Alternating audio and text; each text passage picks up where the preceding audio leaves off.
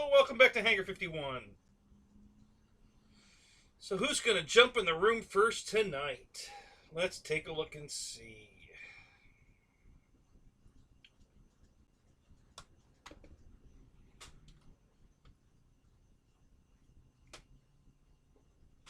Uh-oh. Damn it, did I lose that bearing already?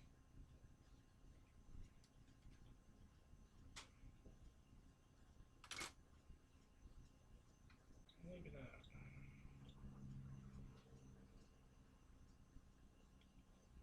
Rich M, what's up? Good to see you, buddy. First in the room. How you doing, Jeff? Wow, Bill, JCB. How you guys doing tonight, man? Good to see you.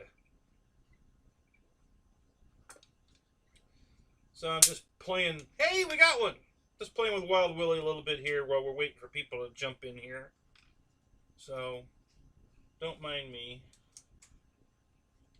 Perfect fit. Nice. Bought the bearing kit for this. Oh, look at it filling in. Wow. Look at that. Yeah, I bought the upgraded bearings. I wasn't going to run it with the plastic bushings. So, crap. Just dropped something. I don't know. I think it was the bearing. Let's take a look. I'm still here, guys. Just hang on. I'm having a powwow with the midget strippers.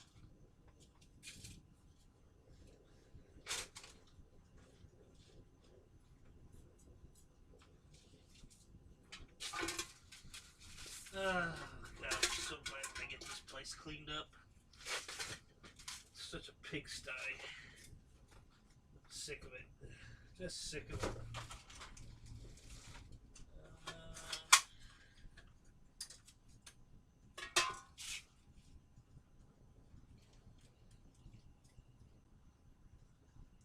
That's not what I'm looking for. Alright, I'll look for it after the show. Screw it. So who's here? Who's here? Who's here? Who's here? Wow, Bill, what's up?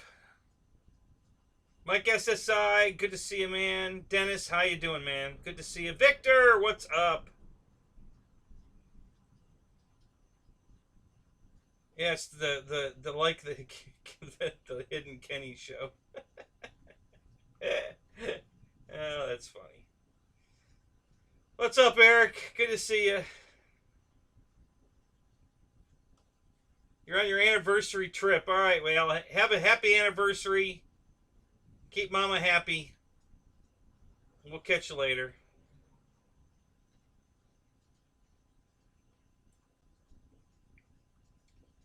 So let's see. Who else? Who else? Who else? Who else? Okay, well, we'll just call you guys. Eric, what's up in there, EQ? Hey, you're the top 10. We'll just call you that. How about that? That's funny. All right, well. Hey, Jim. How you doing, Pterodactyl? Good to see you, man.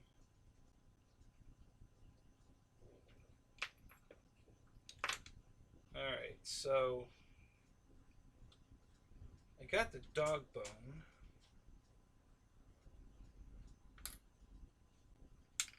I don't know why that bearing fell out of there. Christ, it went in so tight.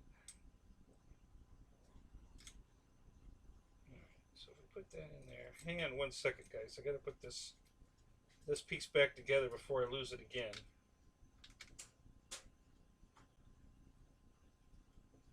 Okay, so we got that. We'll put the dog bone in there like that.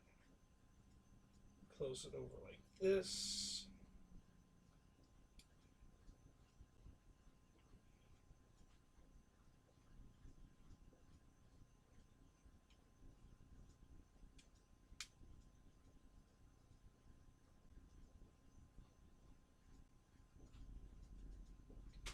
And then we gotta put the screw back in. There we go. Alright. This should work.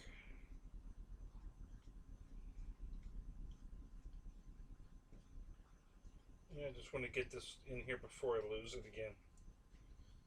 Okay, alright, there we go. All right. All right. So how's everybody doing tonight?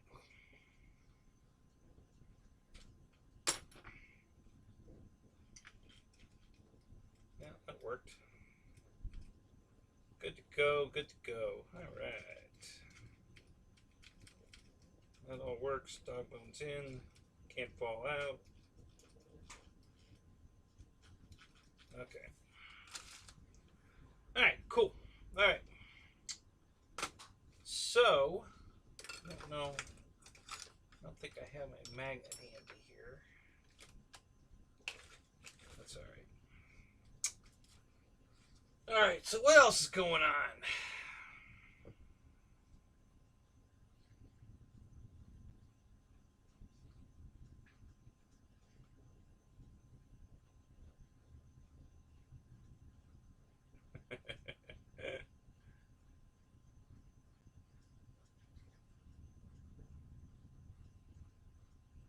All right. Let me get caught up here.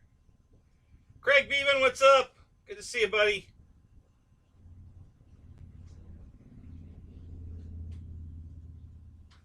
Lots of emojis. I'm not sure what the cactus emoji's about. I must have missed something here. Okay, I'm not sure what that is. We've got the Vulcan sign. What's up, Miko? Oh, good to see you, man. Oh, you guys are hilarious. Roland, good to see you, buddy. How you doing tonight? Oh my god. Protect my coconuts. Okay. Good advice. Jimmy Dugan. Main page. Oh, I'm sorry, guys. Thank you. I fixed that. Thank you, guys. You see, I don't have a lorry here to keep me straight. I need a lorry. Oh, that's funny. Oh, that's hilarious. Okay. So, Tim, what's up, buddy? Good to see you. Who else? Yeah, it seems like it's been like minutes since we saw Jeff.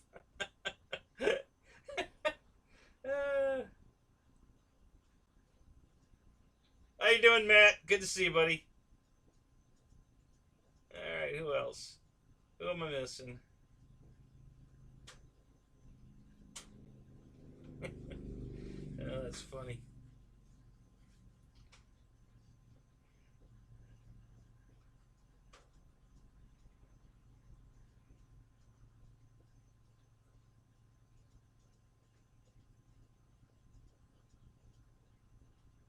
Yeah, the Kenny cam is broken. Hey, we got one.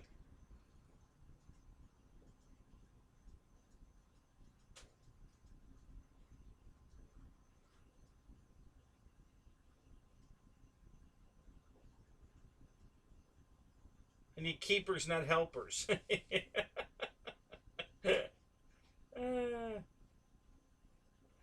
Oh, thanks, Mick. Yeah.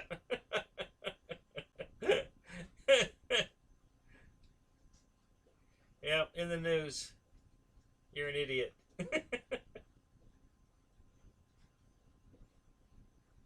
Yeah, stick my hand in the zapper. Yeah, yeah, okay, yeah, yeah, yeah.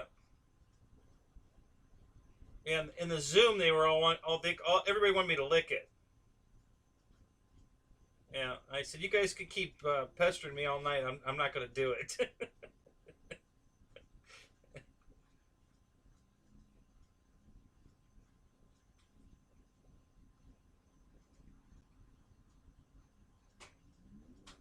If I had Oompa Loompas, I'd blend right in. You wouldn't know which one of us is me.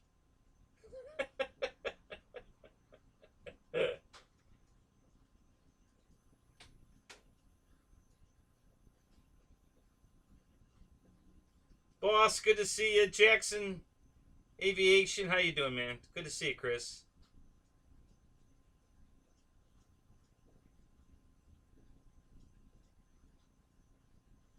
Microscopic. Yeah, there you go.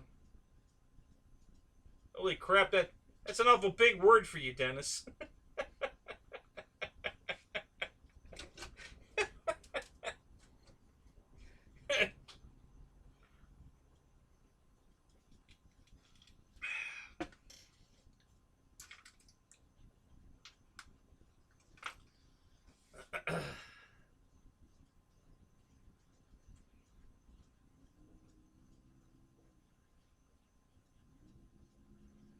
So what's an exciting EQ? You just put up a video for something. What did you just do? You just saw a notification. What the hell was it? I'm not getting any notifications, by the way. I'm really surprised I got that one. Yeah, I'm not getting crap for notifications from anybody. Even when you guys comment in my videos, I don't get notified of that. If I don't go look, I don't see it. So if I didn't respond fast enough, if you asked a question, I'm sorry. I'm not getting any notifications, so I have no idea that anybody even watched it. You know, I literally have to go through every one of my videos and see what's going on in them. Spencer. Oh, I'm glad you made it to the disappointing show. I'll try not to disappoint you by disappointing you.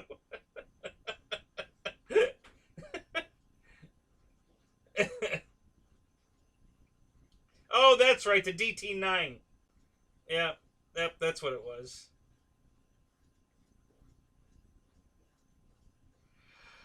Oh, so why did you need a DT9? Do you what radio do you normally fly?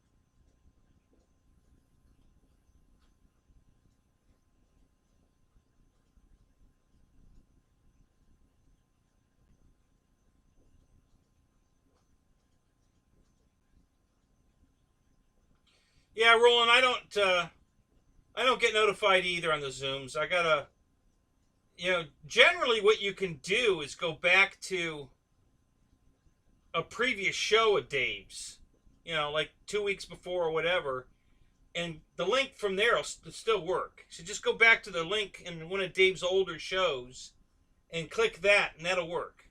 That'll get you back in. That's what I usually have to do when I don't get a notification. Nate, what's up, buddy? Good to see you. Hey, F you, Air Marshal. Good to see you, buddy.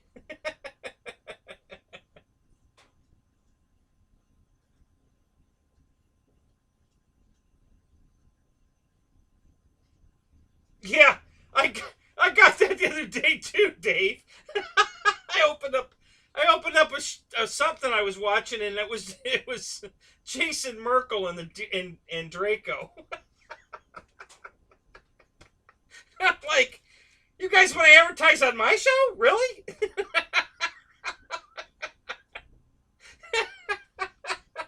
That was hilarious. Yeah, I clicked on my my F7F video to watch it again, and and I had a Spectrum with Jason Merkel flying Draco. I couldn't believe it. I was cracking up.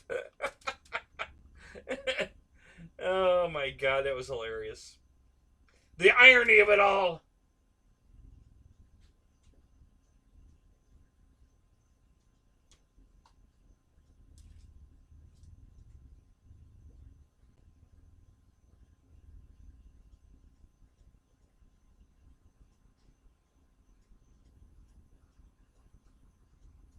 Hard to believe you bought a plane today. What'd you buy, Wild Bill?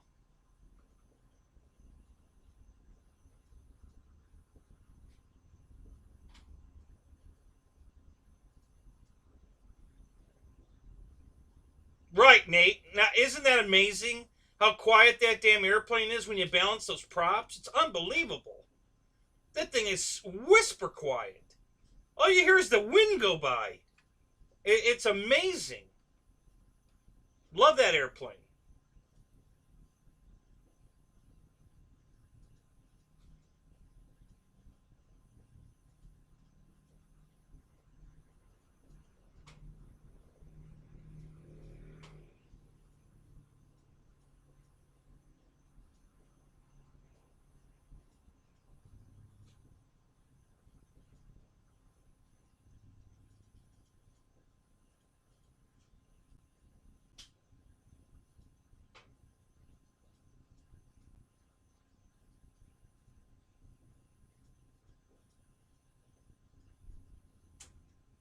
Oh, do you really, Dave?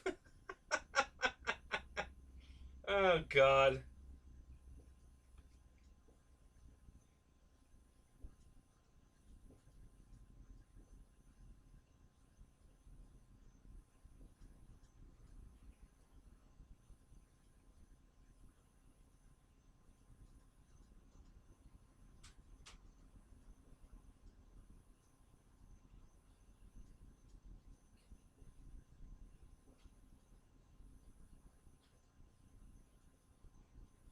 Yeah, I'm the ambassador of Spectrum. That's it.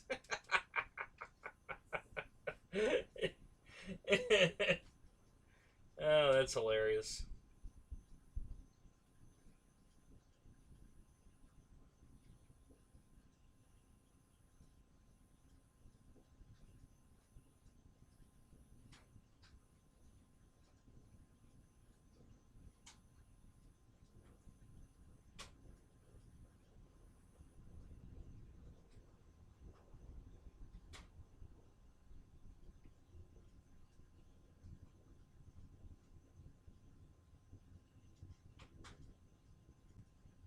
Yeah, that's I've done that bonus back deal a couple of times, but I'm probably not going to do that anymore. I don't want to. I don't want to buy another $50 worth of shit the week after I spent 500. It's like, it's just not worth it. I usually have to make up shit to put in the cart to get it to that next bonus point, and you know, and then after I get it, I got to spend another $50 on something else. What a gimmick that is.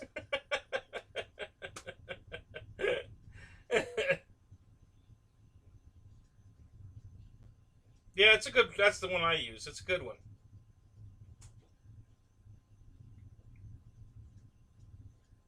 And if you put the two right close together, one high, one low, you could put the prop on the outside and hang it over the edge of a table, and then the prop can spin all the way around.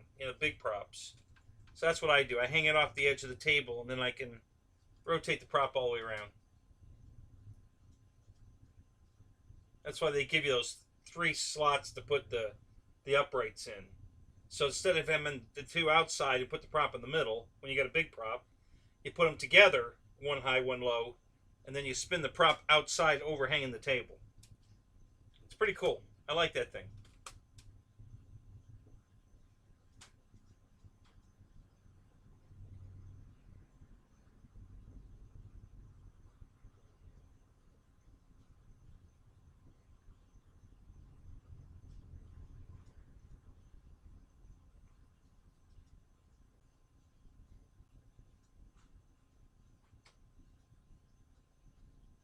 Merchandising, yes, that's what it's called, all right.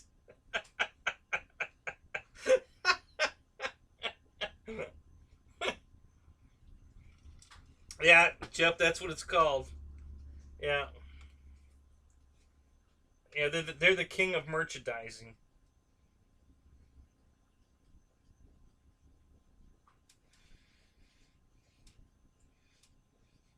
Yeah, yeah, that's why, and again, I'm not picking on Tui, but that's why I did that, and that's why I made a really close pass by the camera, because I wanted him to hear exactly what his should sound like. And yeah, so yeah, it's when you balance those props, that thing is so quiet. That's the quietest airplane I have, and most of my planes are pretty damn quiet, but none of them are that quiet. Holy crap! The prop is perfect for that plane. It doesn't cavitate at all, even wide open throttle. So it makes no sound. It just whisper quiet. It's amazing. Usually the sound is cavitation coming off like a nick in the blade, or slightly out of balance, or something, but those props are the quietest things I've ever heard. It's amazing. Really love that thing. Oh, golly, golly, golly, golly, golly. So what's new? All right, well, let's see. We got 19 in here. So I'll update you on the garage first, and then we'll have to do it again later for everybody. It comes in later.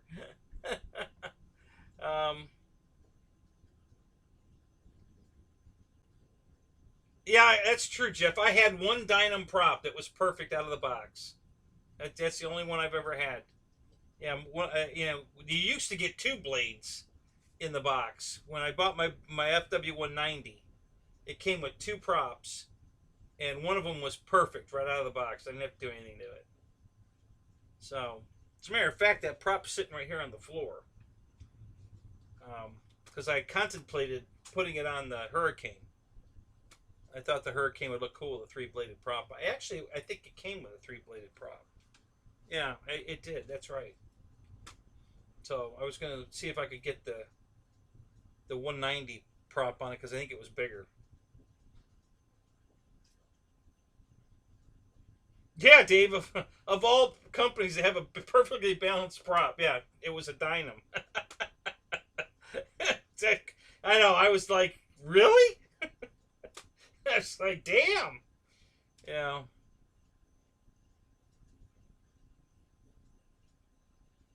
Yeah, I remember those days. Yeah, when they used to give you 2. I used to give them big props for that. Go look at my FW190 video from 5 years ago or whatever. Yeah, and I harp on that, man. Look how cool this is, man. They gave you 2 props. That is awesome. So yeah, that was pretty cool.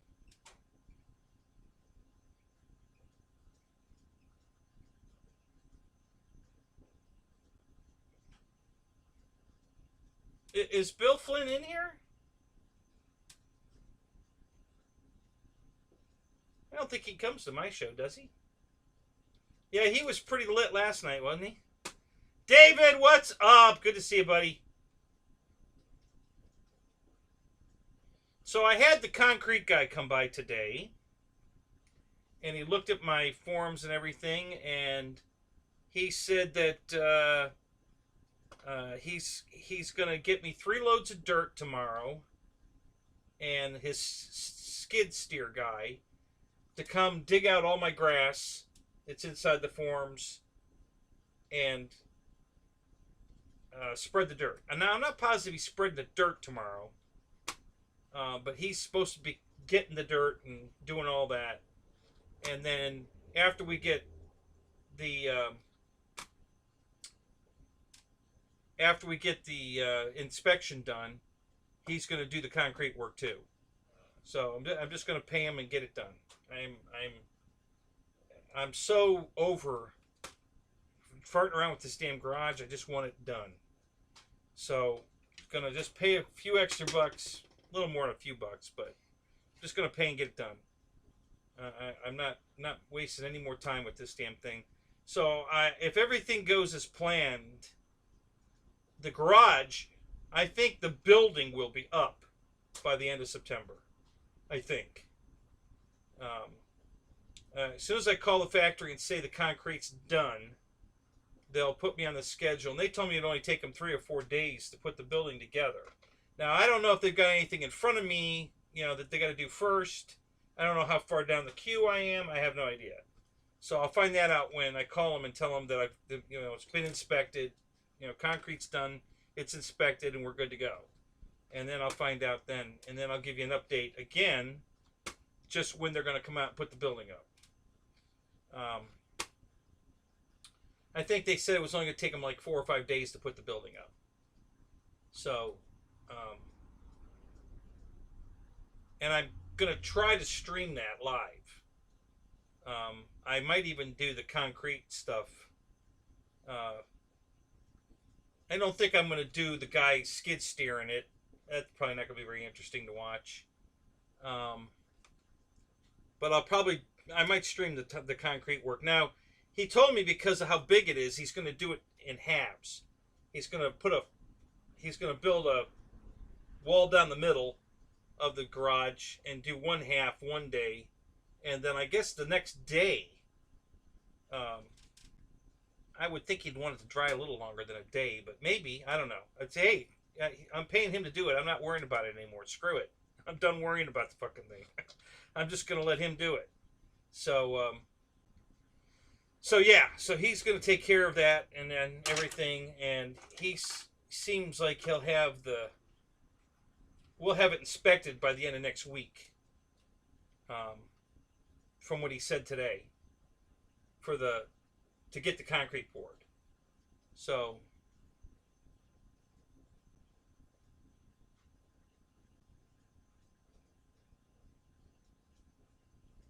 yeah, that's what I'm going to do with that stuff. When I'm going to have him put it in a certain spot, Eric. When he digs it all out, and that's exactly what I'm going to do with it. I'm going to spread it around the yard. I've got plenty of low places to put the dirt I tear out of there. So yeah, not a problem. I'm definitely going to put it somewhere. So it won't go to waste. It's not good dirt. I can tell you that. It's more sand than dirt, but it holds together well enough that the grass will grow in it. So, and what I'll probably do is I'll keep that pile watered so the grass won't die.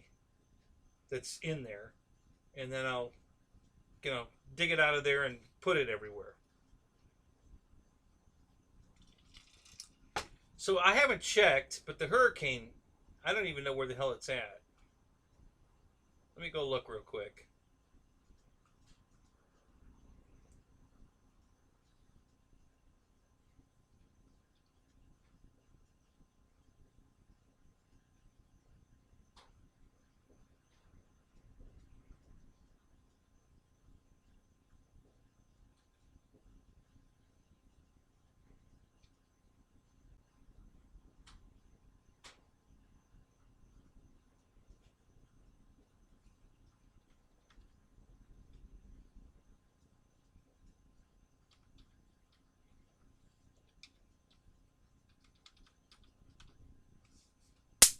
I got him. Oh, he's cooking. I love that thing. That's freaking hilarious. Oh my god, I just can't get over that. It's funny as hell.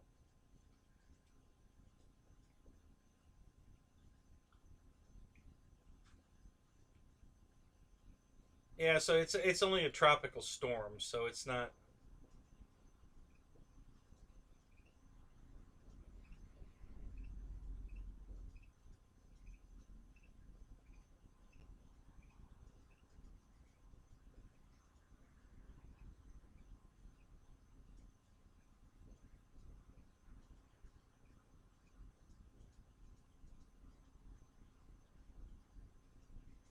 Yeah, so they're projecting it to come right around Florida like the last one did. Same thing. Eh, what do they know, right? Oh, so it's not going to really hit us till Sunday. Okay. Alright, well, that's cool. Maybe I can cut the grass tomorrow, maybe. Oh, no, I can't yet. The belt didn't get here yet. Crap. No, where the hell that damn belt is? It should have been here. Okay, anyway. Back to the live stream.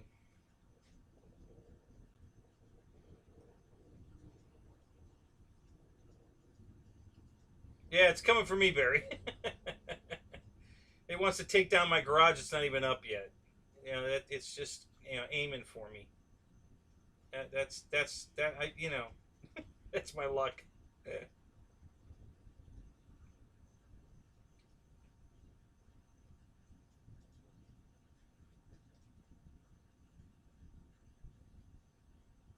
Yeah. Well, No, no, no, Barry, no. If you're going to tell jokes, at least tell them right. That was the last thing to go through his mind, was his ass. Not the first thing, the last thing. You idiot. I can't believe you fucked up that joke.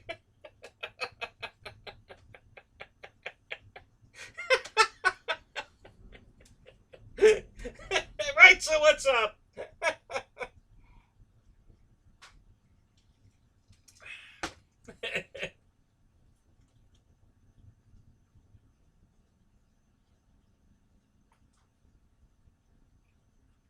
Yeah, there you go. My resume.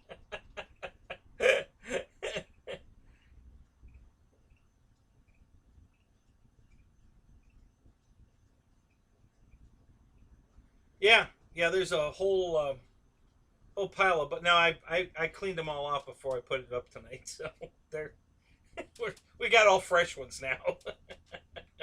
We're starting fresh. We gotta keep the meat fresh. So everything tonight's fresh.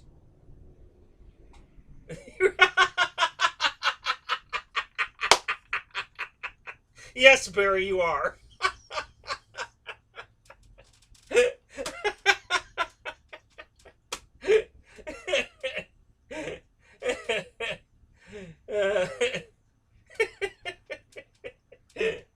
Oh my god, that's funny.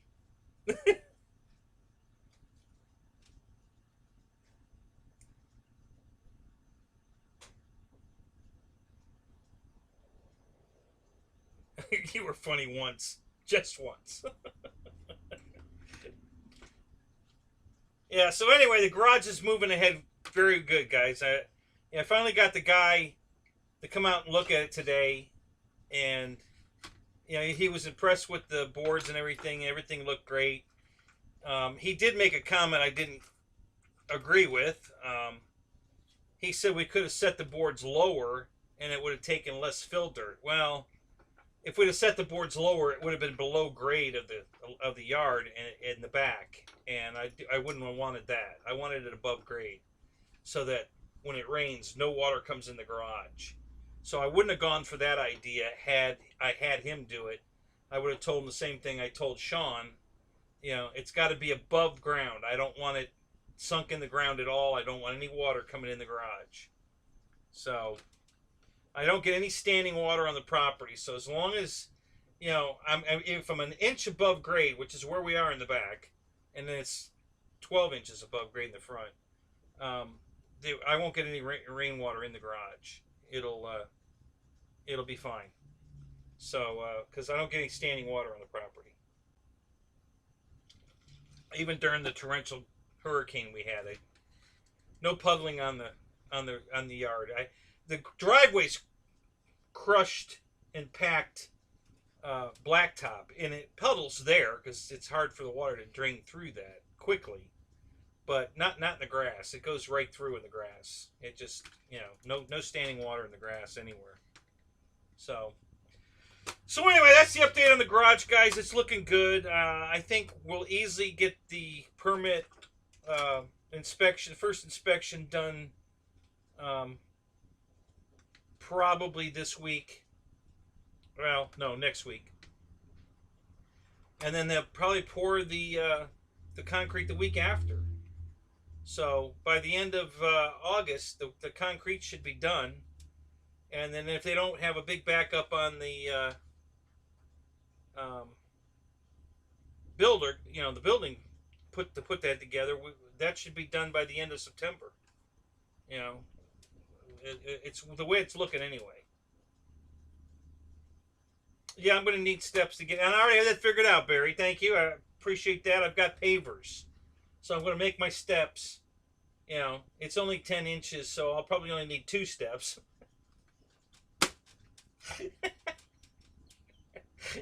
But yeah, I got that already figured out. I think I'm going to use my pavers for the steps, so we'll be all right. Yeah, maybe a stool.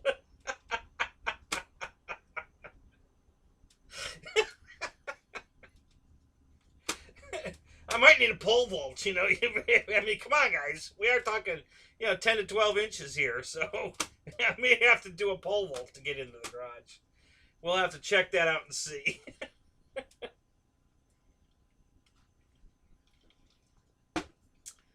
I am contemplating them doing it the other way around and put the door in the back, because I won't need a ramp or anything. It's 1 inch. I mean, I can drive over a 1 inch lift with anything I'm moving. So, I just don't want the door in the back. God, I wish the property had sloped the other way. That would have been awesome. I just don't want to put the door in the back. There's room for it back there. It would work, but it curb appeal wise, the back of the building facing the road is not going to have any curb appeal, and I guess I should think about that in case I ever want to sell the place. So yeah, I'll have to put it in the door forward.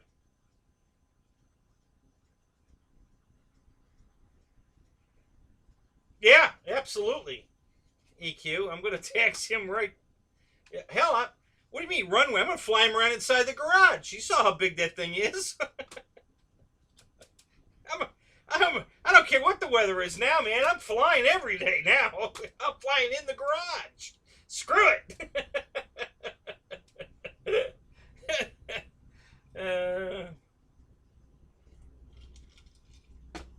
Yeah, the problem with the two-door idea, Barry, is, well, more money, but the big problem is I didn't want the doors on the back of the building, not just for the curb appeal, but for, somebody hiding behind the building and, trying to jimmy their way in the door where, they can't be seen because there's no way to see back there.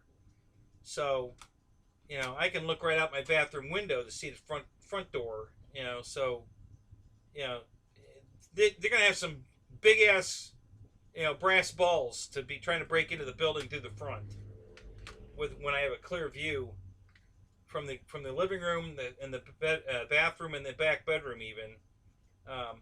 Any one of those windows, I can see the garage, the front of the garage. So it'd be pretty ballsy of them to try that. So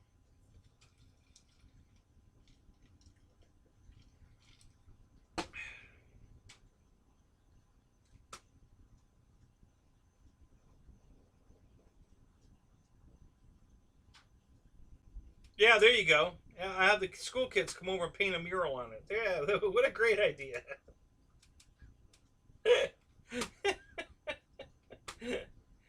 Yeah, that's an idea.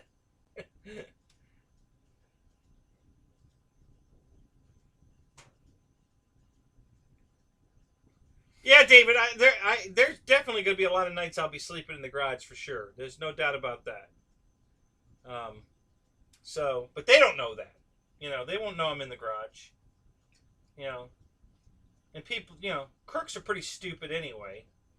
So, even if they knew I was in there, they'd probably still try to break in. So, anyway. But yeah, I probably will be spending a lot of nights in the garage. I'll be just having too much fun either drifting a car around inside the garage or flying an airplane around inside the garage or just building something, working on something. I might just plug all the planes in with lights and just have all the lights on in the garage. How cool will that look, right? And I will do that. I'll put a battery in every damn airplane that's got lights on it and have them all lit up. Every airplane I own will I'll be on the floor with the lights on. So that'll look cool. Then I'll put some disco music on and videotape that and put it up. So you guys can see my disco flashing light garage. George Watts, what's up? Good evening, sir. Good to see you.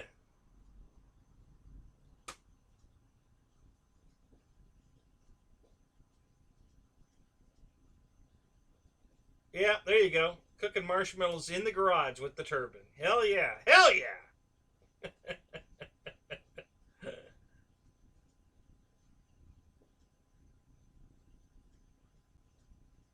The building will be full by 2022. Dude, are you crazy? The building will be filled A week after hell, the day after they finished putting the hanging the door, because all the planes will be in the garage the next day. You know, I'm gonna do everything. You know, building the the apartment and the hobby room, and I'm gonna do all that around the planes. All the planes are going in the garage the day they put the door on it. You know, and I can close the door. You know, is when all the planes are going to be in the garage. So, and I'll probably videotape that too. But yeah, it's that's the very first thing before I even have power in the building or anything. I'm getting everything out of the house and put it in the garage. Then the week after that, I'll be working on running the main line electrical in and start hooking up some outlets. I'm going to put outlets on the ceiling where the lights are going to hang, because some of the lights I'm buying they come with a plug already on them. So if I hang the light within reach of the plug, I don't have to do any wiring. I just have that one main wire going down. It'll be on a light switch by the front door, and I can turn on a few lights for just, you know, walking in. Don't need to, you know, just so I can see where I'm going, or all the lights so that you know, if I'm working on something, working on a car, or working on the planes or whatever. So yeah, it's going to be wired for, you know, and some ceiling fans too, I think. And I'm going to put an exhaust fan in the back at the top so I can suck the hot air out. So that'll probably be, I mean, it'll be on a switch for sure, but it'll probably be on all the time. I might shut it off in the wintertime just to save the heat in the garage on a cold night. But other than that, that exhaust fan will probably run all the time. Yeah, there's going to be plumbing. I'm just not sure.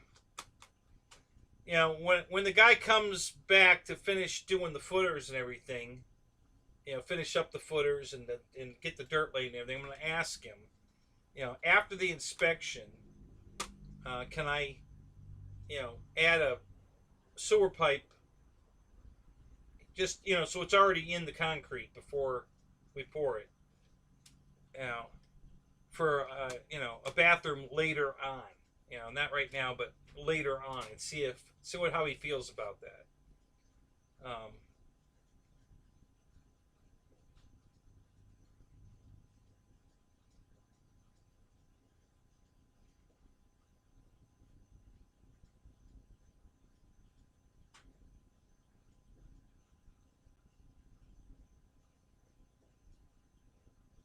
Yeah, George, I thought about doing something like that. I was actually going to spray white insulation in the garage to get both some heat protection and the reflectiveness of the white for light. So, and that's still on the table. I don't know when I'll do that.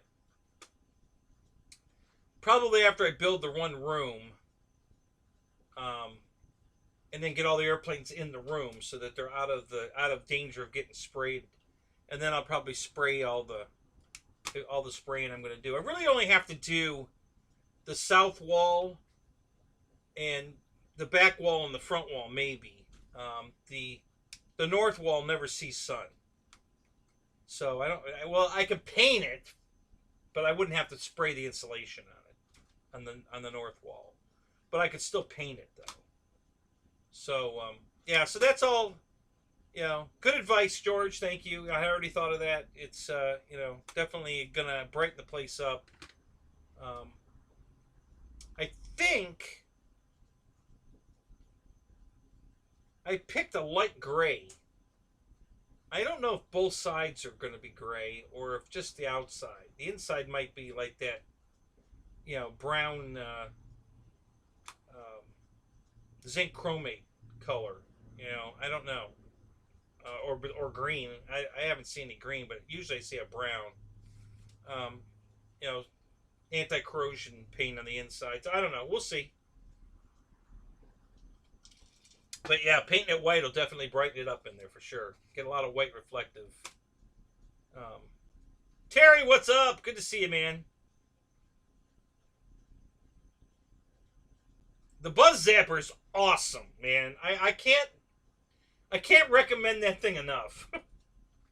Out at the field the other night again, it was just awesome, man. It was killing every. We're not getting bit at all. They just fly straight to that damn thing. It's hilarious.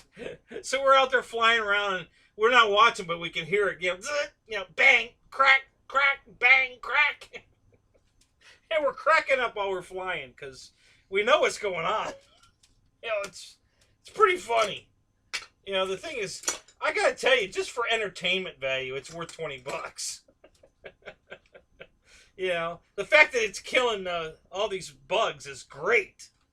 But I mean, I don't know what's more important, the killing the bugs or just keeping us entertained, because it's pretty funny.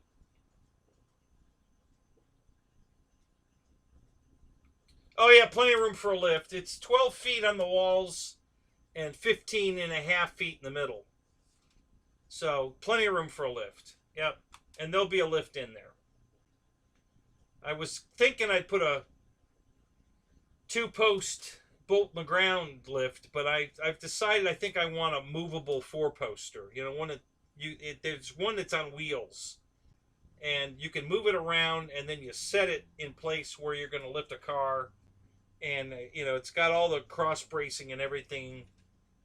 Jay Leno has one in his garage. He was talking about it on one of his shows. And I kind of like that idea. I like the idea of being able to move it around. So I think I'm going to get the 4-poster that moves. You're moving to Florida soon. Come on down.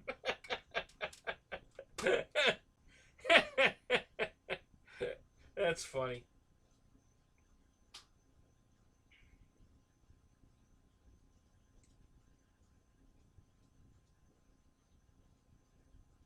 Oh, Nate's gonna go fly his Viper again. Yeah, it's still daylight out there. Christ, it's what, let's see, quarter to 10, 9, 8. Yeah, it's quarter to 8, 7:45. Yeah, he's got daylight yet.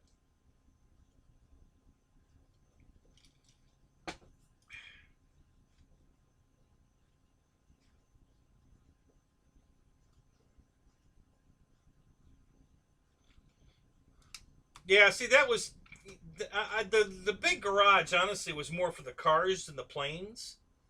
The reason I made it this big was so I could do both. I am compromising. It's 6:47. Oh, no shit. Oh, that's right. Yeah, it's 3 hours difference. Yeah, what was I thinking? You're right. Yeah. You're right. I'm wrong. Hey, it was a test. You passed. Yeah, so I originally wanted to go 80 by 100. That was what I wanted. And the price was a little too high. Not bad. It was close. We almost pulled the trigger on that one. But we decided that let's not get crazy. I didn't want to spend that much money. So we went with the 40 by 60. And there's a lot of room. It's a big garage. But when you got 9 cars and 100 airplanes, it believe me, it's going to fill up fast. It's going to fill up real fast.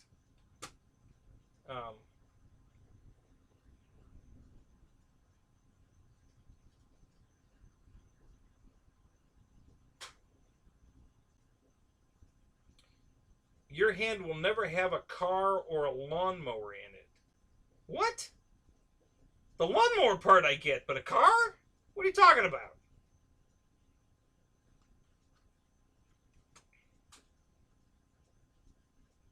Oh, your hanger. Oh, I get it now. Ah, good correction. Ah, yes, your hanger will never have a car or a lawnmower in it. Okay, well, I'm a big car guy, so the cars are going in there, but the lawnmower ain't going in there. The lawnmower's already got its own home over there. It's not going in the garage. I got tire machines to put in the garage. I got presses, uh, bead blast. I got a bead blast machine. I've got one of those chemical wash baths. All that stuff's got. It's probably going to go in the garage. It's in the. I got a shed that all that stuff's in now. The tire machines, the sandblast booth, and the press and the chemical wash are all in a shed that I put up 15 years ago. So yeah, 2,400 square feet on the first floor. So if I put a second floor in, now we're at 4,800 square feet. Of course, I'd have to leave one little cutout for where the lift would be used most of the time so I can go up through the floor.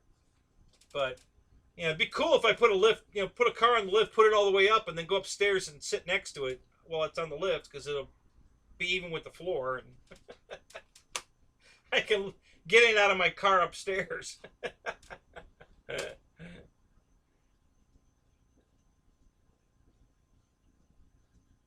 Yeah, Mickey, I have everything I need. The only thing I'm missing to have my own shop is an alignment machine. And I had a lead on one. I almost bought it. So, yeah, I have everything. Air conditioning equipment. I have it all. The only thing I don't have is an alignment machine. I have everything else. So, my first love was radio control airplanes because I started them before I could drive. Okay, even though I was a big car guy right from birth, I actually had a Hot Wheels in my hand when I came out. No, I'm just kidding. But, yeah, I started flying when I was 13. Started driving when I was 16. So I actually started in the airplanes first. But those are my two loves. And they have been since, I can remember. I was racing mini bikes at 8. So, yeah, I've just been a hot, motorhead airplane guy from the beginning. And so yeah, I've got 9 cars, 2 motorcycles, and then all this equipment, and 100 airplanes, and then various other hobby cars and other RC stuff, boats, hovercraft, whatever, So I have a full assortment of toys to fill up the garage. So it'll fill up very fast. But wanted to do, when I put the racks in that I could set all the airplanes in, 100 airplanes all over the floor are going to take up a lot of floor space. But once they're in racks inside the hobby room, they're not going to take up that much space. They're going to go vertical. So if I can get 8 on a rack, and I have 10 racks, that's 80 airplanes I can hang on the wall. Very similar to what Nate has. You guys have seen Nate's wall hanger deal. I'm not going to make them double-sided like they are in the trailer. I'm gonna make a single against the wall and keep the post as short as I can so they're not sticking way out. And I'm going to try to put all the big airplanes at the top because the tails are going to hang out the farthest, and then go smaller as I go down so that I can walk underneath the tails of the big ones because they'll be up high, and give me more room in the bottom for moving around. I won't be stepping on the tails of the big ones. So all the big ones are going to be up high across the top row, and then they'll get smaller as they come down. And that should give me a lot more room inside that room. Now the room is probably going to be 17 by 30 is what I'm guessing is going to be the hobby room. I haven't made that final decision yet. I'll have to get in the garage after it's up and start kind of like putting stuff around where I want it and just see how it works out.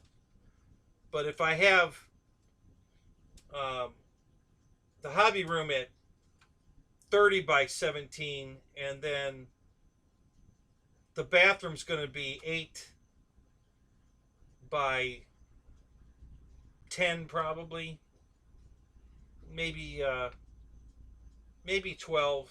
You know, make it deeper, but it's only going to be 8 wide, and then so that's 38. So that leaves me 22 feet by whatever I decide to come out. Probably 12. It won't be 17. That's past the halfway point of. Well, it's not past the halfway point, but it's farther over than I want to go to make sure I have room to drive a car by it. So I'll probably keep it in the 12 range. The back is going to be the biggest, and it's going to be French doors. I'm going to put a 45 on the wall that leads into the garage, into the hobby room, and it's going to be French doors. So I can open the 2 French doors and then carry airplanes in and out without banging them into the door frame or whatever. I'll have plenty of room with 2 French doors. Just open them up and carry the planes through them, close them up, and that'll have some, you know, curb appeal to it as well. I don't know, garage appeal. You know, you'd be in the garage, you'd be able to look. I'll probably use glass French doors as well, so you can see through them. So you can build. If you're in the hobby room, you can look out in the garage and look at the pretty cars, and if you're in the cars, out in the garage with the cars, you can look at the pretty airplanes. So I don't know yet. Again, some of this stuff is still up for grabs. I'm definitely going to put French doors in. I don't know if they're going to be glass doors or solid doors. I don't know yet. Haven't decided. You know, but you know, I have some certain things in mind that are concrete going to happen, and then there's other things that are still optional. So we'll see. Not sure how high I'm going to go up on the ceiling yet.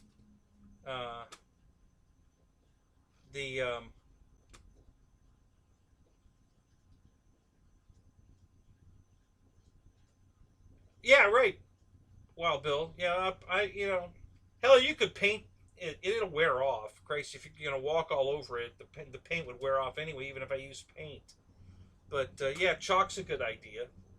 I'll probably just use a blue chalk line. I have one of those string chalk lines, and I can just string it out, you know, and then look at it, and then make changes as I go, how I want to do it. So you know, and I'm going to have a lot. The whole living room set, furniture wise, is going to be out in the garage right away too. So I can start putting that out there where, you know, in the because the living room is going to be at least 22 by 12. That's a good sized living room. So it'll be at least that big.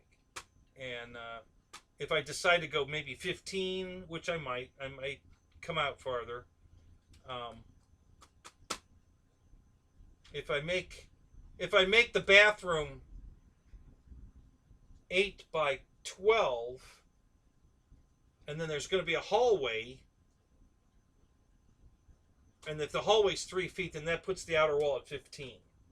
So that'll match up with the living room wall, 15, and then hit the French doors, and then the French doors are going to go diagonal to the 17, and then that 30 feet of room, hobby room, will be 17 to the back wall.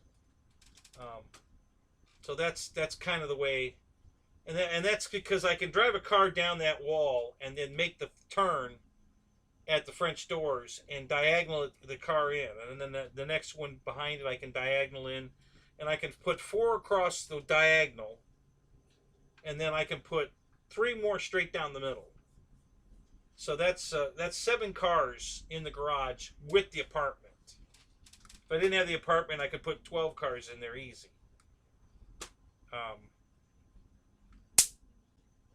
Got another one. But with the apartment, I can still get 7. And that's enough because actually 2 of the cars I have, I don't need the garage. You know, they're parts cars. So they don't need to be in the garage. So I don't care that those last 2 are sitting out.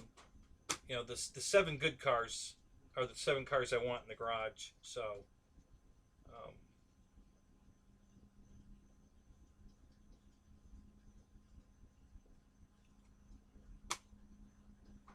yeah, Jeff, I'm probably not.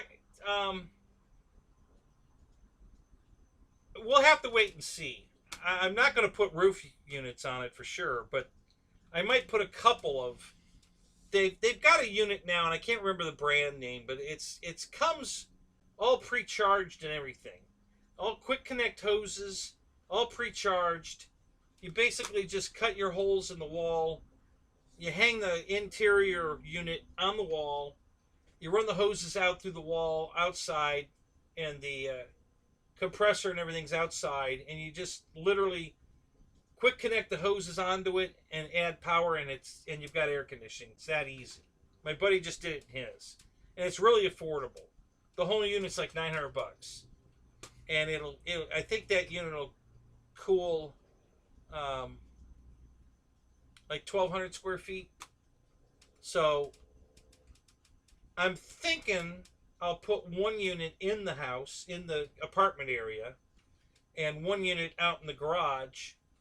And then if I'm working out in the garage, I'll just open the doors to the hobby room and the living room, and let the air from that unit come out into the garage and the other one. And I'm not so worried about the heat as I am the humidity. If the air conditioners are circulating the air, it's going to suck up the humidity, and that's what I'm really looking forward to. It's just getting the humidity out of the air. So I think that'll work. And if it doesn't, I'll add a third unit. That's all. It's that easy to add them. So that's the plan there. And they're fully programmable, so I can make them run on and off, set the temperature with the thermostat and all that, and they'll just take care of themselves.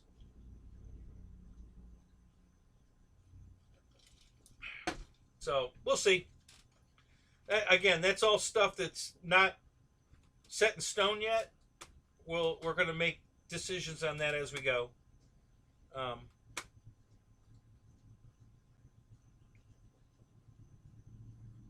Yeah, you're right, Terry. I'll still be banging them up, but I'm going to try to keep it, to a minimum. It's going to have to help. That's why the French doors, for sure. Try to stop banging the airplanes up so much. But I mean, that's the best I can do. If I can't get it out the French door without banging it into something, well, I'm an idiot. Hell, even coming out of the trailer, and I come out really slow, and I always bang it into something, but I'm going so slow that I don't do any damage. I hit it and stop. So I either hit the overhead frame of the door going out the back, or I hit the pull cables, the cables that pull the door up on a spring. I'll bump into the cable or something. I'm always bumping something, but I haven't been doing any damage because I'm going so slow and careful that when I bump something, it's just a bump and it doesn't do any damage. So, right away I spun around with one once and I smacked it hard into one of the cables and put a big gouge in it. And I said, okay, not doing that again. So, oh, have you gotten it yet, Jeff? Yeah, not us idiots.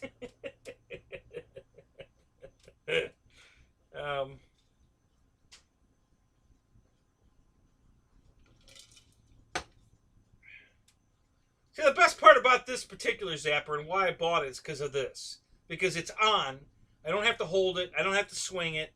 I could just turn it on and let it sit there and let the show begin. I just got another one.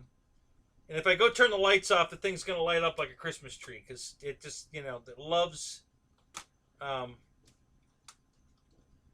they just swarm to the light. So it's hilarious. So is there something on TV tonight that I don't know about that everybody is? Because there was nobody in Pilot Ryan's show. There wasn't very many in Jeff's show either. And mine just dropped down to 11. I know they're going to come back, but what's going on tonight? Why is everybody's show so low on people in it? I don't understand. It's like we're missing something, and I don't know what.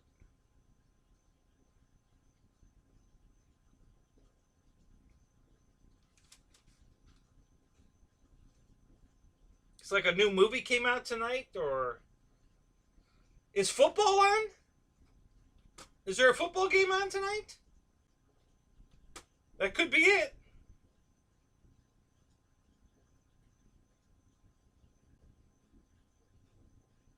Oh, so there's a couple of baseball games and a football game. All right. Well, let me turn the lights off and get the show started over here, because this is way better than football or baseball.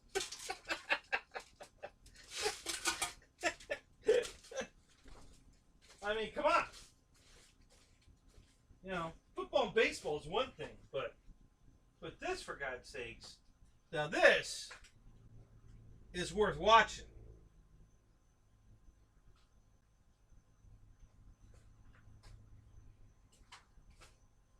This way, one on the floor, right? Hey, there we go. Yeah, it's on.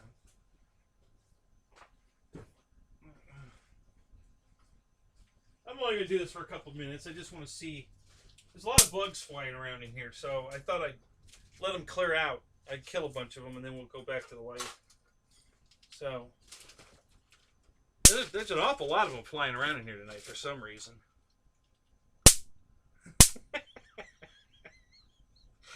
I'm sorry, guys, but I really love that. That's just hilarious. You know, I just can't get over that. It's just too damn funny.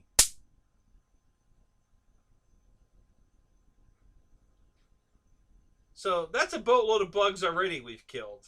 You know, I mean, we're approaching 10, I think, already in, you know, what, 15, 20 seconds? Oh, we got some over here now. The one down here on the floor is getting them. So if you look in your lower left corner, you can see another blue light. That's the second one of these down on the floor over here. So, so they're both at it, but here comes another one. There's one flying right here, coming that way. So, yep, got 3 more down there, 4 more down there.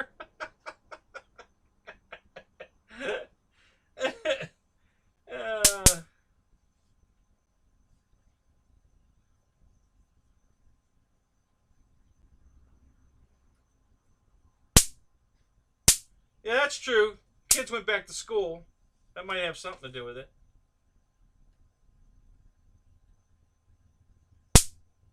So there's a couple of bugs on the TV screen here.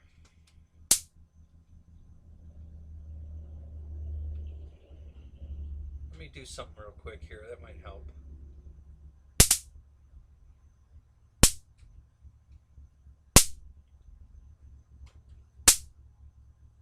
Yeah, there's a bunch of them on the screen. I'm going to turn that screen off so that they leave there and come over here.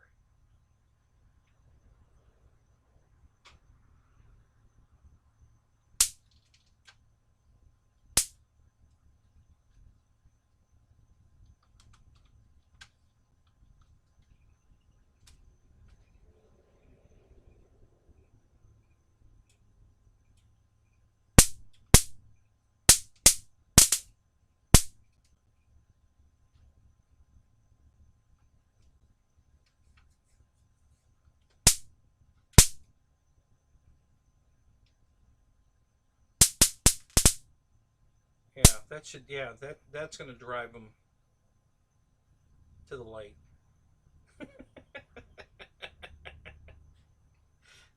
Yeah, just another minute, guys, and I'll turn the lights back on. This one's going nuts over here on the floor.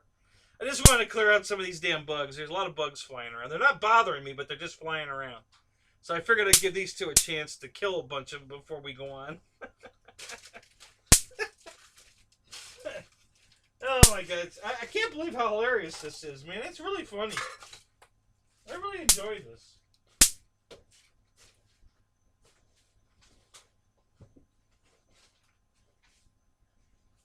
What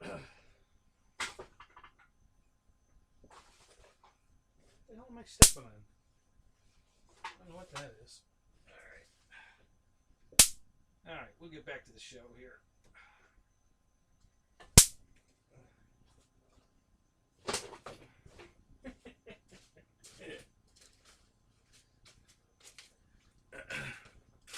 Oh yeah, there's a boatload of big bugs over here dead. Man, I don't know what those things are. They're not mosquitoes. They're some kind of a. I think they're a beetle or something. Kind of big.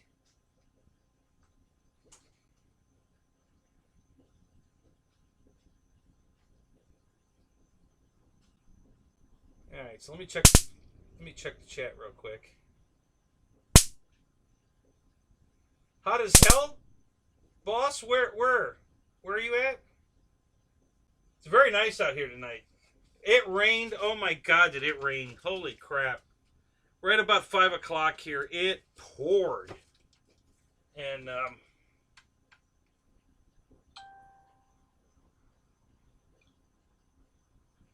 yeah, it's 87 out here, but it's very comfortable. It's not a lot of humidity. Very, very nice night tonight. Even though it's 87, it's not hot out here at all. So,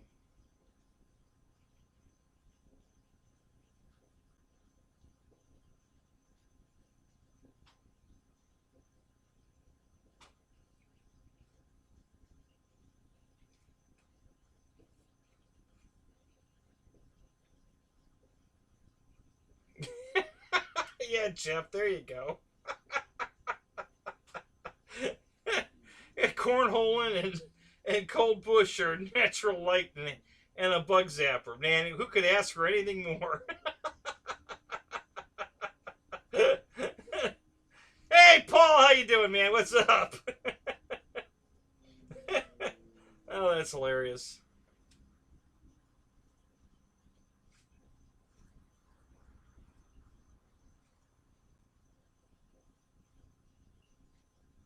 Looks like Stargate, yeah.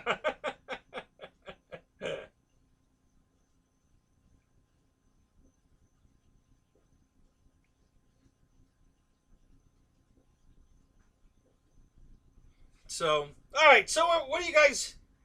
What are we going to talk about? What's somebody had mentioned in? I think it was in Jeff's show that I think it was who was it?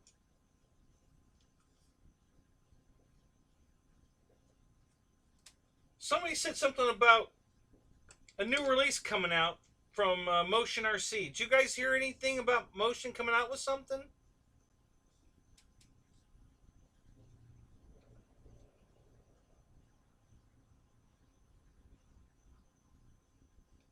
I don't know if somebody saw it on the Squawk that they, because the last thing I heard was Alpha said if you guys are looking for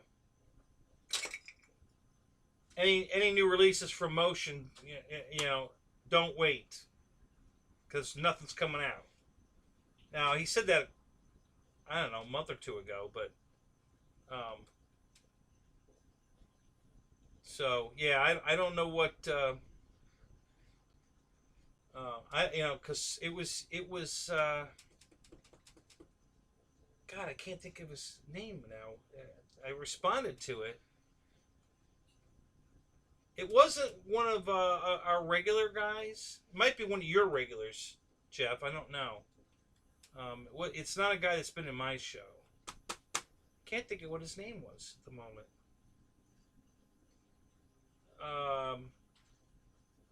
Crashmaster? I think that's who it was. Was it Crashmaster? Something like that. He asked the question, what's everybody's guess of what Motion's going to release? Like they're coming out with something tomorrow. Is that Motion's release date Friday? If they have a new release, I don't know. I don't remember.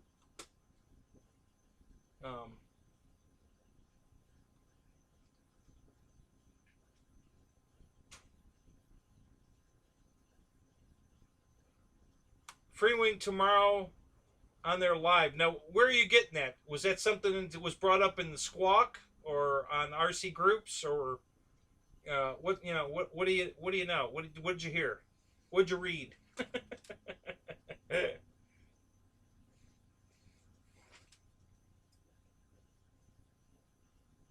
It said it's Free Wing time. Okay. So we're expecting a new release tomorrow on the noon live show, right? Is that what is that? They have a noon live show, right?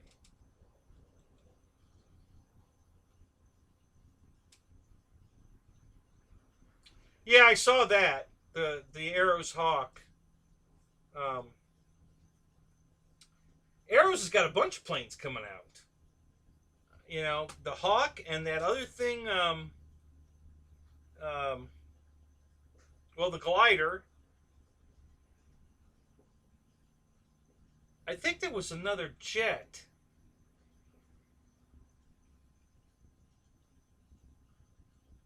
Yeah, wasn't there a now? Was it a Viper? No, was it a Viper? Because the Hawk was red, but they had a white jet too. I thought. Um, so yeah, I'm confused. I'm not sure what's coming out.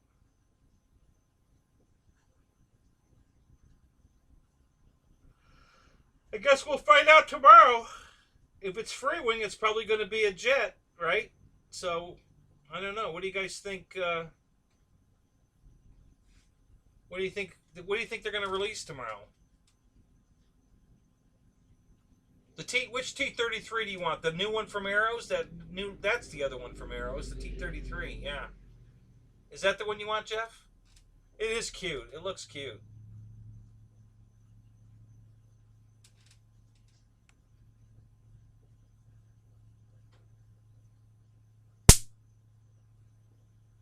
Yeah, whatever it is, it'll be out of your price range. Yeah, yeah, I hear you there.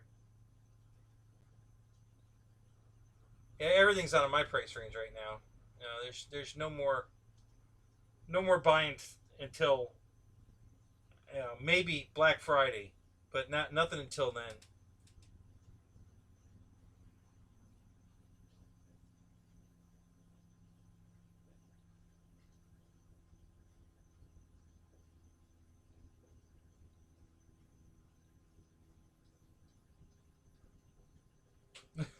Wow, Spencer. God. Oh my God, that was way too much information. Holy crap.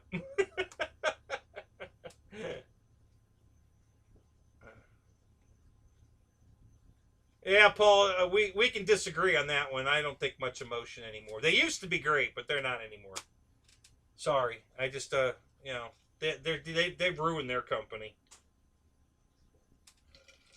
It used to be the best, and I used to even advertise for them for free and just would promote them all the time on my videos. But you know, not anymore. Their customer service sucks now.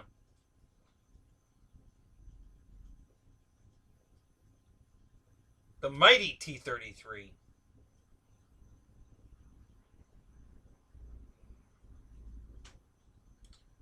Yeah, I can't imagine with Motion not bringing anything out new and all the price increases on all their stuff. I can't imagine they're selling anything right now.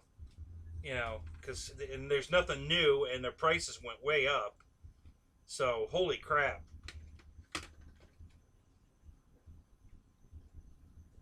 You ordered a T7 yesterday. Oh, the T7. That's that jet. Did you order it from Bitco, Bobby? That's what you're talking about, right? That's the jet. I wasn't. You know, I had never heard of a T7, so I had to ask. No stock? Yeah.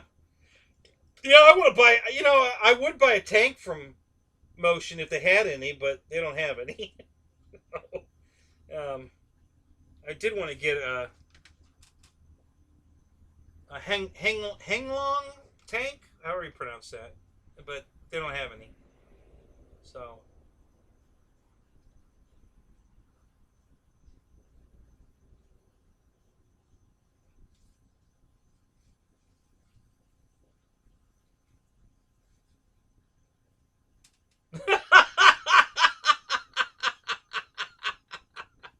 oh God, Spencer, that would have been hilarious. Don't you have a hidden camera in there just for those kind of situations? Holy crap! many laps around the room did they have to go before they finally got in the chair?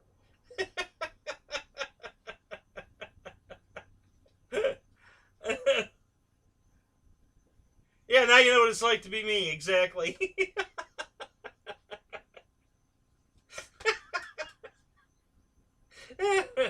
Oh my god, that's only the half of it. You know, well, you should see me when I have to try to get on the toilet. Thank God it doesn't have wheels.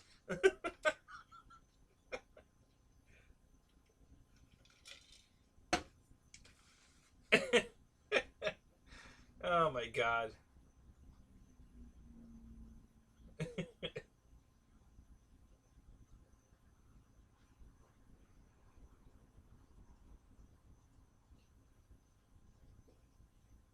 Oh really? Is that now? Is that a real car, Paul, or an RC car?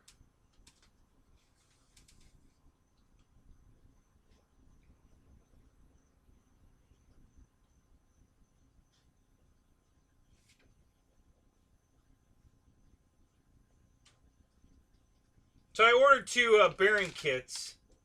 These Fast Eddie bearings. Well, here, let me look. Here's their logo. It's kind of funny.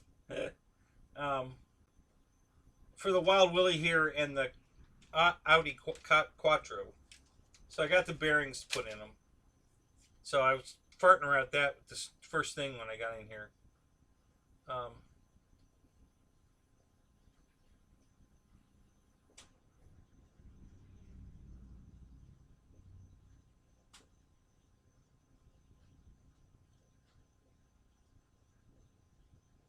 Yeah, TNRC.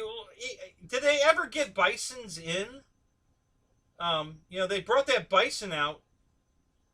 You know, James showed it off, but did they ever get one? Did anybody get a bison?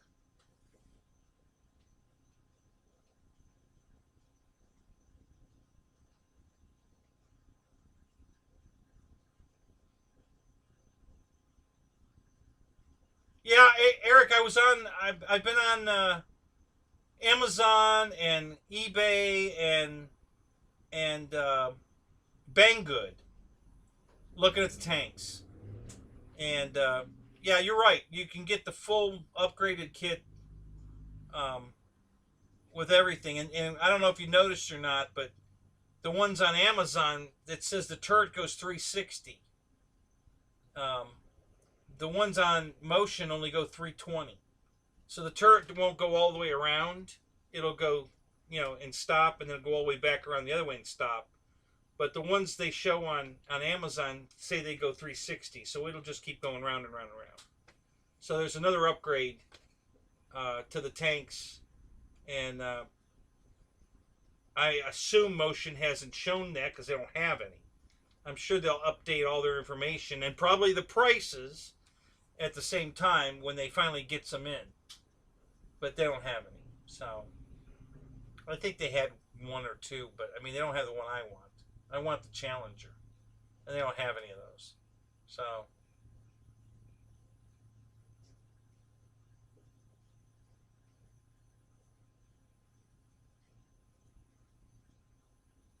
yeah, see, there you go. So I mean, how many months ago did they show off the bison, and they haven't even shipped any yet, right? So I mean, what the hell?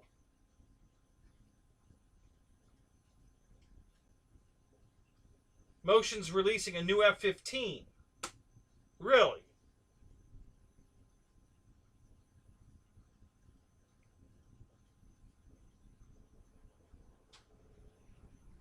No, absolutely not, JCB. Go for it. That's why you have a wrench. You know, if I didn't think I wanted you to post anything, I wouldn't have gave you a wrench, man. Go for it.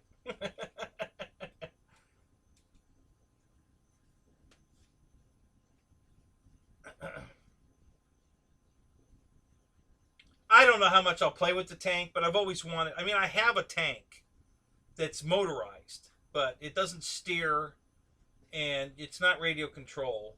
but it will climb over anything. So you turn it on and you set it in motion, and you know, I've stacked all kinds of crap in front of that thing, and it will just climb over it. You know, even a pillow. You know, it gets into the pillow and it starts shoving the pillow, and the pillow starts to like roll over itself, right?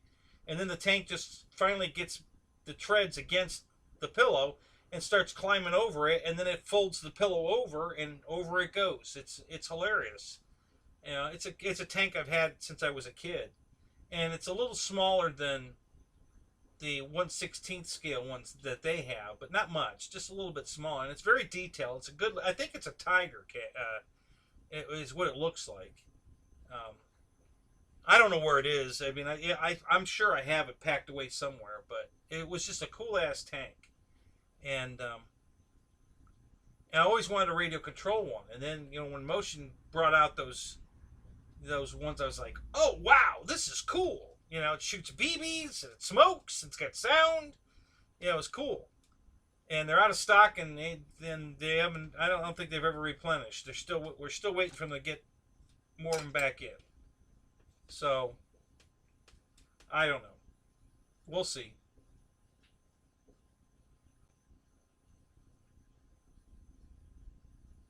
Yeah, I would too. EQ. I I just want big airplanes. I've got plenty of small airplanes. I got boatloads of small airplanes. Some of them I've never even flown. I bought a used Wildcat. It's 1100 millimeter, I think. The Park Zone Wildcat. I bought a used one. It's in super great shape, and I haven't flown it yet. I always wanted one of those, and the guy that was selling the Avanti and that T clip I bought, and he had that too. I grabbed it, and been looking forward to flying that. I haven't flown it yet, and I got a V900 that's still in the box. I haven't flown that yet. That was my backup for the Pilot Ryan event in case the Hurricane didn't work out. But the Hurricane worked great, so I never took the 900 out of the box. And yeah, Roy, that Flight Test did that. They put one. They had a fight with, I think, two. What do they call that damn thing? The Krakens. They mounted airsoft guns on the Krakens and had a war. Many, many years ago. And it was fun to watch. They had cameras on them and the BB guns on them. And, the problem with the one, trying to shoot forward is, the plane's going so fast. And then when you shoot the BB, it would, or was it the one on the tail? I guess maybe it was the one on the tail. There wasn't enough energy in the bullet, the BB, to leave a mark on the skin of the other airplane. They could tell they had hits because the BB would skip off the white, paper and leave us a little mark, an orange. So, but it was fun to watch. They were having a great time.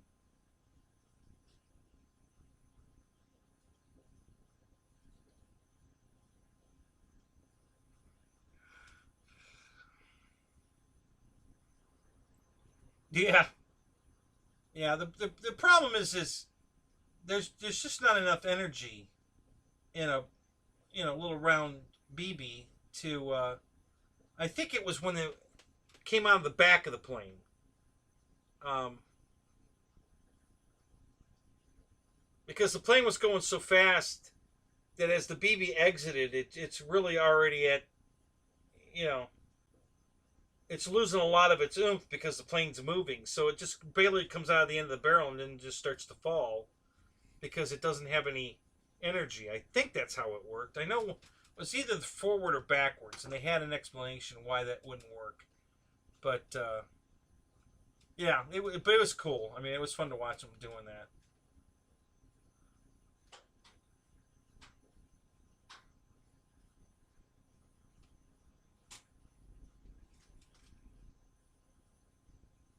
Yeah, the camera on the bomb was cool too. That was cool. Yeah. Yeah, we got to watch it all right into the target. Yeah, that was cool.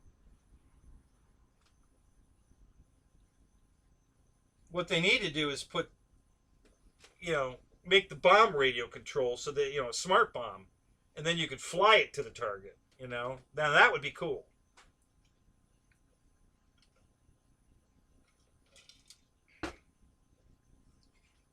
Fred, what's up? So you're not still out in Jamaica or wherever you made it home? You done stirring up the air and causing all that havoc?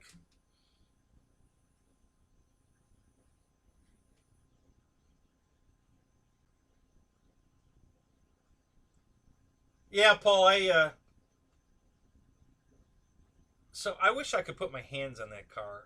It might be out in the barn. I made this dragster. It was rocket powered. Okay, so I soldered a bunch of copper tubing together, the right size to put, I think, a D engine in it. So it was a D engine to a Y. So there was a single engine in the middle, and then two Ys out this way, and then back out to the back. And I put a parachute in each one of the. So when the parachute blast came out of the D engine after the run, it discharged the air into the copper tubing, and the copper tubing wrapped around and blew two parachutes out the back. And it worked fantastic. It was so cool. And the car is beautiful. It's the same scheme as on my oval dirt oval car that was on the cover of Car Action. The yellow to orange to red to purple to blue, and on the side of the car it says "Gone Ballistic." It was the name of the car, and it was a old uh,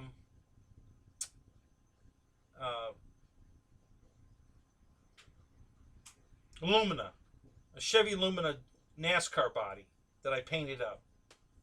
So the aluminum body, gone ballistic, on this chassis with the copper tubing blowing the parachutes out. It was cool as shit. One servo just to steer it. That's all I had. But it was really cool, and it worked. It worked. It went straight down the run, and the parachutes came out the back, and it was really cool.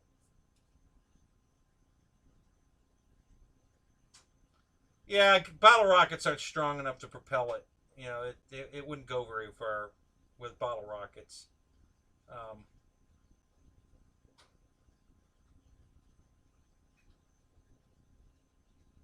yeah, now there's a guy at the field that's doing that. He's on his MiG 21. Um, Lewis, you've seen him in here. Yeah, he put bottle rockets on his MiG 21 that he could fire from the radio. So yeah, it's pretty. It works. It's cool. It looks really cool. So yeah, Lewis did that on his MiG 21.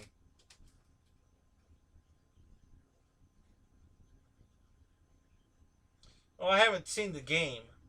I saw the movie Field of Dreams, but I haven't seen the game.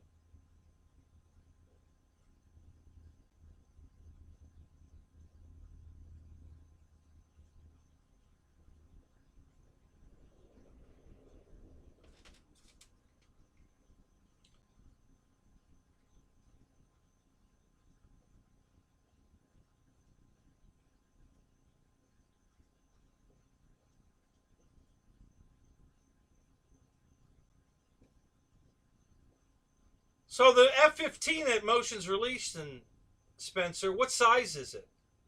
70, 80, 90? Did they say?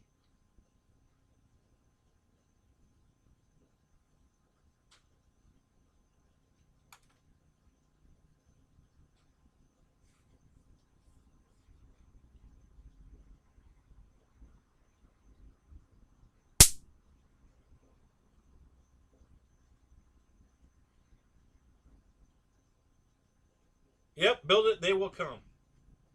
Yeah, I know exactly that feeling, Fred, because I'm building it. And you're all going to come. Oh, you just joking about the F-15?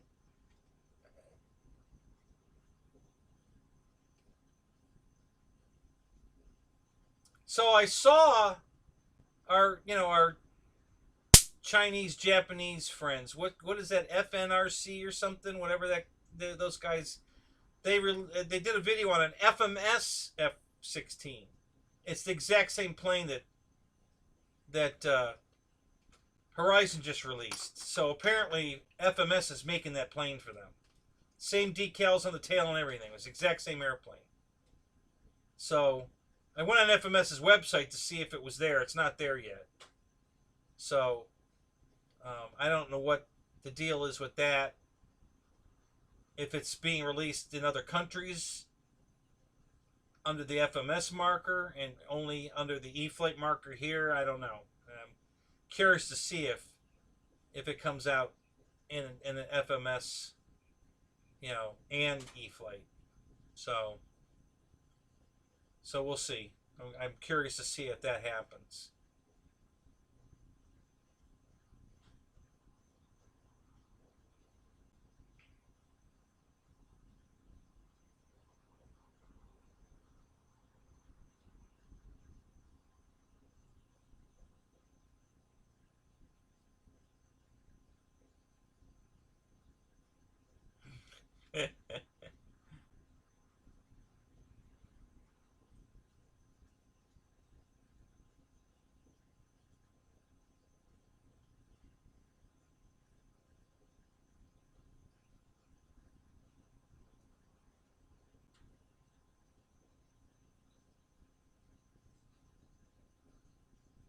Oh, is that what it is, Fred? So FMS has a version just for Asian release. Gotcha.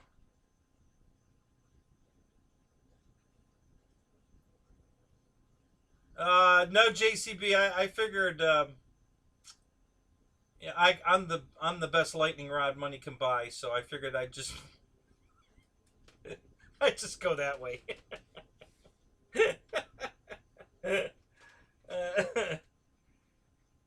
Well, yeah, Eric. I mean, if you've got guys that are not E-Flight fans, which I'm sure there's people out there that aren't, for whatever reason, here's an opportunity.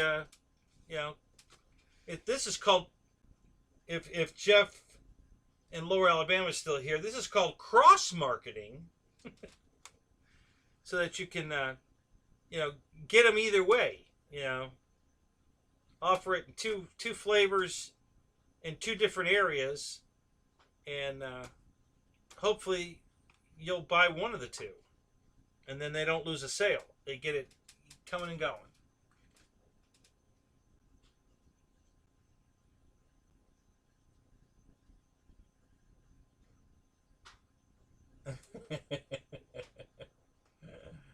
Hey, Mike Bird, what's up? Good to see you, buddy. So yeah, we're filling back up now. So whatever everybody was watching, they're coming back now. Yeah, I saw the same thing in Ryan's show and Jeff's show. The watch numbers tonight are way down. So I don't know what's going on tonight, but I'm thinking my early morning crew will be much bigger because there won't be any baseball games going on then. So we'll see how that goes.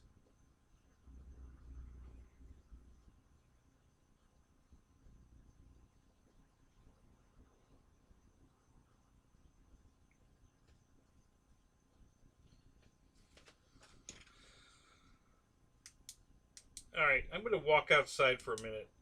I want to go. I'm kind of pumped. I want to see if I can go find my Gone Ballistic car. I think I know where it is. So let me go for a minute. I'll be right back. Just talk amongst yourselves. I hope I find it. I think I know where it is.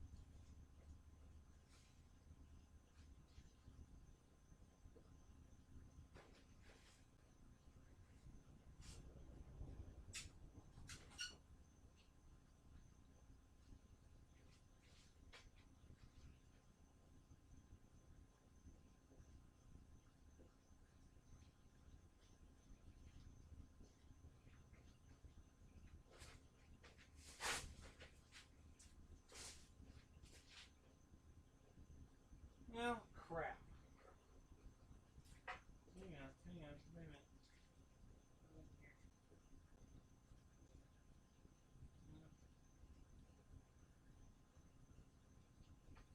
Damn.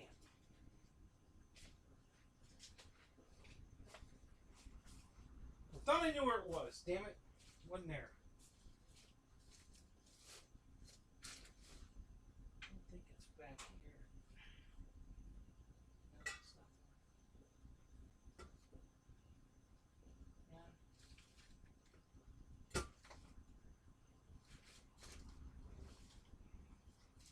Yeah, damn it. I don't know where it is. Shit.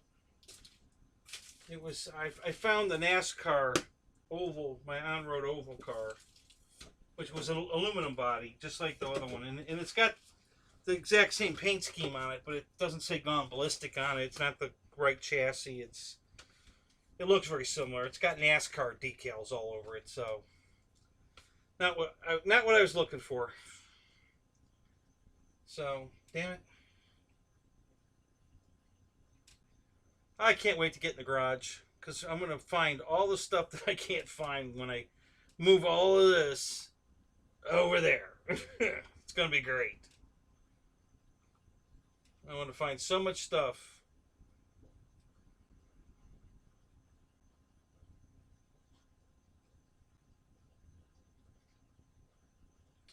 Run for the hills. Hey, what's up? Good to see you, buddy. GB, what's up? Good to see you, man. I just backed up a minute. Let me get caught up here.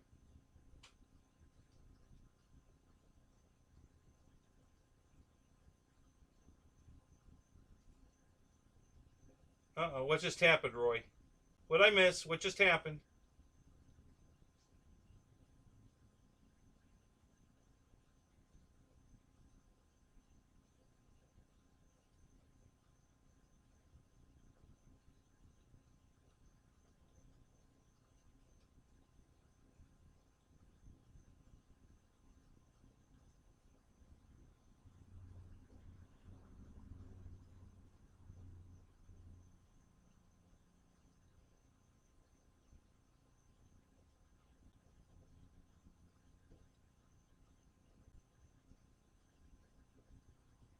Oh, I missed a whole bunch.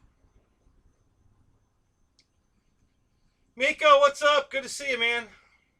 Yeah, I had to back up to see all this. Holy crap. All these people came in. I walk out for 2 seconds. Okay, I was gone longer than that, but damn.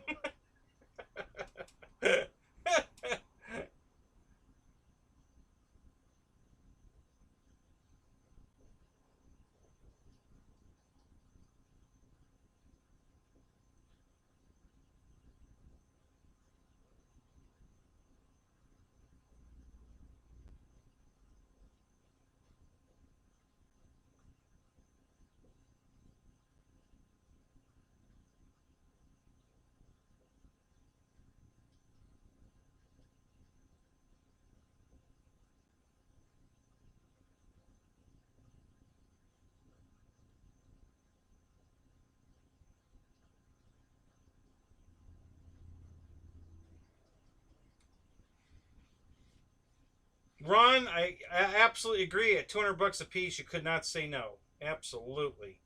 Holy crap, that was a good deal. Good for you, man.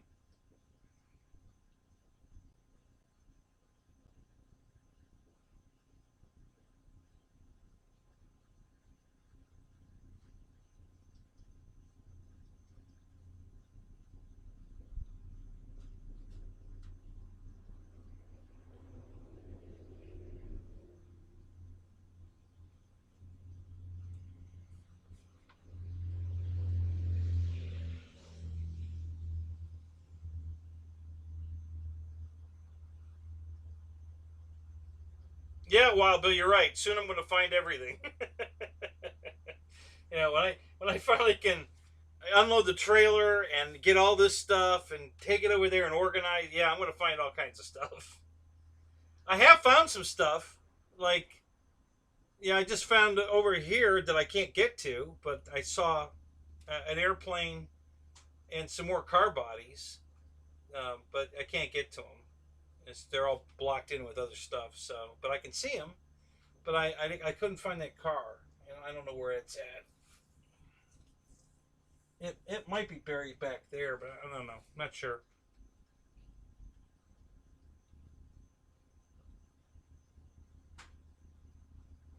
Oh, you've been lurking, have you? Okay.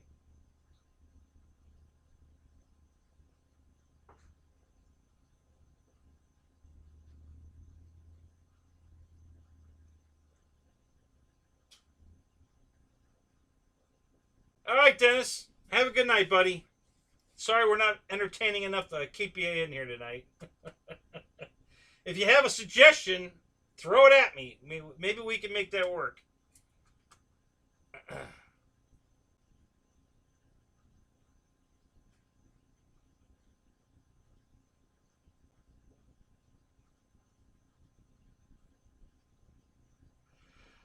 Oh. Ah, so somebody's watching baseball. Sox win. Okay.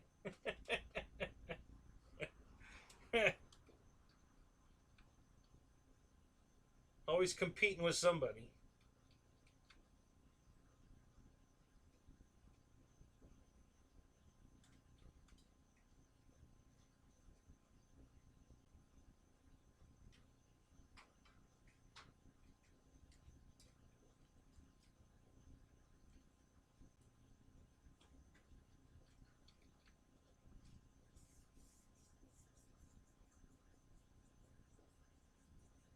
Go Sox.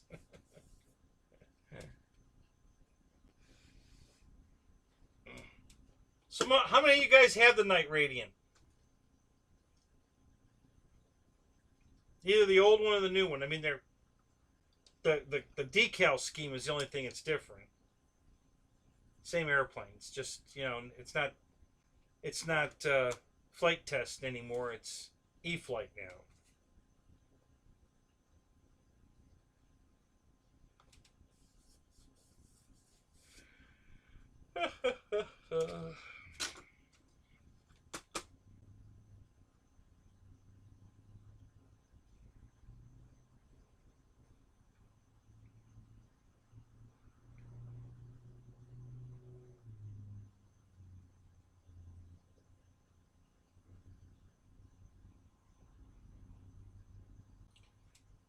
Just watch Gary's 90 millimeter Viper. Who's Gary? Which one's Gary?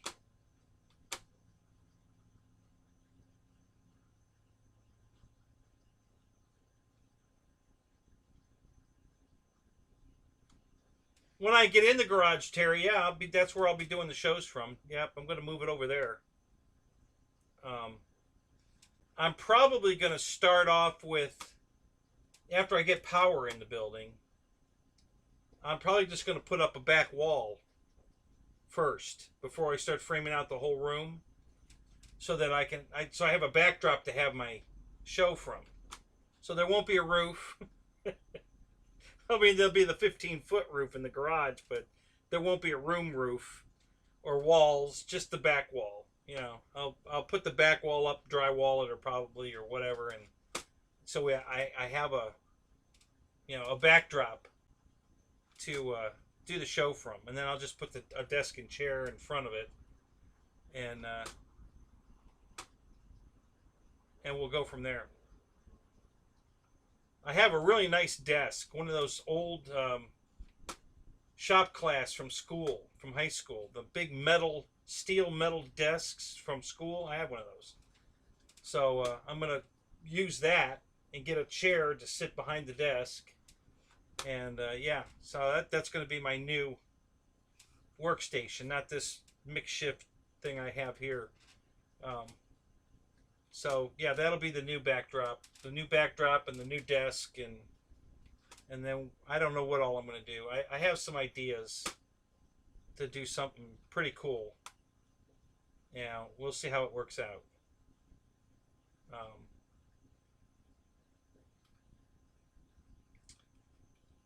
Baby steps. Just gotta, we gotta get the damn garage up first. So hopefully tomorrow this guy's gonna be able to get all the dirt cleared off. I guess I have to get every blade of grass out, and then they're gonna put some new topsoil down, and then compact it, and then finish my footer. There was only a little bit left to dig, but they're gonna finish it, and get that all set up. And then I can call for an inspection and get it inspected. And then once it's inspected, I can call them to come pour the concrete.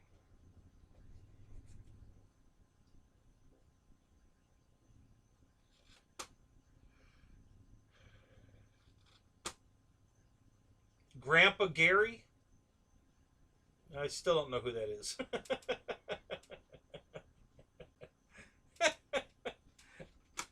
What's he go by in the shows? What's his nickname in here?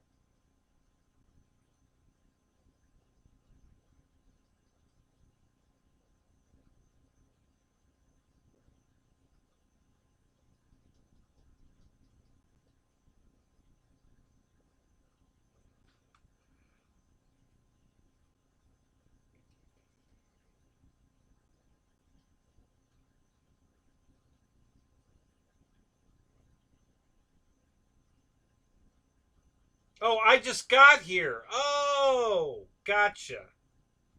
Okay, now I know who we're talking about. Okay.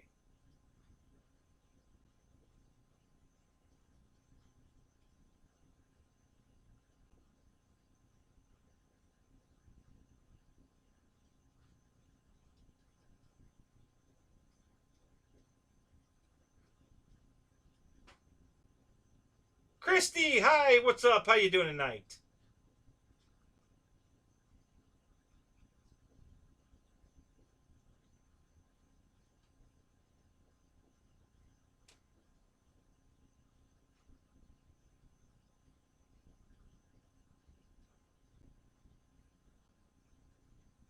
Yeah, exactly.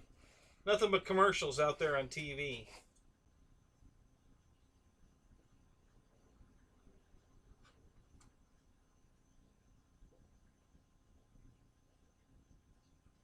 So you're having some hot weather out there, huh, Christy? 3 more days of yuck.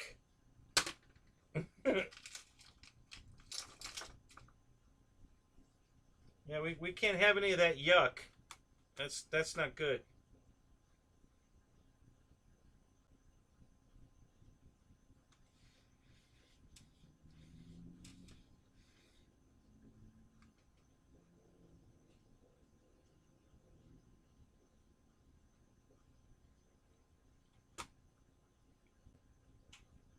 Just got out of the shower. Mmm.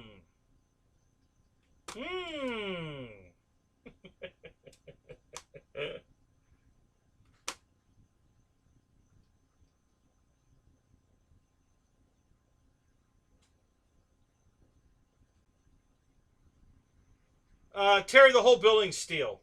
It's a steel building. So, yeah, the whole thing's steel. It's a some special galvanized I think it's aluminized galvanized. It's not red that what they call red steel. It's not that. It's some other concoction. Um, Yeah, right, EQ. um, oh, don't be sorry, Christy. You're fine. um, yeah, so the whole building's steel. It's a steel building, and they're putting it up. I don't have to do anything.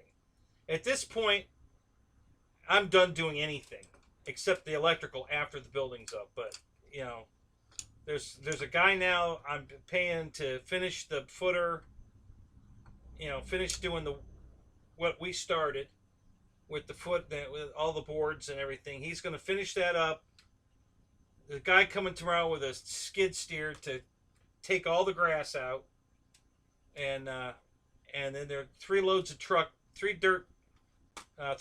loads of dirt going to be delivered, and he's going to spread it with the skid steer. So I don't know if the dirt's coming tomorrow or not, or if he's coming back with the skid steer after they deliver the dirt. I don't know. The other guy's taking care of that as well. He's ordering the dirt and scheduling all that. So I'm out now. I'm just a spectator now. You know, spectator with a checkbook. Just write the checks and, you know, here, finish it up. And then the guys that come to put the building up, same thing. The only thing I have to do is I have to go rent some kind of lift. And I'm sure they'll tell me what it is. But I have to go get a lift for a few days so they can, I guess, because it's 12 foot going to 15, they need to be able to get up there, I guess, you know, somehow. I don't know if it's for them to stand up there so they can put the screws in, or if they have to lift like the frame, the roof frame up. I don't know. Whatever they need to do. But that's the only thing left I have to do. That's on me. I got to provide them with the lift. But everything else, they're going to handle. So I don't have to do anything else.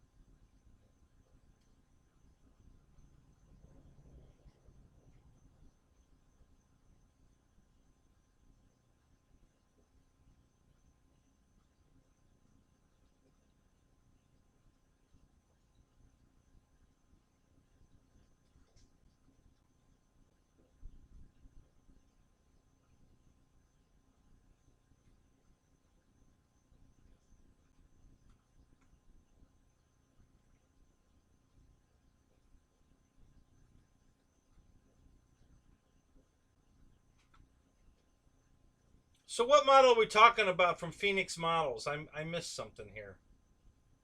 What's the Phoenix model you guys are talking about?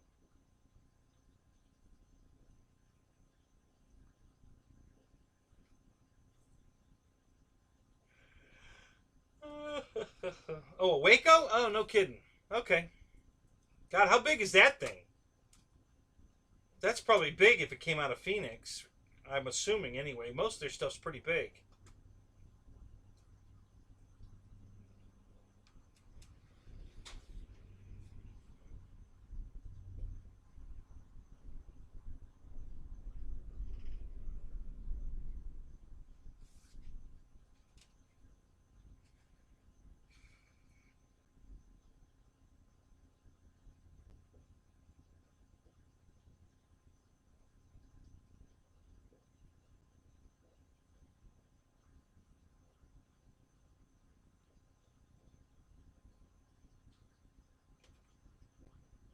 A 1.2 nitro? Really?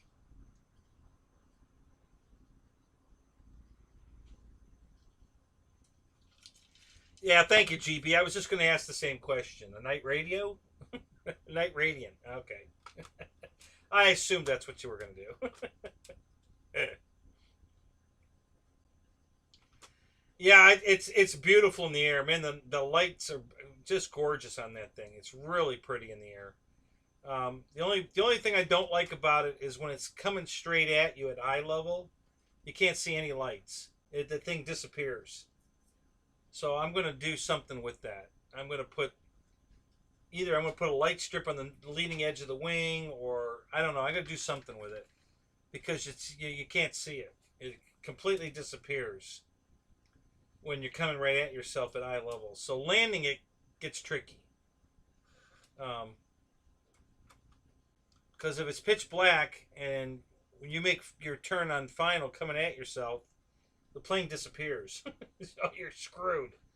So, but yeah, other than that, I love the thing. Yeah, it's beautiful in the sky. God, I love the colors. You know, I've got it in that pattern that goes through the entire rainbow.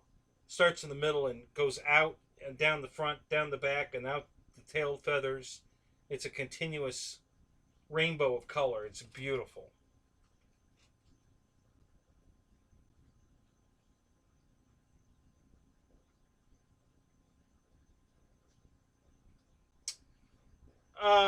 EQ, the runway's been here 7 years. I put the runway in literally, I think, the first night I moved in. There were 2 trees right in the middle of a big area, and and you guys may have remembered that. It So I was flying my quadcopter, the Blair Witch Project quad, and I got stuck in one of those trees. So I went to get it out of the tree, and I put my ladder up in the tree and had it lean against the branch. And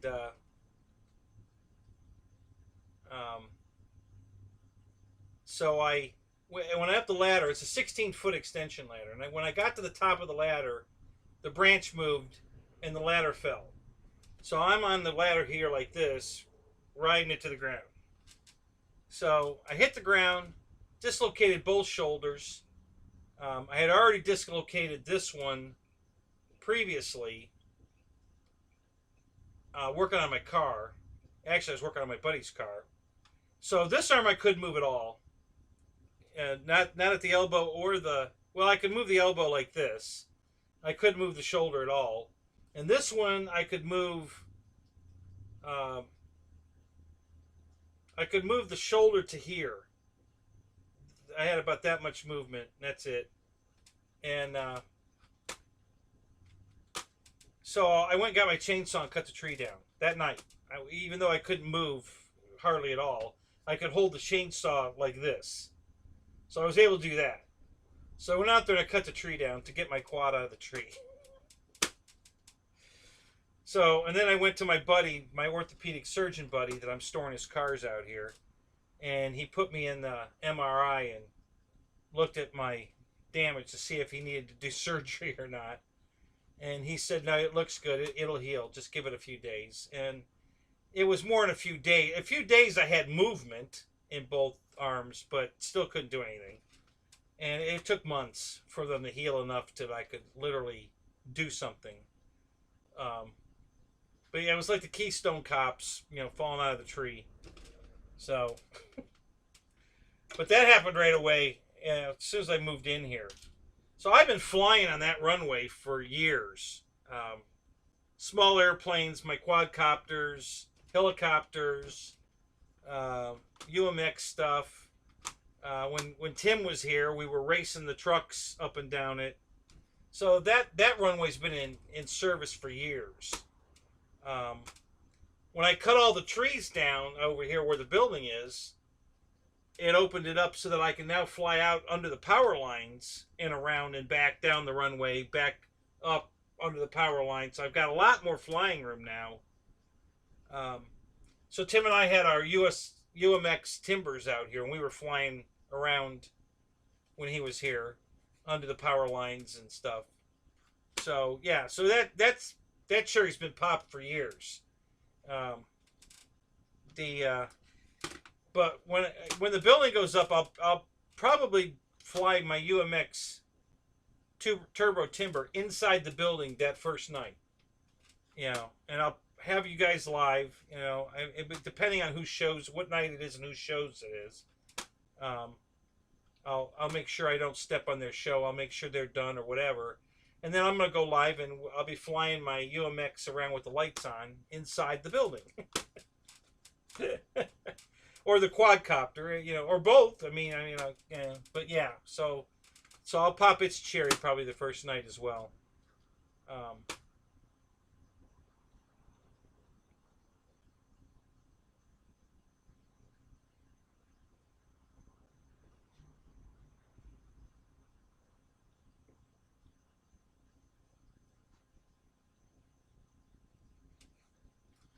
Old people problems.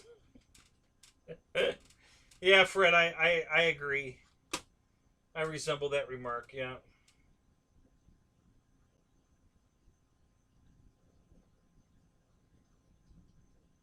Yeah. No, I didn't go to the hospital that night. I just I called my buddy the next day and told him what I did, and he laughed and he said, "Get down here. Let me take a look at you." I said, "Okay." So yeah, I didn't go to the hospital that night. Um, let's see.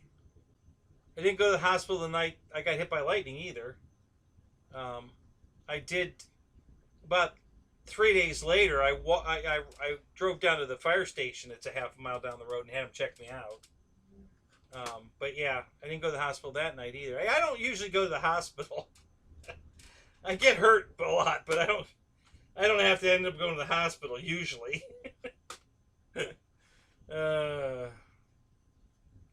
Lyndon Stewart, sir, how are you tonight? Good to see you, buddy.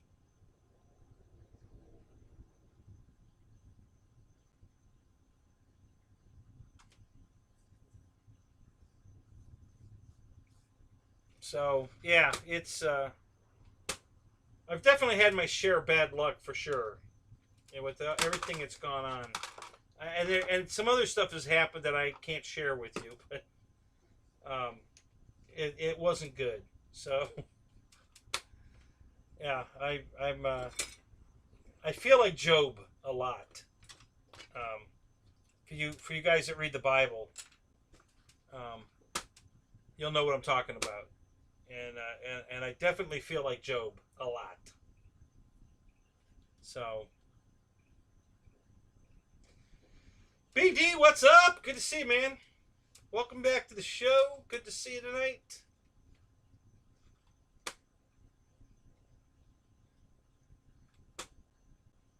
Hey Eric, as long as I keep you smiling and laughing, I'm doing my part.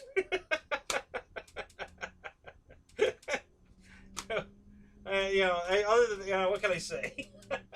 I'm doing my best. I am. I'm the real tool man. Yeah.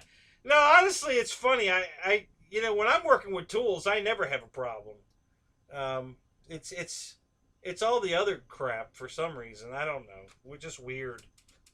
Um, well, I did dislocate this shoulder working on a car, which I still don't know how I did that. That was weird. Um,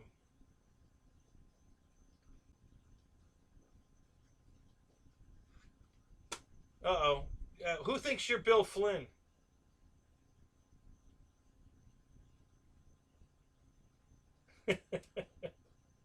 Yeah, you're definitely not Bill Flynn.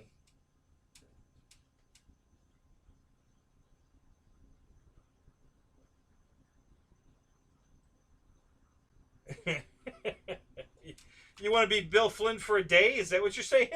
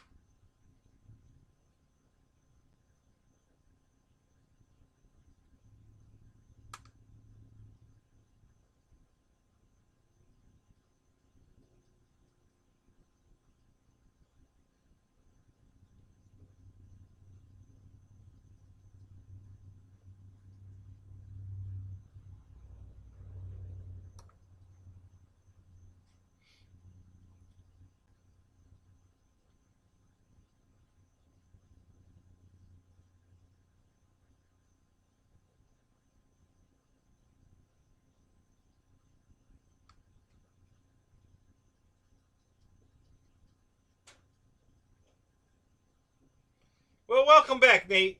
So your belly's full, your Viper's down, you're good to go. I guess you're out of daylight now.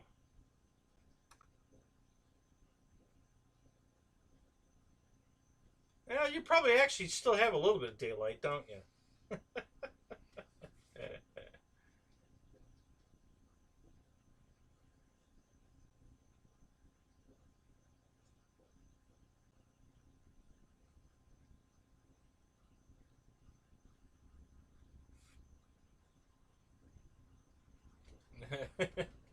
Chilling with your vanilla, your villains. That's good, Fred.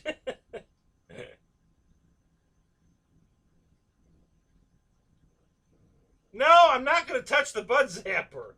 Okay, I'll touch it. There you go. See, I can touch it. It's got a safety. So, there you go. I touched it. Okay, there you go. See, I'll wobble it around, you see, because it's got a safety, to keep stupid people like you that want to stick your finger in it from being able to stick your finger in it. You guys. Yeah, it's got a safety on it. There's the live wire is in the middle, and then there's two steel fence wires on the outside to keep you from putting your hand in it. They're trying to make it idiot proof for you idiots. No, I'm not going to lick it. Now, I could stick my tongue in there. I ain't going to do that. It's so funny because in the other night when you guys were baiting me to do that, I for a split second I thought, I'll just tell him, all right, you want me to stick my finger or lick it or whatever? Somebody put up $100, and I decided, no, I'm not going to say that because somebody will put up the $100. Fred, you'd put up the $100. So no, I'm not going to offer that. Everybody has to put up $100. So there's 23 of you. So if $2,300 goes into my PayPal right now, I'll lick it. Not a penny less. Stick a screwdriver in. No, I'm not going to stick a screwdriver in. I'm not going to ruin the damn thing.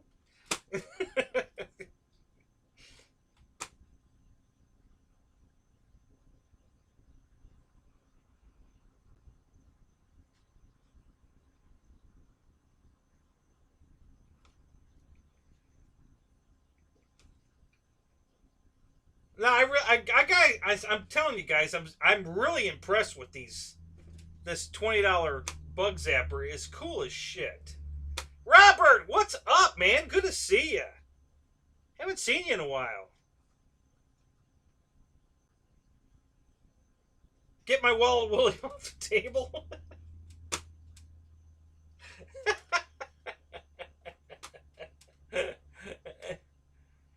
Yeah, what are we talking about here?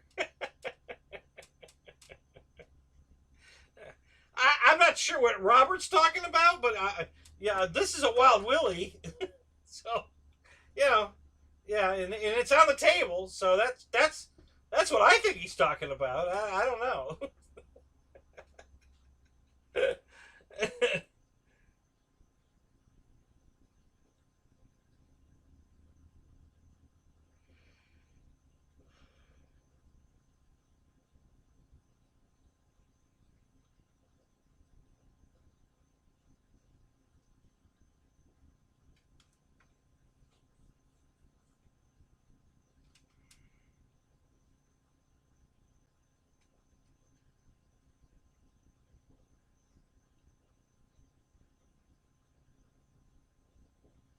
Yeah, this one you can swing around too. You can put it, it's in active mode right now. I can put it in passive mode, push the button and hold it and swing it around.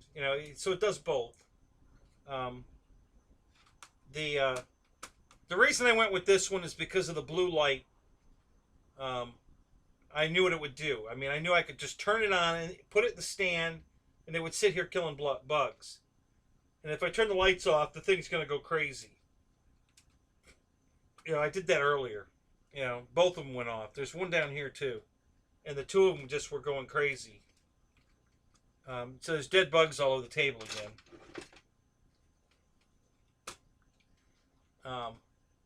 But yeah, And it's got rechargeable batteries. So that was a big thing too, because I didn't want to keep throwing AA batteries in the damn thing.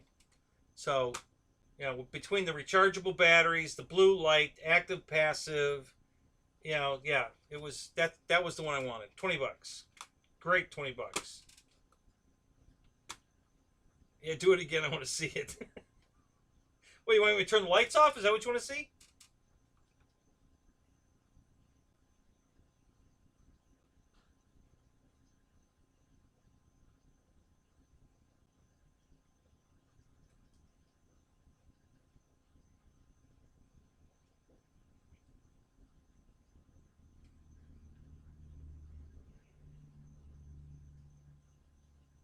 Oh yeah, I've done that. Yeah, Wild Bill. Yeah, I've. Yeah, okay, I'll turn the lights off. Yeah, yeah, I've done that more than once. You know, it hurts. You know, it's a zap. It hurts. Yeah, so I don't have to touch that to know what it's gonna feel like. I already know. Been there, done that.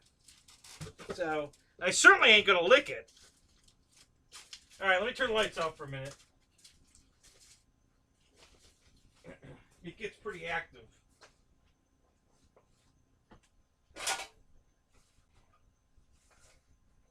Have to give him a minute to start flying that way.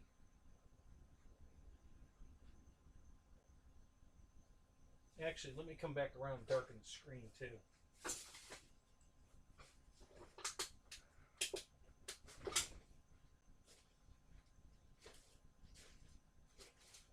I think oh, there goes one. I think I've killed most of them already tonight. Let me go here and do this. So this will darken it so that, yeah, so now they should come to the, there we go. That one too, both of them. Here we go. I just can't stop laughing at that. I think it's hilarious.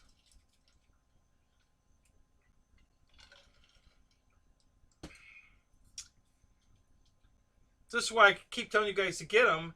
Then go put them out on the runway next to where you're flying. And they'll just sit there like this and kill all the bugs while you're flying. You don't have to swing at them. You know, you can just kill them. Then there's two on the computer screen that are staying there. The screen's black. They should be leaving the screen. I don't know why. I guess I could turn that screen off for a second. Oh, there we go. There we go. Let me try something here. Let me turn that off for a second. That might get him to come over here. Oh, there's a burner. There we go. Yeah. There we go. There we go.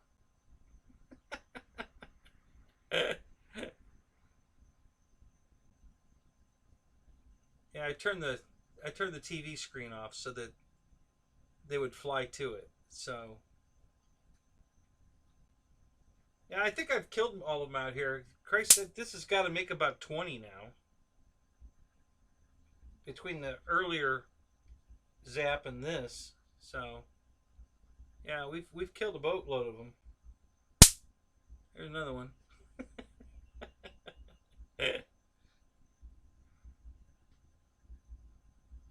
I mean, it's not only killing bugs, guys, it's entertaining. It's pretty funny.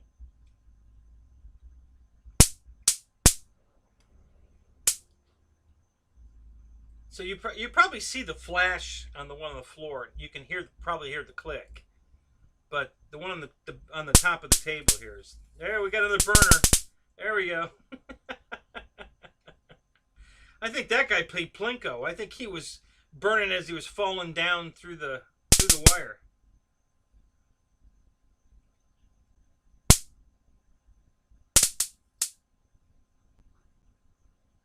Yeah, it definitely works, guys. It does exactly what it's supposed to do, and it does it very well.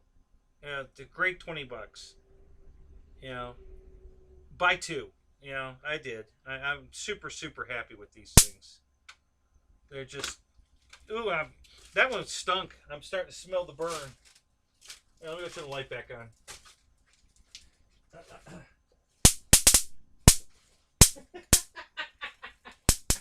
There we go. There we go. There we go. Oh yeah. Oh yeah. There we go. Grace, that was another 10, 15, wasn't it? Holy crap, that was a boatload. Alright, hang on. My one light didn't come on. Huh. I don't know what happened to that. Huh.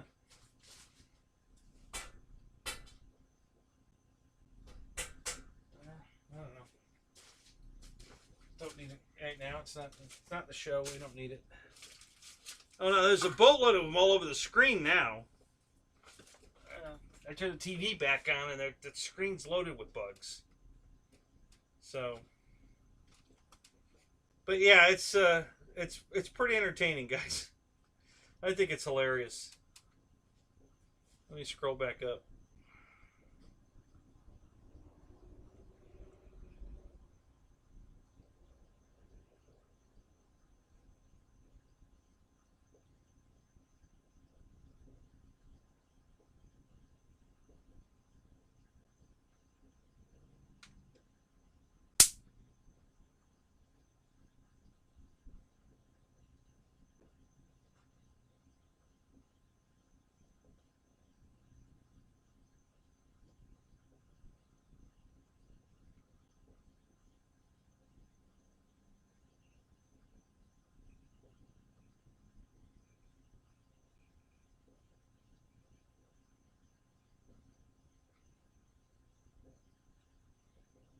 What you didn't? What did you do, Roy? Run over an airplane? I didn't do it on purpose either.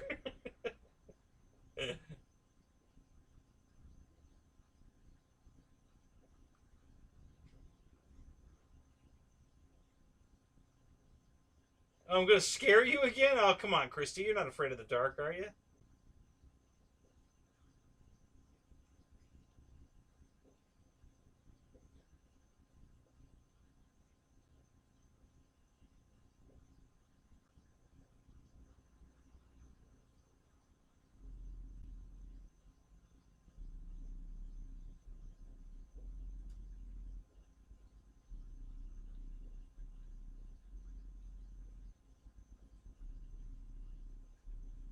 Yeah, Robert, I agree. It's a good mood light.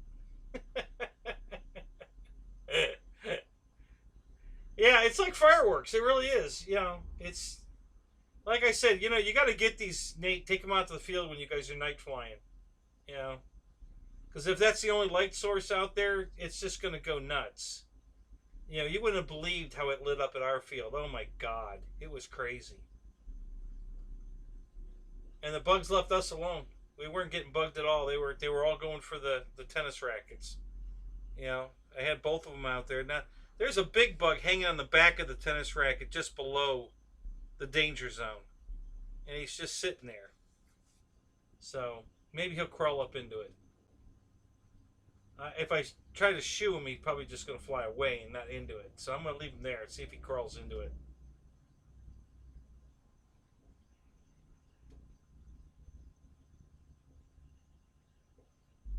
Oh, Lyndon, that the 262 I've had it for years. It's been flown a bunch of times. Yeah, that's not new. It's I put that up. I put all my Dynam boxes up behind me when Dynam sent me the PT-17 to review.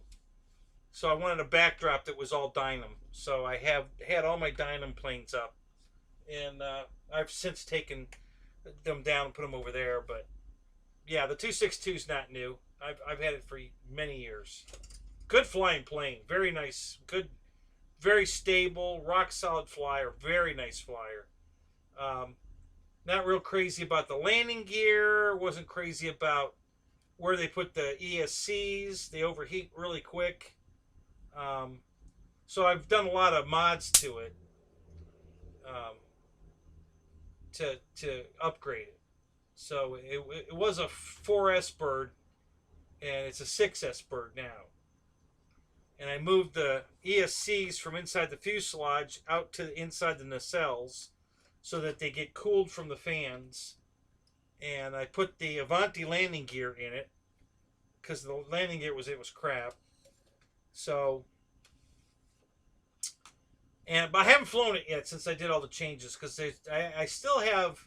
I think it's the steering servo on the nose gear. I still have to work out, but that's on the back burner right now because of the garage and everything else that's going on.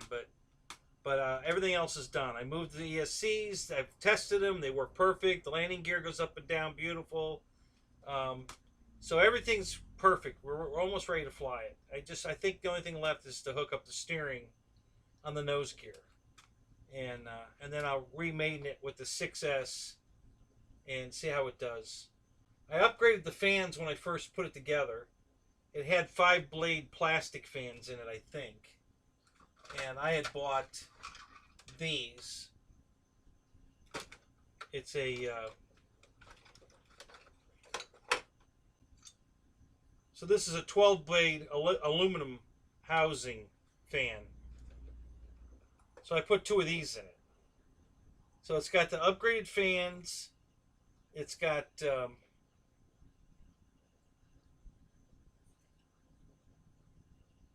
I think this one's even got a motor in it, doesn't it? Yeah, it does. I don't have the screw in it, though, to hold the blades together. So I got to be careful that it doesn't fall. The blades come off the hub individually, so if you're not careful, all the blades fall off. And then it's out of balance. You got to rebalance it. It's a pain in the butt. See, if you can help it, you don't want those to fall off. So yeah, I put those 2 fans in it. I put 100 amp ESCs in the cell. Extended the wires. Put the Avanti gear in. I did a lot of mods to it to make it more. The flying part was fantastic. It was everything else about it. Oh. Oh. Excuse me. It was everything else about it I didn't like. You know, that could stand some improving. So I did. I improved it. So I'm kind of excited to fly it. You know, when I get it back, when I get the garage built and I get everything out there, so I can get to that plane, I'm gonna finish it up, and then we'll fly it again. Thank you, Wild Bill. And I'll probably video it. But you know, it's a great flying airplane. I mean, it is on rails. It just flies beautifully. Thank you, Christy. Thanks, Terry. Thank you, guys. Yeah, it flies beautiful. I love the way it flew. It only flew for 2 minutes, and it was out of battery. You know, I think a lot of that had to do with twin motors on a 4-cell. You know, ducted fan 4-cell with a... I'm pretty sure this is the blade that came out of it. This 5-blade fan is what was in it. And... it sounded horrible. It didn't produce a lot of thrust, so it wasn't super fast. Ran it out of battery quick. Like I said, 2 minutes, 2.5 minutes. I got the battery warning, and it was out, and it was getting so hot. On one of the flights, when I got it on the ground, I couldn't taxi it back. It was dead. And when I walked out to the plane and took the canopy off to see what's going on, the wires had gotten so hot they unsoldered themselves from the Dean's connector. So the wires had come unsoldered. That's how hot it got. So yeah, you're right, Nate. They did. They sound like shit. So that's when I decided to make all the upgrades, and I was just about finished with it when, you know, I got on to new. I think I had started a new job or something. Didn't have time to finish it up, and then it got buried in the back in the house where I can't get to it. And so yeah, like I said, as soon as the garage gets up, I'll be able to get to it, and then we'll get it finished.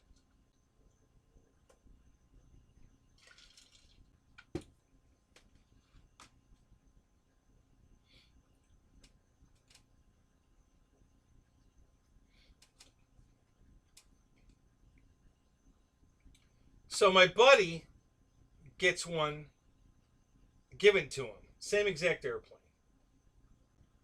And he first thing he wants to do is fly it on 6S. Like, dude, first of all, those ESCs get hot to melting point with the 4S in it. So all you're going to do is catch it on fire with the 6S. So don't do it. So he reluctantly didn't do it. But it still got hot. And he had an issue with it. I forget what the hell happened. But he ended up crashing it. I told him everything was going to be wrong with it, everything he needed to fix before he flew it, and he didn't listen to me. And he flew it, and he crashed it. So then he went home and he fixed everything I told him to fix. Well, not everything, but a lot of the stuff. But he still left the stock ESCs in it, brought it back out, and said he's going to fly it on 6S. And I just shook my head and laughed. I said, it's going to catch on fire. And now it'll be all right. I'll throttle back. Yeah, okay. This guy never throttles back. You know, not much. He likes the speed. So he takes off and it's flying great and he's loving it. And what does it do? It catches on fire. So you know, he loses control of it. It dives into the ground and it's on the ground burning. Now there's flames, smoke coming out of it. So they go right out there. It's on fire! It's on fire! And I'm laughing. I'm like, I told you. So they got the fire out. They saved the plane. It's all charred inside. It's not white foam anymore. It's black foam inside. It looks like a marshmallow that you just cooked on the fire. But it'll fly. It'll be all right, you know. So now I don't know what he's going to do with it. I don't know if he's going to move the ESCs out to the nacelles like I told him to so they get some air. He definitely has to upgrade the ones that are in there. They're not going to last. They're only like 40 amp. So they're not going to work on 6S. So they need to be upgraded. And but yeah, he just wouldn't listen to me. I told him, listen, I have that airplane. I know all about it. I can tell you what it's going to do. And he didn't believe any of it, you know. So and he laughed the whole time. He wasn't upset. He, you know, because he didn't have anything in it. The plane was given to him. So it's easy to do stupid shit with free airplanes because you got nothing invested.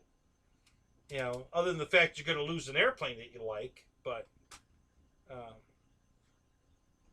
so Alan, what's up? Good to see you, man. So so anyway, yeah, he's still gonna fool with his, I guess. He did paint the nose after the first crash. After he repaired it, he painted the nose yellow, like in Red Tails. So it had big yellow nose on the front of it, and. But yeah, it was hilarious. When it caught on fire, I was just laughing hysterically because, you know, I told him it was going to catch on fire. So, yeah, that plane was... Dynam really did it wrong on that airplane. They literally had the two ESCs strapped to each other, together, like this. I think they had them... I don't remember if it was circuit board to circuit board or heatsink to heatsink, but either way, the two of them are heating each other. I mean, you know, it was just crazy. It was stupid. It was never going to work like that. Inside the fuselage, no airflow getting in the fuselage. Most everybody, including me, drilled out the machine gun holes in the front of the nose to try to get some air inside to help cool the ESCs, but it didn't work. It wasn't enough. So yeah, it just yeah, I laughed because I'm evil. No, I laughed because, well, they were laughing. First of all, you know, they were cracking up. Again, probably because he had nothing invested in the plane. It was given to him. So yeah, they gave it. You know, Tony and Lewis are like blood brothers. They've known each other forever, and they hang out together all the time. And so the two of them were involved in this project together. So Lewis is the one that ran out to, you know, Tony was flying it, but Lewis is the one that ran out to put the fire out. So, and he's laughing the whole time. Oh my God, it's on fire! And he's running and laughing. He's like, holy crap, you know. And so luckily he got the fire out, and And yeah, it was just hilarious. And I was laughing because I had warned them that it was going to happen, and they didn't believe me. So, all right, Mike, you have a good night, buddy. Thanks for coming. It's good to see you again. We'll catch you later.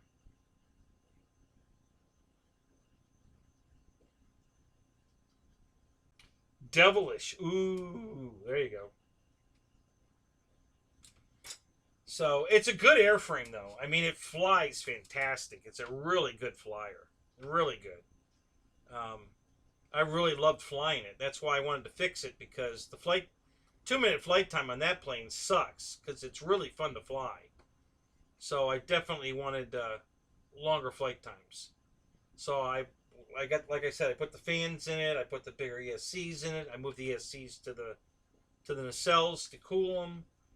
Um, Made it 6S, and then I wanted to upgrade the landing gear because it was crap. I mean, as a matter of fact, I might have one of those landing gears right here. I think I got a bunch of old landing gears in this box. I think one of the Dynam gears is in here. You know, it's just a straight metal stick with plastic cladding around it to make it look like a landing gear.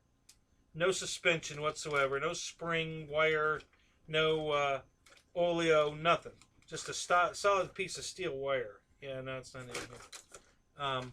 And it was terrible, you know. So, and half the time, like old Dynam planes, half the time the gear didn't come down. It would, get hung up, stay up, wouldn't come down. So you have to land on the nacelles. And I was already prepared for that. So I took a Diet Dr. Pepper 2-liter bottle. Okay, and I cut the top of it off, and I left a little bit of that roll where it, necks down to the neck. I left some of that roll on it, cut it off there, cut it on the bottom, and then cut it in half. And I put each half, I taped it to the bottom of the nacelles. You take the label off, it's a clear bottle, so you don't even see it. And that way, if I landed on the nacelle, it would just slide on the plastic and it wouldn't tear up the foam. And that worked great too. I did have wheels. One of the gear didn't come down, and so I landed on one wheel and one. Yeah, it could be original Dr. Pepper. Yeah, I know you think that's a funny question. So here's why I picked Dr. Pepper. The bottle's straight. A Coca-Cola bottle's got that Coke shape to it. That's not going to work. A 7-Up bottle or a Sprite bottle's green. Not going to work. So I picked the Dr. Pepper bottle because it's clear when you take the decal off. So there was a reason behind my madness. I couldn't find any other clear bottles at the moment when I bought it. So that's why I went with the Dr. Pepper. And I drink the Diet Dr. Pepper, so that's why I went with Diet. But yes, GB, if you want to do that, you can use a regular. Yeah, Pepsi. I think there was a reason I didn't use Pepsi for some reason. I don't remember why. I think there was something about the Pepsi bottle that didn't work. I can't remember. To be honest, I can't remember. But I knew I couldn't use the Coke bottle because it's got the Coke shape. And I couldn't use the 7-Up Sprite bottles because they're green. And so, yeah, it came down to, there was a reason for the Dr. Pepper bottle. Maybe it's because I like Dr. Pepper more than Pepsi. I do like Pepsi, though. But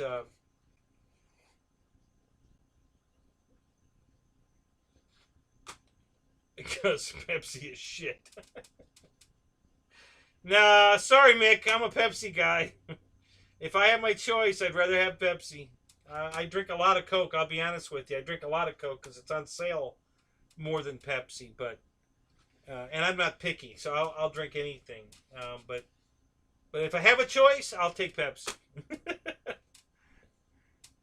So.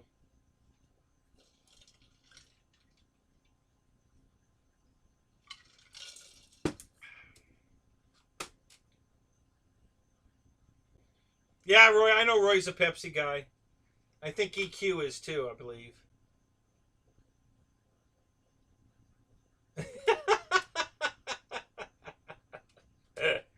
So I guess we're not going to see you doing any Pepsi commercials for your show, are you?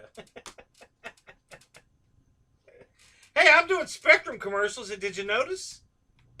Yeah, Air Marshal even said it.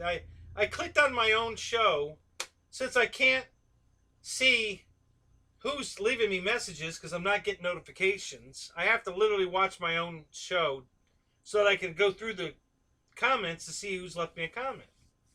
So I clicked on my show, and this is recently because I had an ad blocker on my channel, but it went away because they updated Chrome. So I had to put it back on. But before I put it back on, I clicked on my show on the F7F video. And I got and who's on there?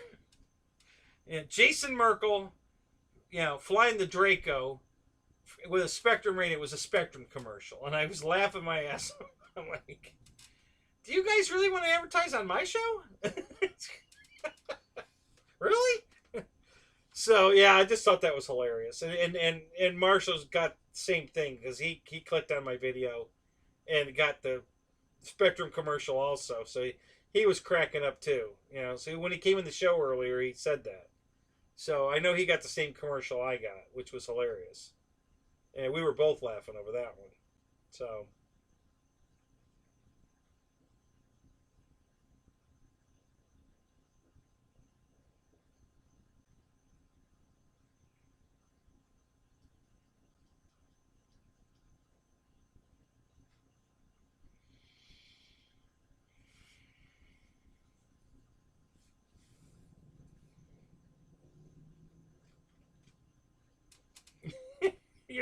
you're not gonna wind me up, Mickey. You're way too damn funny. Oh my god, you're hilarious. I love it when you're in my show. Yeah,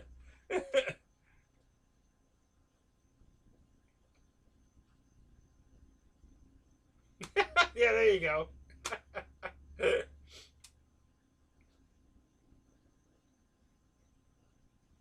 Oh, is that right, Roy?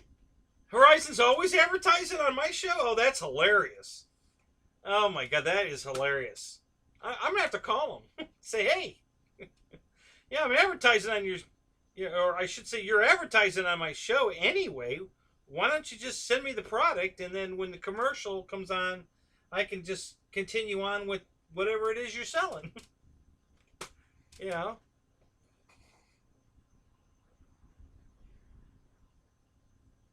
Oh, it's Crown and Pepsi. See, I knew EQ was a Pepsi guy.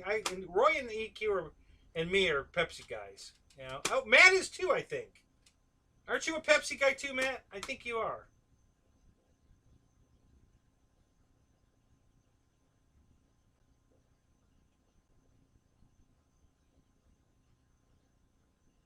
Talk nice and maybe. I don't have much bad to say about Horizon. I just don't like Spectrum. And I still fly it. Guys, I have a shitload of Spectrum airplanes. So I still fly it. I'm just not a big fan of it. But they got the bind and fly products are good products. It's hard to, it's hard not to buy a bind and fly airplane, especially like right now. There's one I want, and it's only $20 more to buy the bind and fly version versus the plug and play. So I'm going to buy the bind and fly version. I can't remember which plane it is at the moment. It was probably. It was probably either the Air Tractor. Yeah, it couldn't have been the F-16 because I know I'm buying the plug and play plus or the ARF plus or whatever they call it. The new F-16. They have the plus version. It's for like I think it's $120 less, and I've got two complete 80mm power systems here to throw in it. So yeah, I'm just in the same RC Spectrum. Fred's always got these puns. Yeah, I can't remember which, but it was only a $20 difference. I can't buy a receiver for $20, so I'm better off buying the plane with the Spectrum receiver in it, and then either I fly it on Spectrum, depending on how much it is, or I sell the receiver out of it to one of you guys that likes the Spectrum stuff. So for $20 more, it's worth it. $30, not so much. If it's $30 or more difference between the bind and fly and the plug and play, I'll probably still buy the plug and play. But at $20, I'll buy the bind and fly.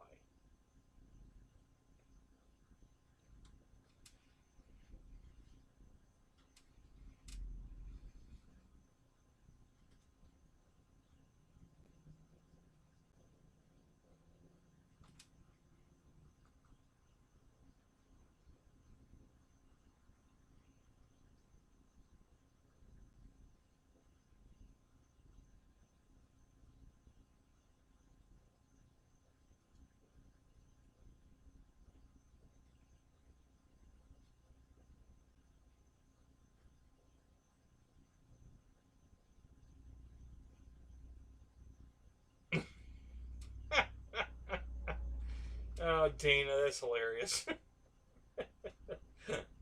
All right, which one of us is going to be Valkyrie?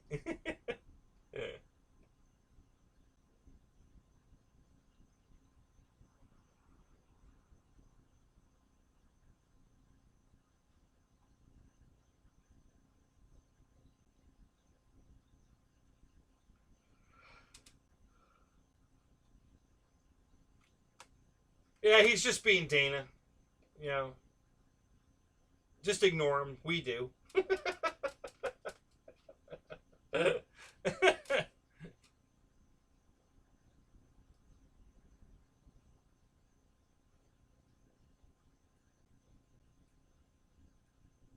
So you almost bought an F-16 today.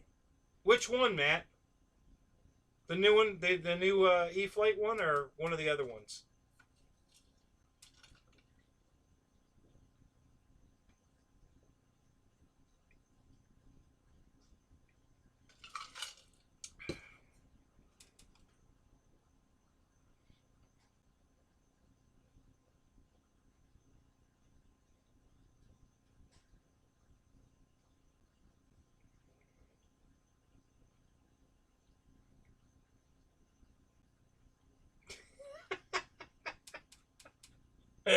The call is coming from inside the house.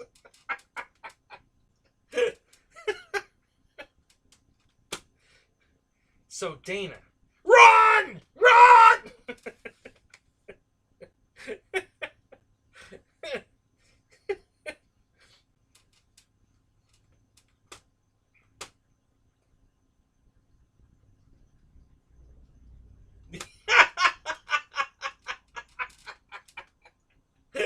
That's right, Fred. Dana's always thinking inside the box.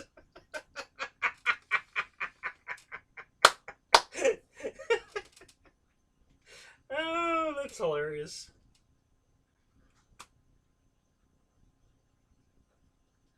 Oh, really? You're not thinking of the new 80 millimeter from Horizon?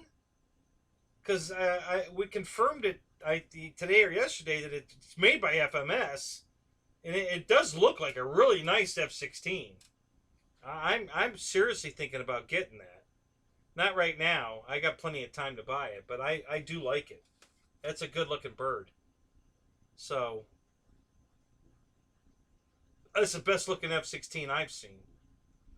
Even I like it even better than the camo, the Arctic camo version that Freewing put out. It's got a lot of nice looking features to it. I really like it. And they offer it. The only two planes I know of, jets, that they offer, the ARF Plus version is the F-18 and the F-16. I don't think I've seen an ARF Plus in any other jet they have. So, and since they're offering that F-16 in an ARF, I think, ARF Plus, I think I might get it. Because I got to do something with these power systems. I've got the one out of the T-33 and the one out of the Avanti. that I need to do something with. I need to buy an airplane. I got to buy an airframe to put those power systems in. You know. So yeah, I'm seriously thinking about the F-16, but not right now. Got plenty of time. I'm not worried about it.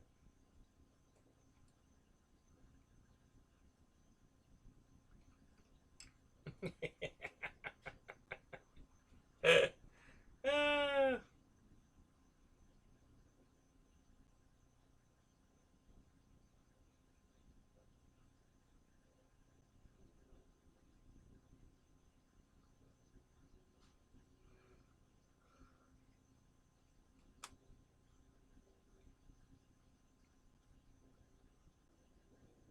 you say it looks a little off to you, Matt? Really? What part of it looks off?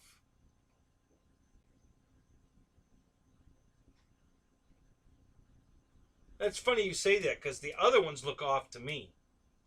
You know, this one, when I really got a good look at it, I was like, damn. You know, the other ones look too fat to me.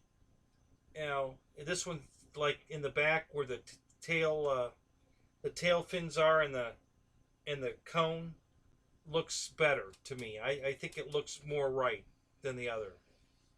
Um,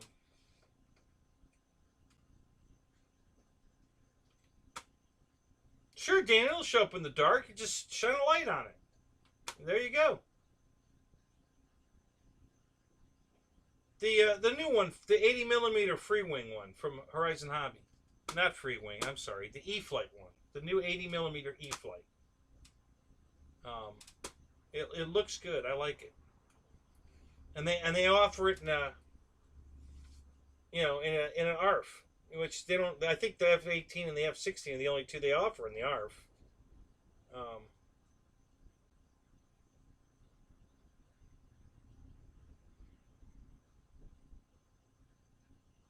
yeah, you might be right, but I'm okay with that because it's going to fly better with bigger wings, less wing loading. It'll be more efficient on the battery, so I'm okay with the wings being too big. That's okay with me. It still looks good. You might let it look exactly right, but I don't think any of them do. So I'm okay with the bigger wings. You know, so yeah, I'm sure um, that'll probably just give me longer flight times, and so I'm okay with it. I'm okay. I really like it, and it's a good looking bird.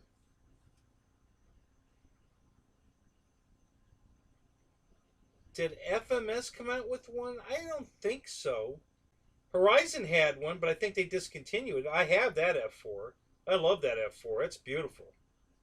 The Horizon Hobby 80 millimeter um, F4 was sweet. I really love that airplane. It flies so good.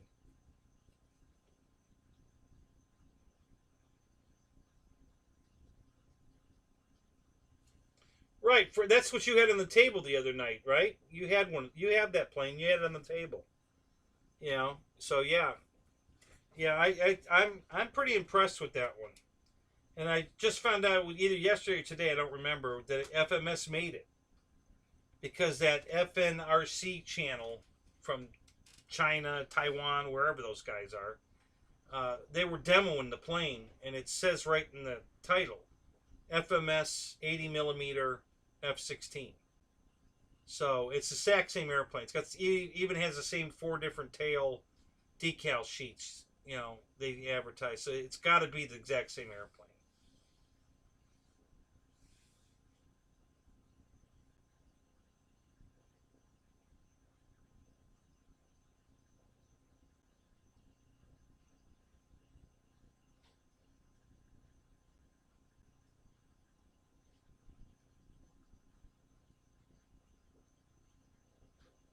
Yeah, you could be right. I know everybody that's talked about those. They like the 70 millimeter one better than the 90. They all say the 90's too heavy. Um, kind of piggy. Once you get it in the air and get it going, I guess it's okay. But it's kind of a long takeoff. I don't know. I haven't flown it, so I don't know. But I know they like the 70 better than the 90.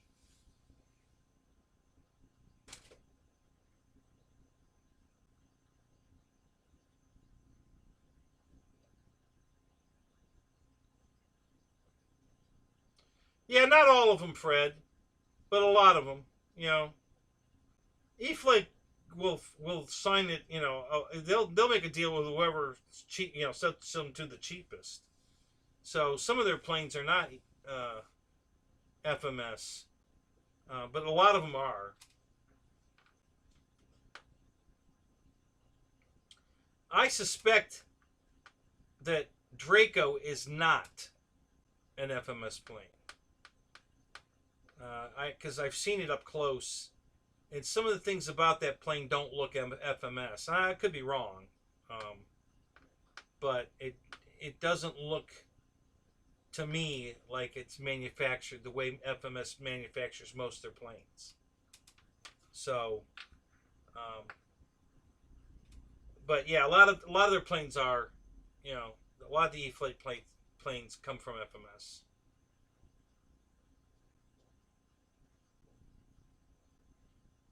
And then FMS, even FMS sells planes made by somebody else. The Cessna 182 that they sell, the little 1400 182 they sell, that's made by HSD. You know, so the FMS didn't even make that plane for themselves. You know, they bought one from HSD and relabeled it theirs. So they all work for each other. You know, I guess, you know, why reinvent the wheel? If you want to sell a Cessna 182 and there's already a company that makes one, just get theirs and put your name on it. So that's what happened with the little 182, not the big one that HSD is selling now. The little one was originally, well, I shouldn't say originally. I saw it first on FMS before I saw it in other brands. But yeah, HSD makes that plane for FMS, that Cessna 182. They don't call it that anymore. They just call it the Sky Trainer, I think, or something. I guess I'm guessing Cessna sued them for using their name. So,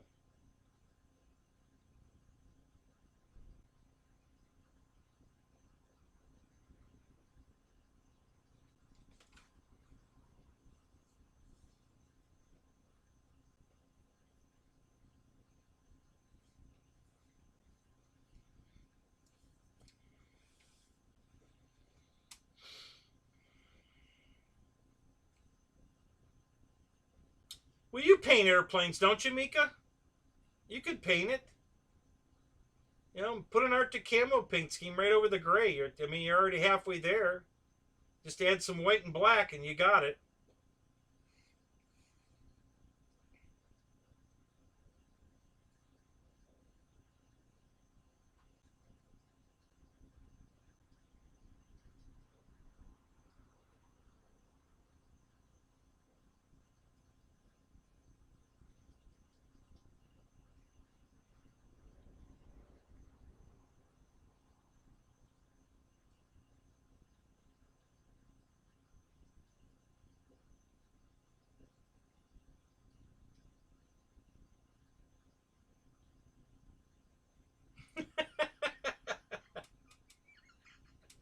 Well, okay, you have a point there.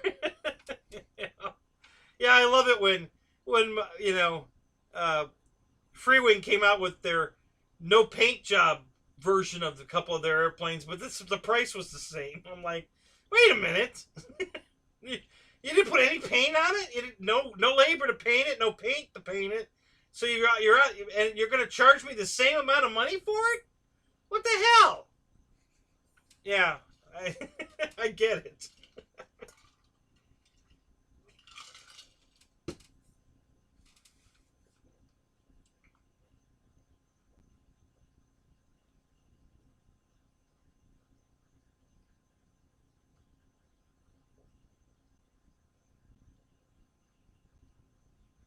Well, there you go.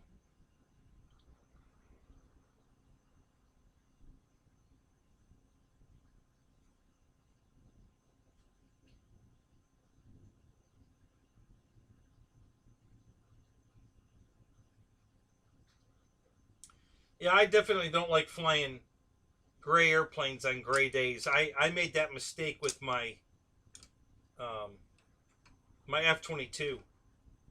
It was the second flight. The maiden went fine. The second flight, I lost it. I lost orientation. I couldn't see it. Skies were completely cloud gray, and I got the plane just a little bit too far away. I could still see the plane, but I couldn't tell the orientation. So I completely lost it, and I got it flattened out. I saved it. Uh, it hit the ground. It pancaked into the ground just slightly nose down.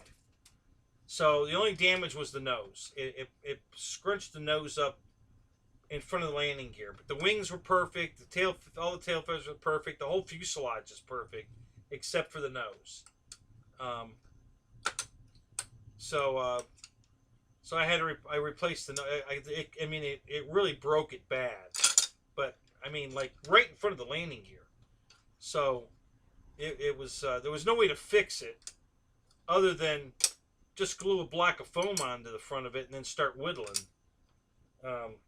Because it was there were just tiny little pieces. It just destroyed the nose, um, which is such a shame because it was just a small area of the front. You know, the magnetic nose cone popped off. It was fine. It was the area that held the nose cone back to the right to the nose gear, which is not far. I mean, it's where the nose gear goes in and out of the pocket, and the rest of the fuselage is perfect. So I was really bummed to have to trash that fuselage, and I kept it. I still have it. I don't know what I'm gonna do with it. I keep thinking that I'm just gonna get a piece of foam and glue it on it and whittle it back out because the rest of the fuselage is perfect. And it's got better paint on it than the replacement one. I don't know if any of you guys have replaced your F-22 fuselage, but it doesn't come with all the paint on it that the one in the box does. It's got partial paint on it, but they didn't paint the whole thing. There's two colors missing. There's a copper color they didn't put on it on the replacement one, and on certain pieces, and then I think some of the white, splinter, for lack of a better word, squares on the thing are not on it, and the decals aren't on it. So, so the replacement fuselage is not exactly the same. Close enough, not a big deal, but it's just not the same. So if you want to get your decals and everything back, hang on to the original fuselage. So, Keith, what's up? Good to see you, man.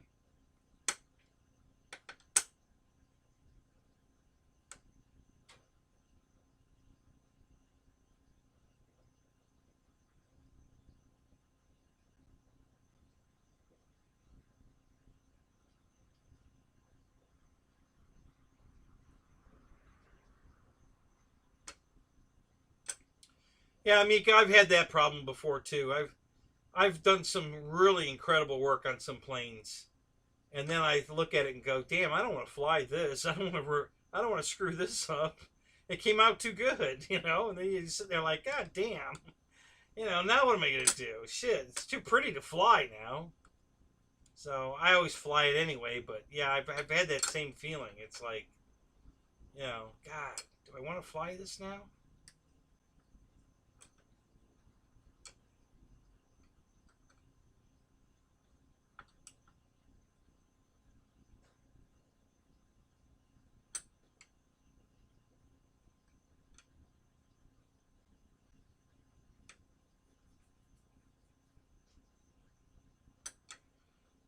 So how old are these planes, Lyndon?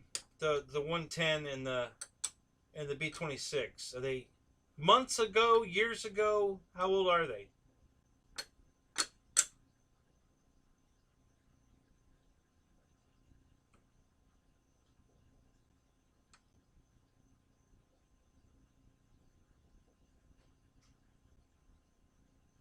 Yeah, that's true, Mika. They may look different, but they crash just the same. Yeah, the point is that not crash it again. And I've been flying it for years now, and I've never crashed it again. If it's even a slight bit gray out, I don't fly it. I'm not taking a chance of crashing it again. And it's a good flying jet. That F-22 flies really good. So um, I was really bummed when I lost the orientation and it went in because I was thinking how good looking it is, how good it flies, and crap. You know, I just crashed it. So, but the replacement fuselage has worked perfect all this time, and I still have the original fuselage because I'm still debating on whether to fix it or not.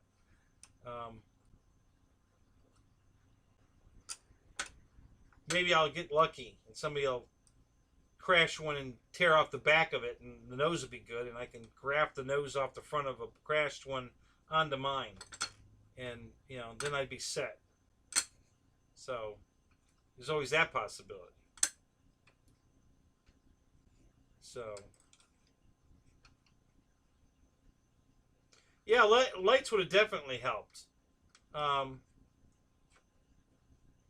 you know, it's a stealth airplane, so I guess that's why they didn't put lights on it, other than the landing light. Um, so yeah, it doesn't have any nav lights on it.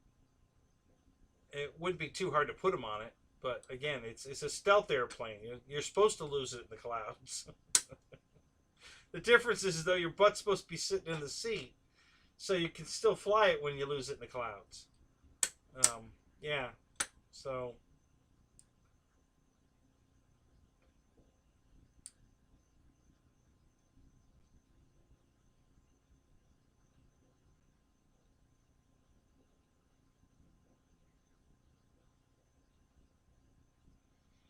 yeah, Arabic, I get you. You know, Mika, I totally get it. I understand what you're saying, and don't blame you one bit. You know, um,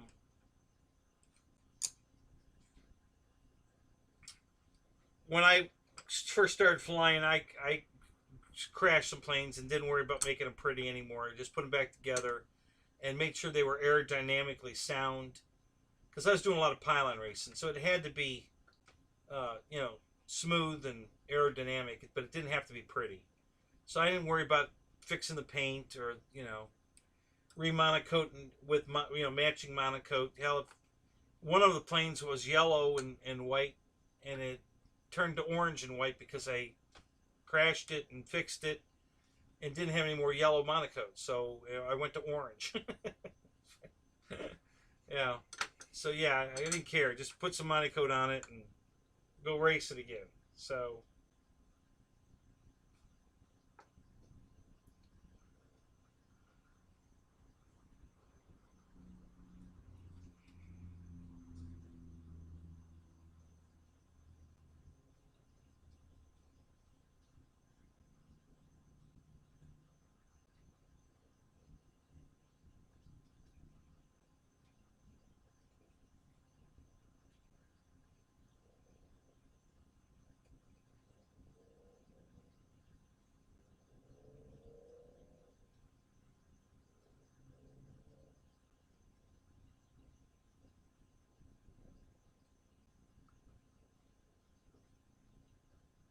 yeah, Lyndon, that's good policy, but you know when the pilot's the problem, you don't find that out until after you know. So yeah, that was definitely pilot error when I lost the F-22. Um, you know, just I flew it too far away, gray skies. I could see it, but I couldn't tell what the orientation was. And when as I got it inverted and flipped around, and as it was going down, I got it. I recovered it and got it flat, and I pulled up, but it just pancaked into the ground. You know, but it did hit the nose first. But that was all the damage. The rest of the plane's perfect. I'm still flying all the original parts. You know, it didn't hurt. It didn't bend the landing gear. The gear was up, so it didn't bend the landing gear. It didn't hurt anything else. I reused everything. I just replaced the main body of the fuselage and reused the canopy and everything. You know, the nose cone was perfect. So the only thing I had to buy was the fuselage. I didn't have to buy anything else. And it's been fine ever since. So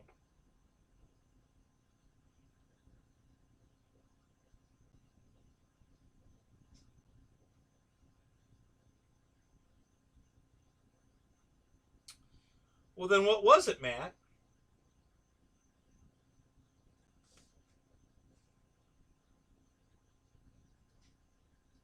Oh, Roy, you made a run to Dairy Queen for ice cream. You suck. Damn, you suck. That sounds really good right now.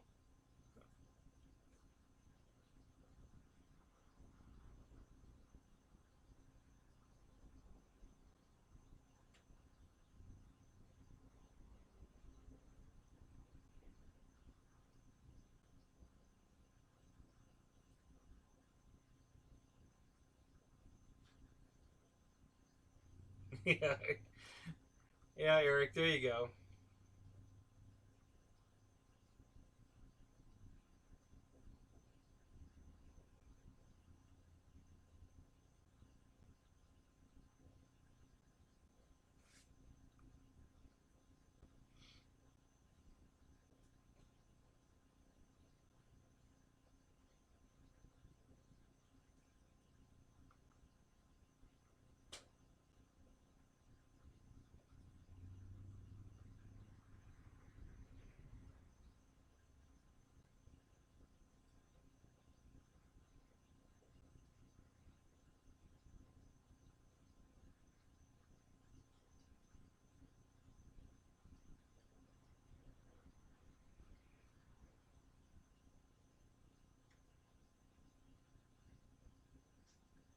Oh, yeah. There you go, Matt.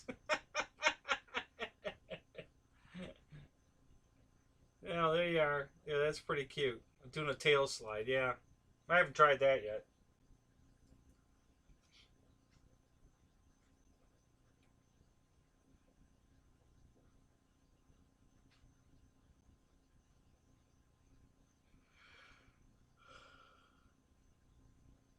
So, Landon, getting back to your Dynam retract question, Air Marshal and I both have had no problems with the latest Dynam releases. And neither has Bobby K.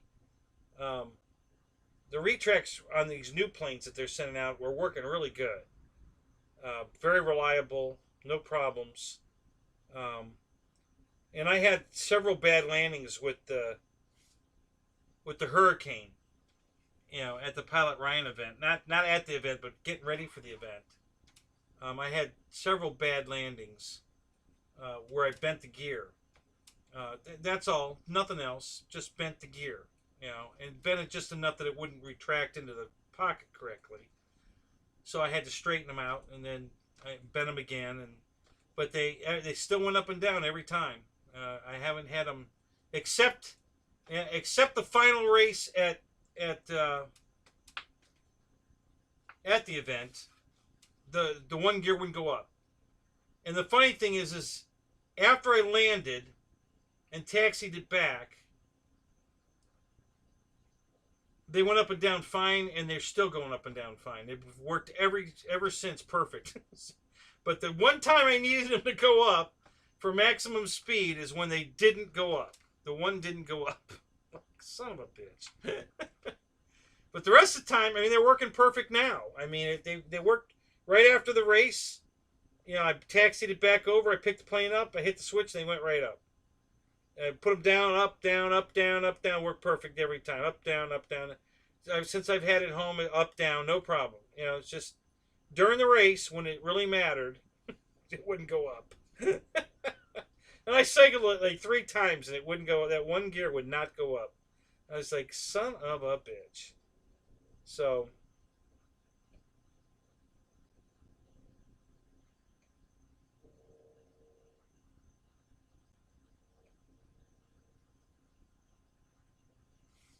yeah.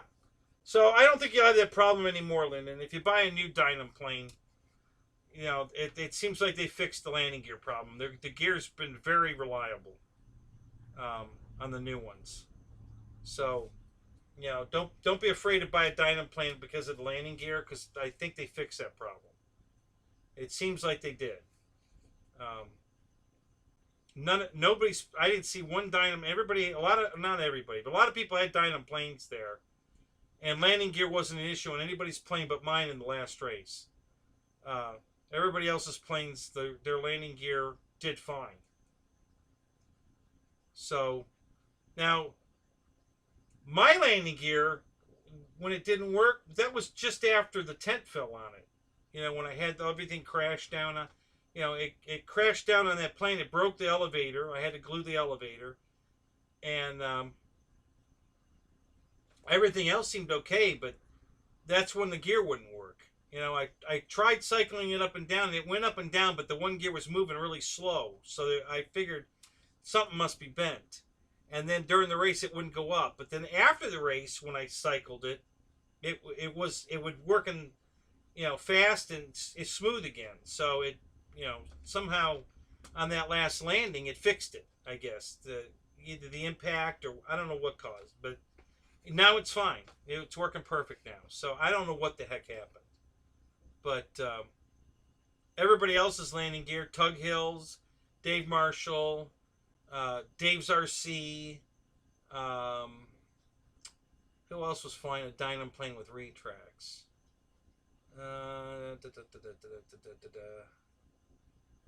Well, me. But yeah, none of them had a problem with the retracts. Theirs all worked perfect, flawlessly. Mine was the only one it worked flawlessly until that main race. And I flew the plane a bunch here before I went to the event. You know, weeks of flying it, and no problem with the landing gear at all. It went up and down every time. You know, and then even at the Pilot Ryan event, I flew it 3 times. And the first 2 times, it went up and down perfect every time. It was just the main race, the big one. The one gear wouldn't go up. I'm like, son of a bitch.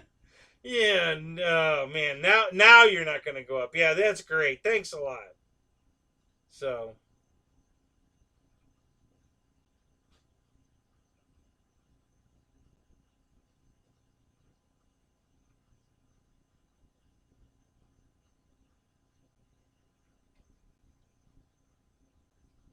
yeah, EQ, I think they corrected that problem. You know, they knew they had a problem. They changed it. You know, and now they work. They work good now. Um, you know, that and the lights were the big deal. And they've got a beautiful light system in them now. Their new light system works great. So you've got great lights in the plane now. The landing gear works now. So Dynam's definitely stepped up. The paint on the plane's really nice. They're really well painted. You know, when I took that Hurricane out of the box, the camo scheme on that thing was beautiful, really nice. So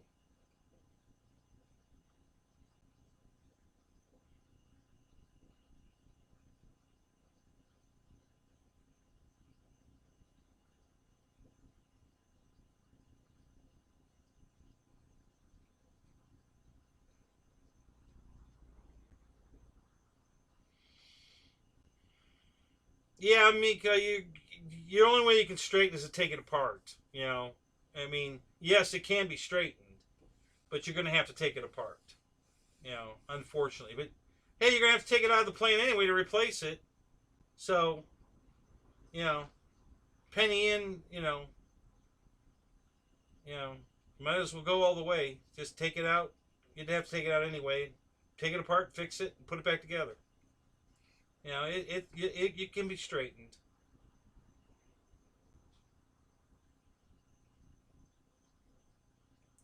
Tug Hill, what's up? Good to see you, buddy.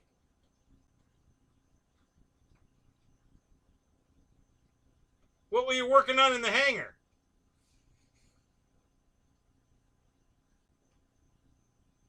Uh-oh. Dana crawled back out of his box. Hey, get back in that box. What are you doing?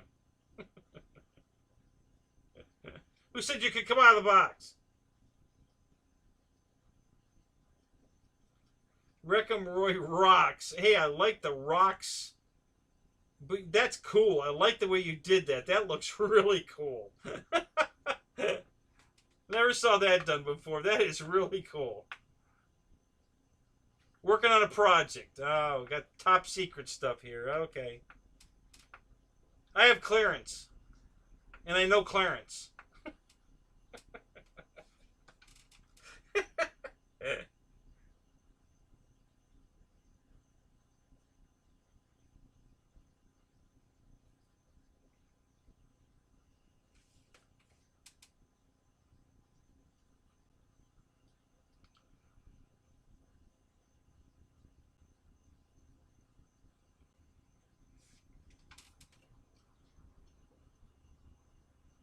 Oh, you got a video you're going to release tomorrow. Oh, cool. Can't wait to see it.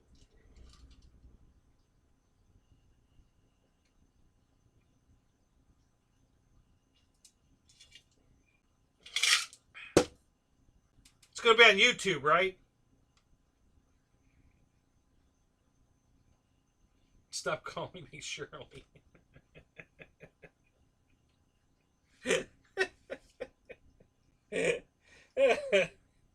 Oh my God, EQ, you're funny. We pick up on the jokes, the movie jokes all the time.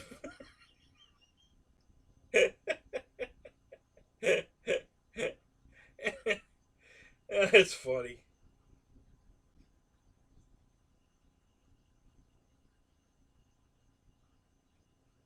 Yeah, man. How about that? You know, that packing tape's hard to break from the inside the box. Damn. I don't know how he did that.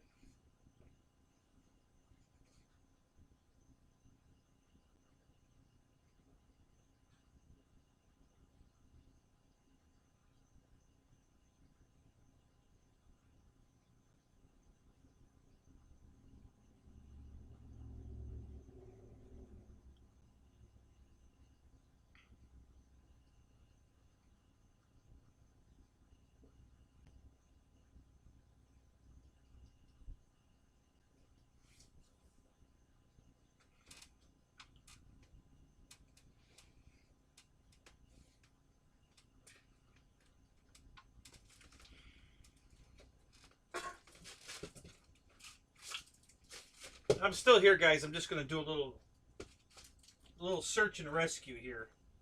I dropped something on the floor. I'm gonna see if I find it.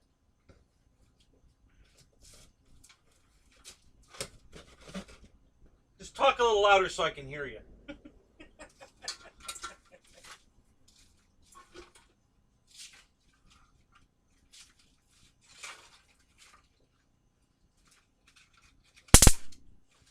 Hey, we got some bugs.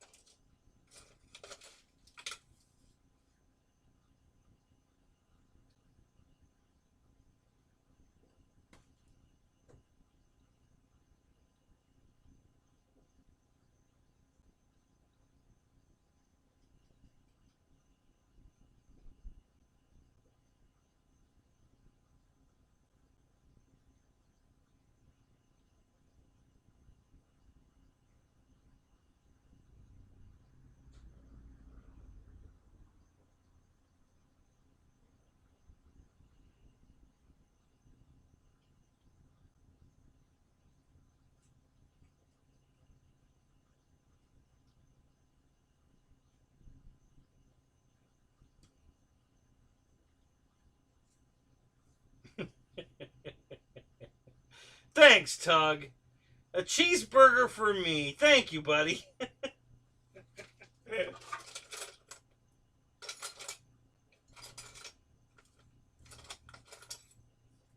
A cheeseburger a day keeps the doctor away. There you go.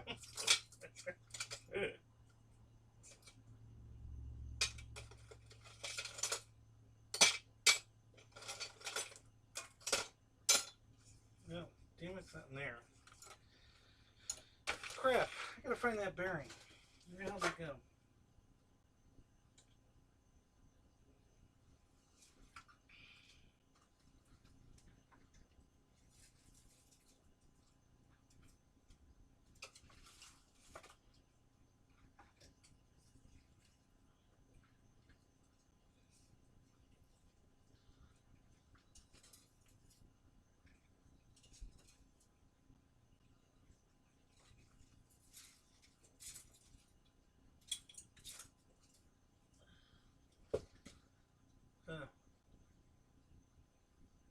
That's kind of useless, I think.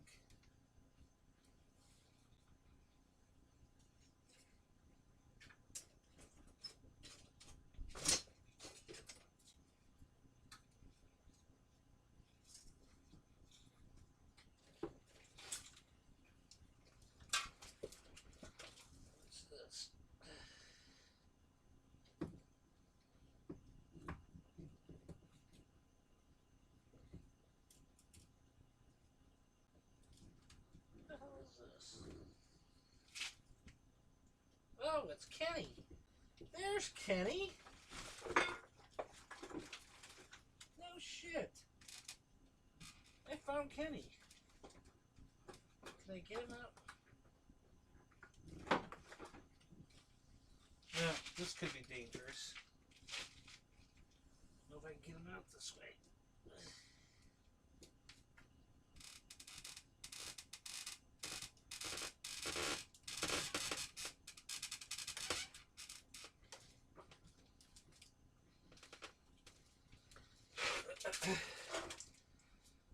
I found Kenny! He's been MIA for weeks, months.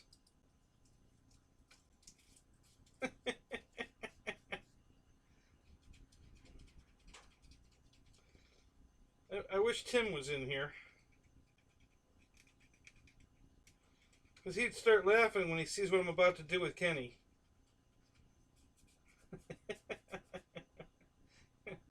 Alright guys, you ready? You ready to see this?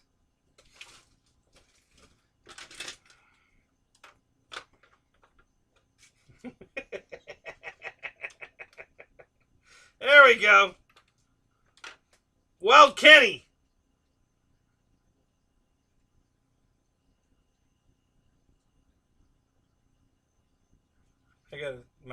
I'm lagging behind a little bit. Let me get caught up here. Yeah, there we go. Hang on. Yeah. I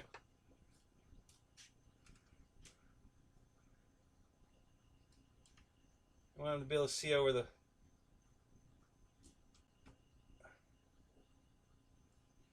Yeah, there you go.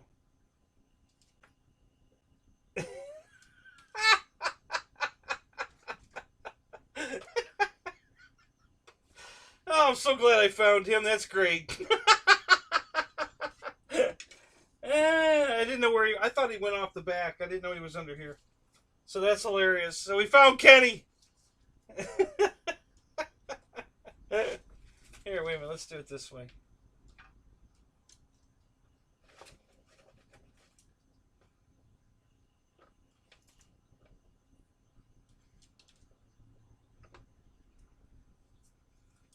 That'll probably work all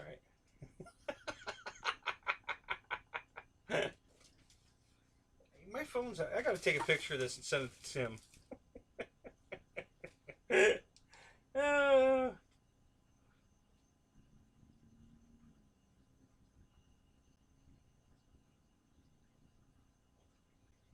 Yeah, they killed me. All right, there I am. I'm back from the dead again.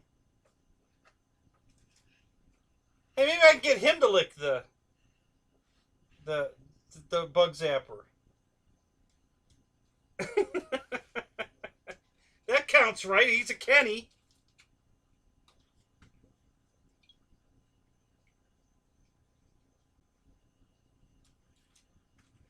He turn his head.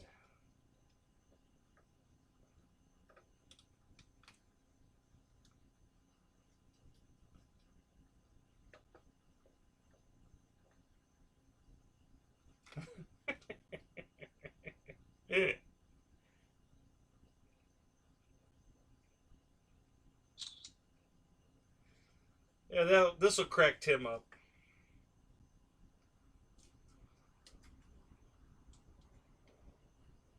Yeah, that's perfect.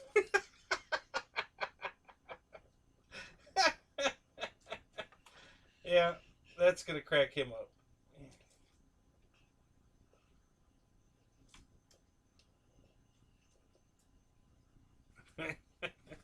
I might just have to leave him in there instead of the driver that came with it. That's pretty good, actually. I may just have to do that. That's hilarious.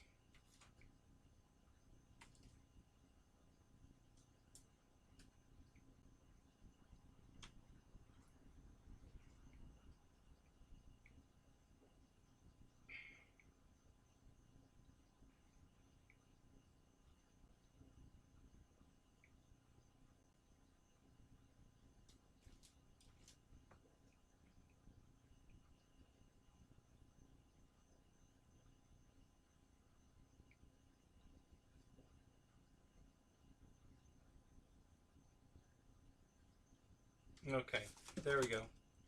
So I'm sure I'll hear back from Tim shortly. That's gonna kill him. Kenny killed Kenny. Yeah. Yeah.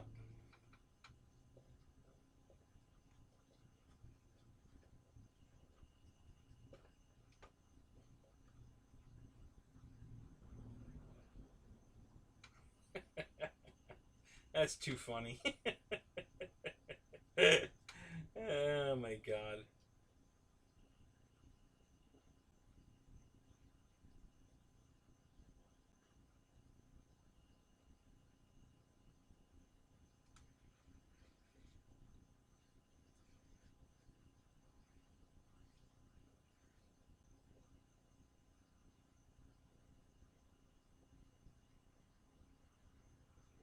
Yeah, that's not a bad idea, Matt.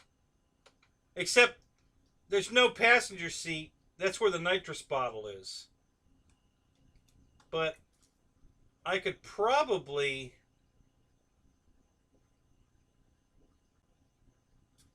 I don't know if I could tape or stick the driver on top of the nitrous bottle, but I bet Kenny would fit on top of the nitrous bottle okay.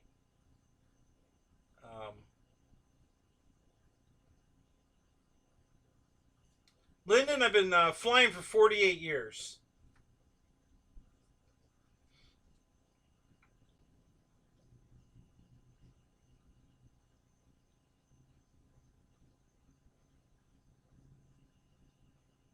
Yeah, almost, Tug.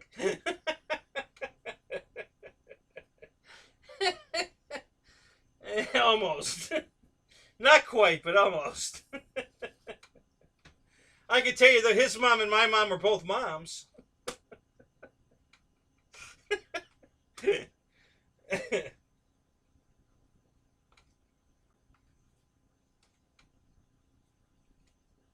They even went to different schools together.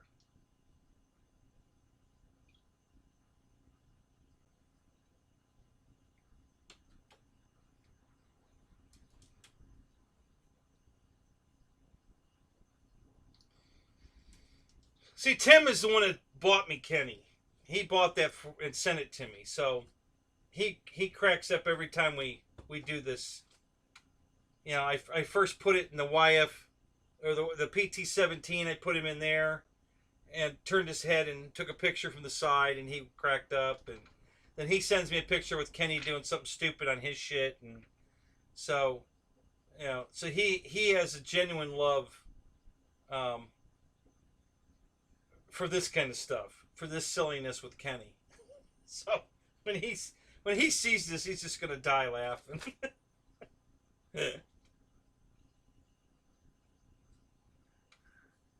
Yeah, Lyndon, I've been doing it a long time. You know, I am, and I'm pretty good at it. I really enjoy this hobby. I can't even tell you how much. Um, it's I've never lost interest in it. At one point, I had to put it on hold for a little while, just because sometimes life gets in the way. But I never stopped. You know, I never stopped buying RC. You know, for a while there, I got on the car kick. I was buying all these um, hobby grade and toy grade cars, um, just because I love cars too. So I bought all these RC cars and RC planes and then a hovercraft, and then I've got a Hummer, a big 1/6 scale Hummer over here. All the doors open, the hood opens, the trunk opens, the the lights, all the lights work. You know, it's a really cool Hummer. Um, and you know, just all kinds of crazy stuff. Just, you know, if it's RC, it's for me. So, but the planes are what I enjoy the most. Um, when you can't fly planes, though, for one reason or the other, you know, you lose your field. The field puts restrictions, things like that, get in the way temporarily, and so you go on to something else. So there wasn't, when I first moved down to Florida, there wasn't any pylon racing going on, which is what I like to do the most. So I got involved with racing the cars because I want to race, and if I can't race planes, well, then we'll race cars. So I raced cars for quite a few years.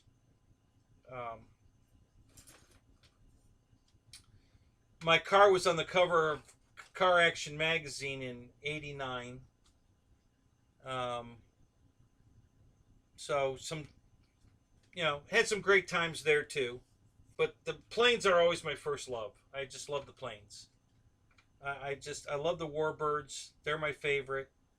Um, I love scale mostly. I have a few non-scale airplanes that still look like airplanes. You'll never see me with an ugly stick. Okay? I don't care how good it flies. I've got plenty of planes that fly just as good as an ugly stick that look like an airplane.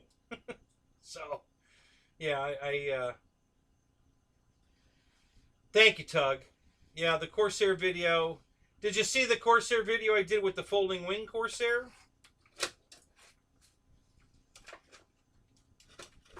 Because that was pretty cool too. That's a good Corsair also. I really like that one. That's the one from LX Models.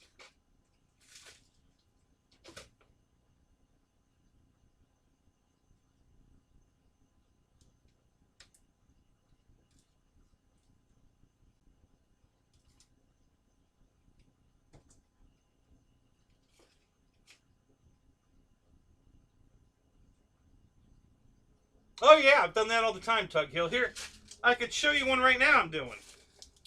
If I could find the tail section. So, yeah, I've done that. And I'm doing it right now again. This is an old balsa plane. It was a Quickie 500. Yeah, here's the tail. I just stepped on the tail and broke it, so I got to fix the tail, but it's still there. So here's the tail of the plane. And the nose of the plane is right here. So again, here's a white and orange paint scheme, and this is a white and yellow paint scheme. But I was able to salvage the two, and they'll glue together like this almost perfectly. And that's a perfect Quickie 500 fuselage right there, minus the tail. And I still have to put a rudder back on it. But yeah, that's a perfectly usable Quickie 500 airplane right there. I just got to build a wing for it. So yeah, I'm going to put these two together, cut a new vertical stab for it, and we're gonna go fly this one again. So yeah, to answer your question, yeah, I've done this more than once.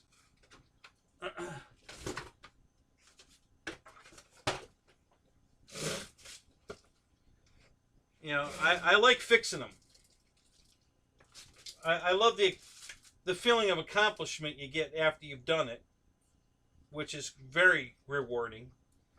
And I love saving the money of having to buy a new fuselage or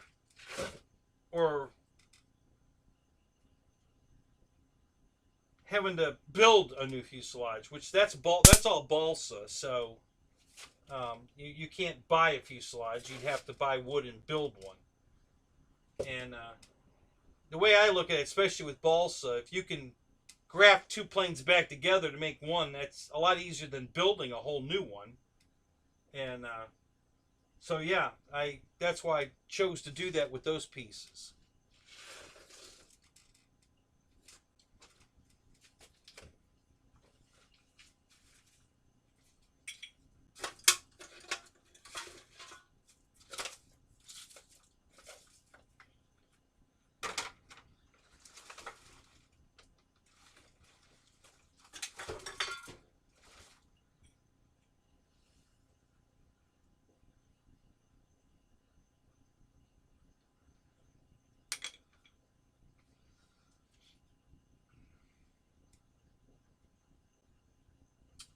So when I first came out here tonight, I started playing with the Wild Willie.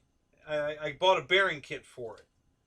So I've got all the bearings to put bearings in the car instead of the stupid plastic bushings. I dropped one of the bearings on the floor and I can't find it. I need to go get a magnet.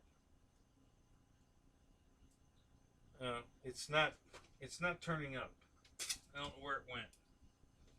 I think it might be underneath this desk where Kenny was. But I can't seem to find it.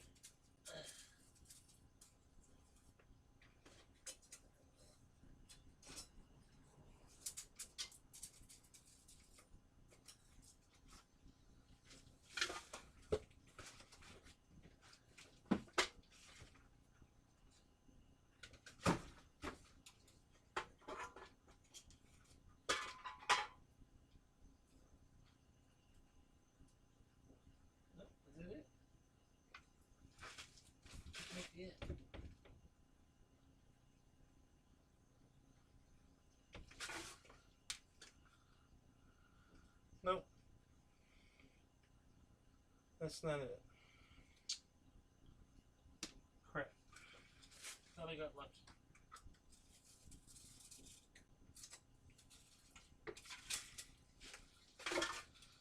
Ah, crap.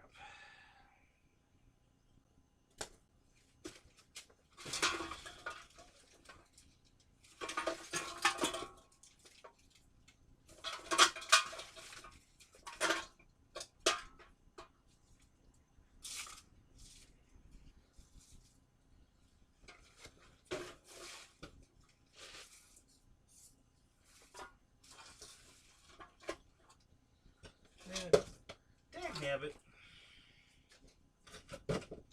No, it wasn't a total loss. I found Kenny. That's cool. At least I found that. So that's a good thing.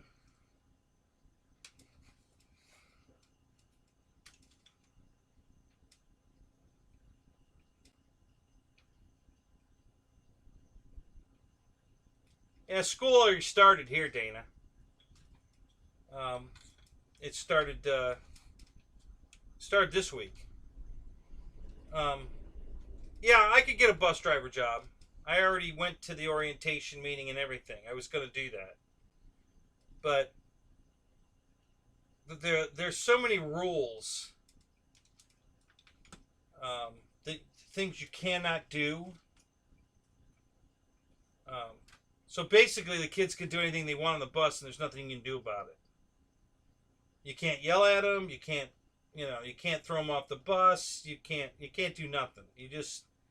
And they know it. So they are going to be pretty abusive. And I don't think I would have the patience to deal with a busload of kids acting up. So I don't know. I am going to, as soon as the garage is done, because obviously I can't go start a new job and then tell them, well, I need a week off because I'm building a garage. So I need next week off. Yeah, that's not going to go over. So, so as soon as the garage is built and I don't have to deal with being here for the contractors and stuff, I'm going to go down to the job search place and see if I can find a county job, either driving a school bus possibly or driving the public transportation bus, which is what I'd really like to do is drive that bus. I want to get a county job, because the benefits are fantastic and there's a pension involved. So I could get a pension. I have a small pension right now, but it's very small. It's nothing I could live on. It's still growing, but it's never going to grow into something I can live on. So I'd like to get into the county and build a pension there. So that's what I'm hoping for. I'm hoping I can get a local bus, well, a local anything. I mean, once you're in the county,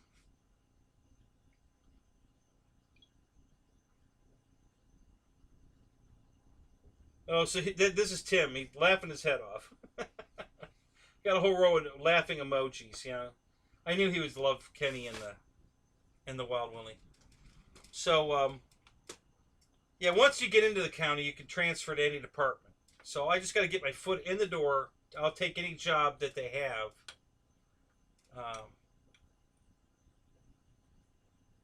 No, Dane, it's not an ugly stick. It's called a Quickie 500. So once I get into the county doing anything, I can transfer to somewhere else and just keep moving around until I find a job I like. And maybe the bus driver job will be something I like. I don't know. I love driving a bus for Disney. I love that job. But I don't think driving a bus locally here is going to be half as much fun as driving it for Disney. And like I said, I've already been accepted to go back to Disney. It's just too far to drive. So that would involve me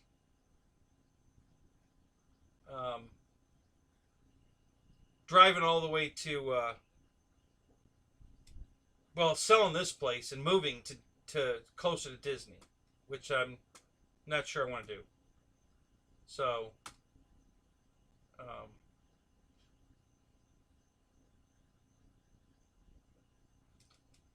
looks like Henna die already? Who? Oh. It looks like Kenny died already. That's what you were supposed to say. It's alright. You don't have to retype it. I got it.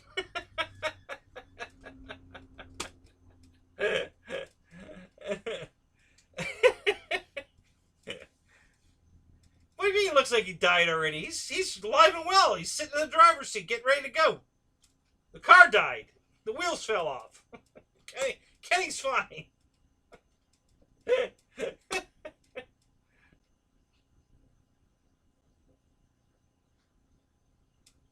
So it's just short of 100 miles each way. And it takes me an hour and 40 minutes, depending on traffic. Hour and 40 to 2 hours, you know, traffic-wise. So, and the hard part about it, Mick, is it was when I was working at Magic Kingdom, I didn't get off work till 4 in the morning. Because Magic Kingdom's open till 3 in the morning. And we have to stay an hour past closing to get everybody to their vehicles. Or to their hotels, wherever they're, you know, whatever we got to do. And so now I'm driving home at 4 o'clock in the morning, not getting home here till 6 o'clock in the morning. That was rough. That was very rough. So, yeah, it was like 97 miles. I had AAA and I had to have my car towed one night because the alternator failed. So it wasn't going to make it home. So I called AAA and they took me home. It was 97 miles, just under my 100-mile limit. So that's how I know for a fact it's 97 miles. And so I did that for 2 years. And I had 2 incidences, and after the second one I had to quit. I couldn't do it anymore. The first time I wound up in a parking lot in Lakeland. It was a Dick's Sporting Goods store. I've never been in that parking lot in my life. Never been in there. Never been in Dick's. And I was in my car. The car was running in gear. My foot was on the brake, and I'm sound asleep. I woke up and I'm sitting here, and I'm like, "How the fuck did I get in here?" I had no idea. I had never been in there. I don't even know how to get in there. But somehow I drove into that parking lot and stopped. So I have no idea how that happened. So that really scared me. So the second time that similar thing happened, I was falling asleep at the wheel. I didn't know where I was. I couldn't take it any longer. And I pulled over, shut the car off, and went to sleep. When I woke up, I was on my own property. I was home, okay? I'm on my own property, sitting in my car sleeping because I couldn't drive any farther.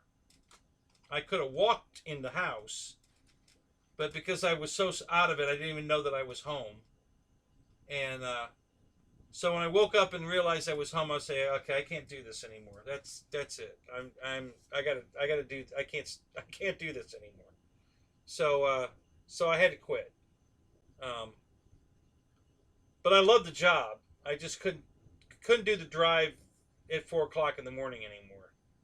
And unfortunately, even if I bid into a job like at Epcot that gets off much earlier, or Hollywood Studios, which is even much earlier than that, I can still be held if they need fill in for, um, like at Animal Kingdom. There's a restaurant that's open till late, and at the moment it's escaping me the name of that restaurant. I'm sure one of you guys are going to tell me though, because I'm sure you'll know it. Um,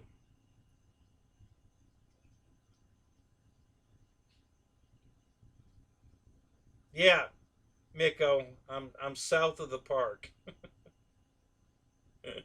No, I'm west of the park. I'm way west. Well, anyway, so uh, I could be scheduled to work late if they're short. If somebody calls in sick or they're shorthanded on uh, needing people to drive for the restaurant that's open, or even Magic Kingdom, they could send me over there. So even though I could take a bid to get off early, um, it's not a guarantee I will.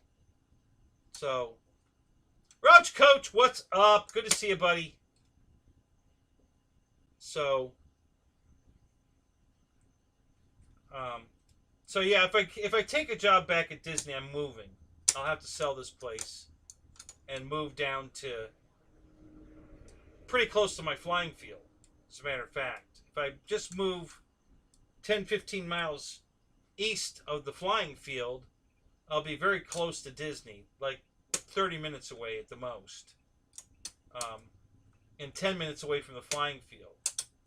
So that's a win-win for me. Closer to the flying field, closer to work, go back to work for Disney, job I really love. So the bad part of it is that I'd be giving up the brand new garage I'm building. I'd have to give that up. So, um, so we'll see. I haven't made any permanent plans yet. I'm still working on it.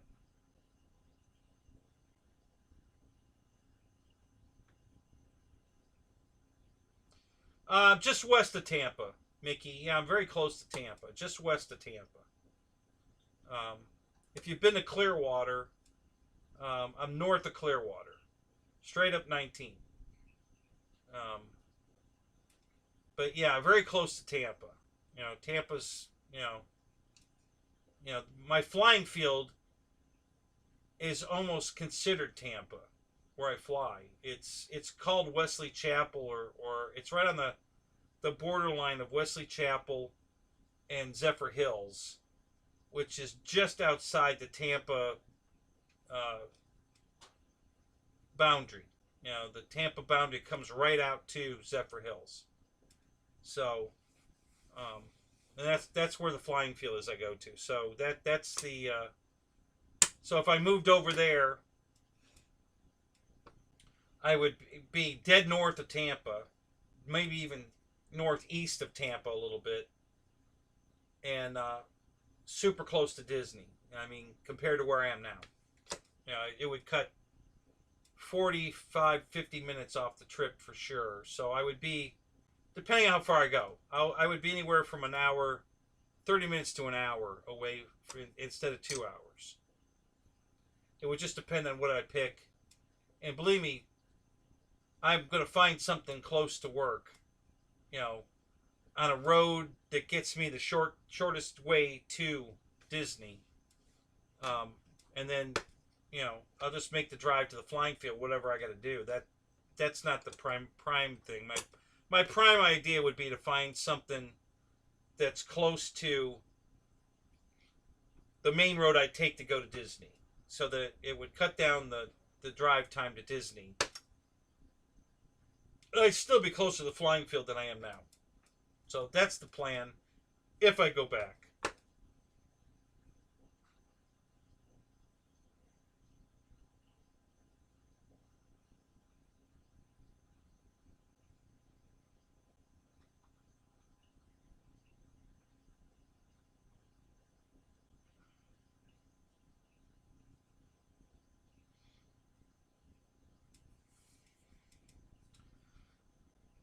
So yeah, I saw. I'm betting that was your trailer, right? You have a white truck and a black trailer, Roach. Because when I was in the back seat of your F-16 going for a ride, I looked out the window, and I think I saw it parked at the end of that long building. Am I right?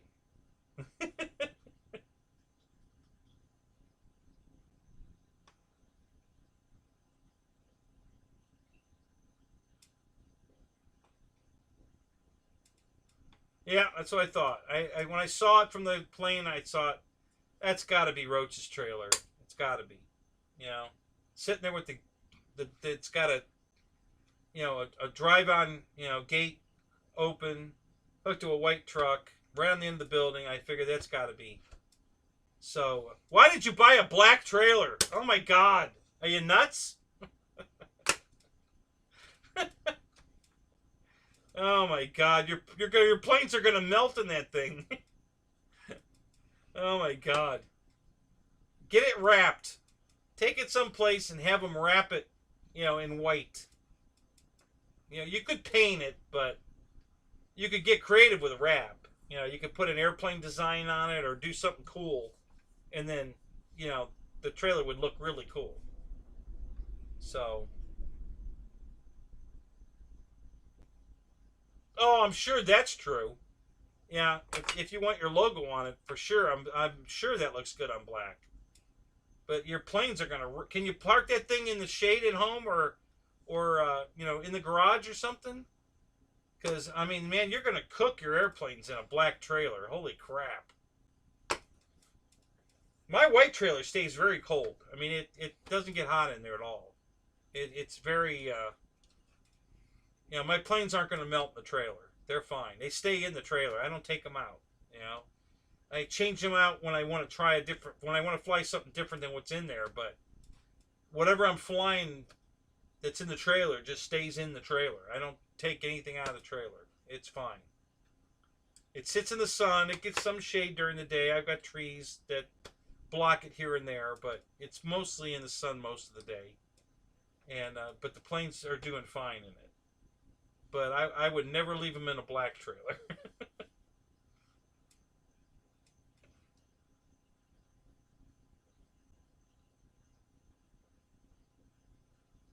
Oh, good. Well, that's cool. But it's in the sun at the field though. But you got the doors open, so that'll you'll be okay, I guess.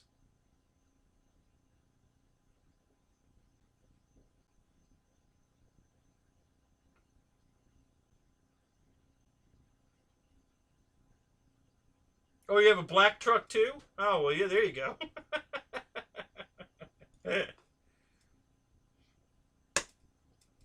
Yeah, I'm sitting in the back seat of the F-16 enjoying the ride, and I look out the left window there as you were circling around. I go, "Hey, I'll bet you that's his trailer right there." Yeah, that was cracking me up. I thought that was funny as hell.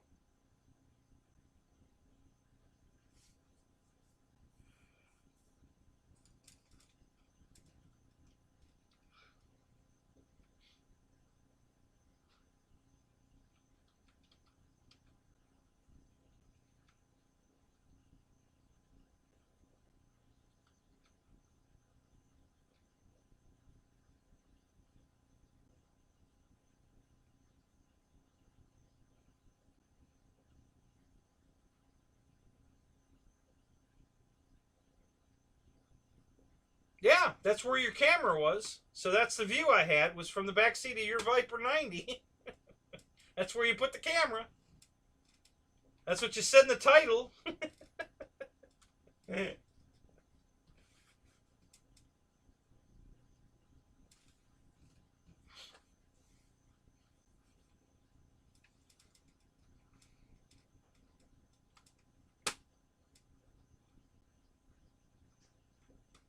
Guys, all I do all day long is watch YouTube. I rarely watch any television. There's a couple of shows, the old rerun shows that I like to watch, like Jag and House.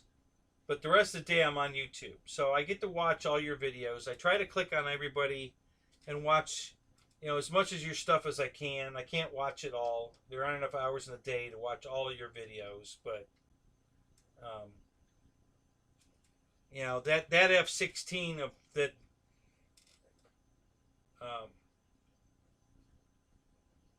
Mickey had was absolutely gorgeous. God, I love that paint scheme. That black and gray. Oh my God, that was just beautiful. And then Mickey at the end of his video where we'll pick something. That just crap. And I knew it was coming, but it was funny as hell anyway. Oh,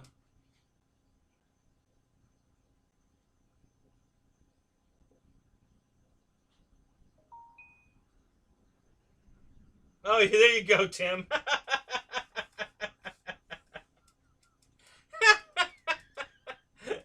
So you guys, Tim said he backed up my video to find out when I found Kenny, because he knew it was missing. So he actually saw me find Kenny. That's funny. Yeah, so thank God I found Kenny. So that was a productive night for sure.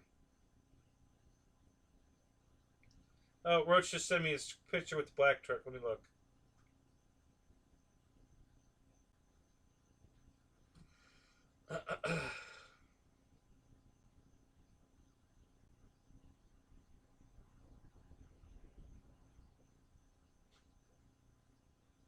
Yeah, it's that a Vino's?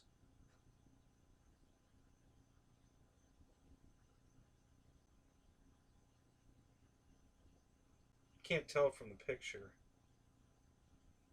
Well, maybe I can. Yeah, I think it is a Vino's.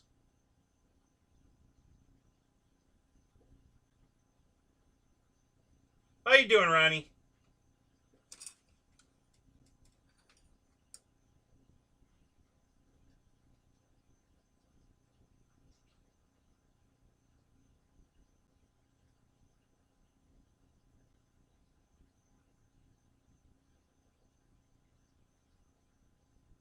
Oh, you little cheater.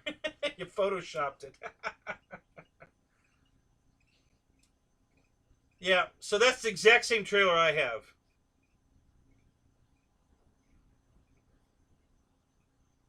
Yeah, it's the exact same.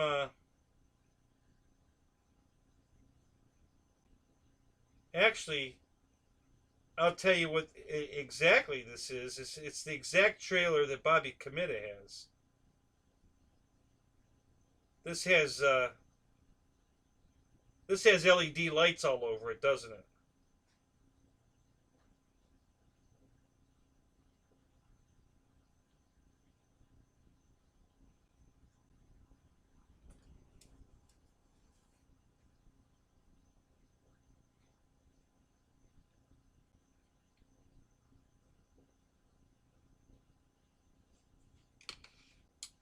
Yeah, I know, Tim. I looked that thing up. I know it wasn't cheap. I'm amazed you paid that much for that. I wouldn't have paid that much for it. That was. I know he's not cheap.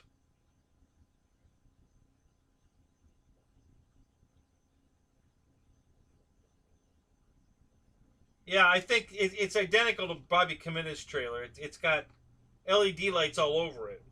I don't have LED lights on mine because it was made in 2005, but it's the exact same size trailer. It's got the RV door just like mine. So other than the lights, um, it's the same trailer. So yeah, that's going to serve you well, buddy. It's a good size trailer. I can get in the rack I built, which I'm sure you saw that. I can get 12 in the rack, and then like 4 or 5 standing on their nose around the rack, and hang a couple more, so I can get 20 planes in the trailer easy. And I've got 2 in the boxes right now. So let's see, there's 12, 13, 14, 15, 16 without hanging. And, I could easily hang some smaller, either 1100 size down to a UMX on the ceiling in the area between the rack and the desk. So I could hang 3 or 4 more planes there, no problem. And yeah, so I can get 20 airplanes in that trailer with ease. So yeah, it's a nice setup. It's a good size. If I take the planes in the front rack out and put them in the tent, and then fold the arms in that hold the planes, I can put a queen size mattress, air mattress, on the floor between the rack and the bench, the desk that's in the nose, and sleep in the trailer, and put the air conditioner in there. Or I can just leave the air conditioner in the tent and sleep in there. But I have options. If it's storming real bad, I would probably, well, it depends just how bad. If it's bad enough that I think that it could collapse the tent, then I'd put the airplanes back in the rack and sleep in the car, and hope for the best with the tent, that it doesn't blow away. But if it's just raining hard or whatever, I might just put the planes in the tent and sleep in the trailer with the air conditioner. But at the Pilot Ryan event, I slept in the tent with the air conditioner, and that was fine. Man, that thing definitely, the air conditioner definitely makes the tent cold at night. Not during the day, but at night. So,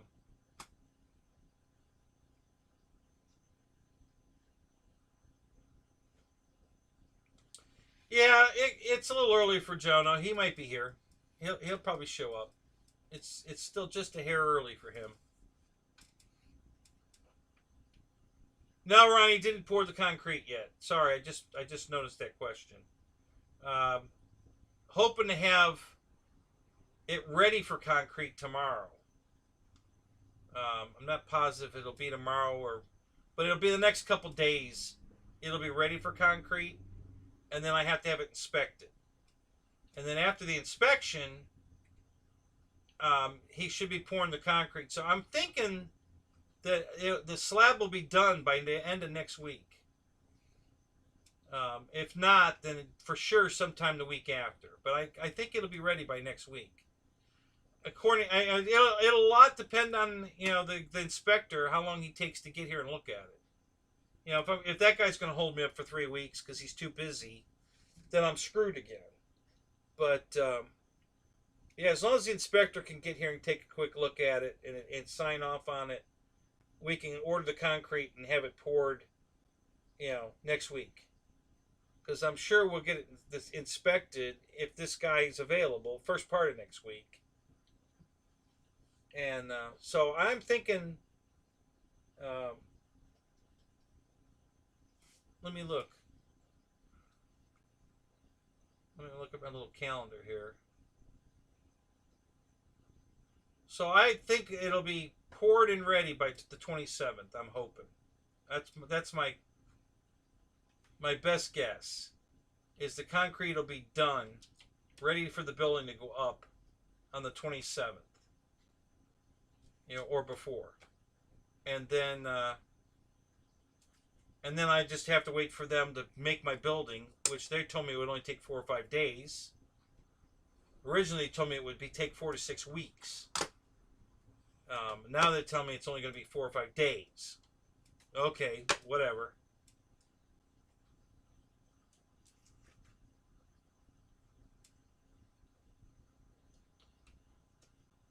Whichever video you put up, I don't know if it was the maiden, but it was the video you put up with your F-16 where the camera was in the back seat, and I'm looking over the headrest of the front seat, and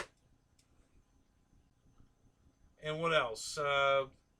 It was pretty gated up, You know, the piece between the front seat and the back seat, that little area that the headrest is mounted to was pretty gatered. Like apparently it had been the sun. It's black, so of course, anytime it's in the sun, it's going to do that. But yeah, it was the video you had with the camera in the back seat. So I don't know if that was the Maiden or not. I think it might have been the Maiden actually. And now that you say that, yeah, I think it was the Maiden.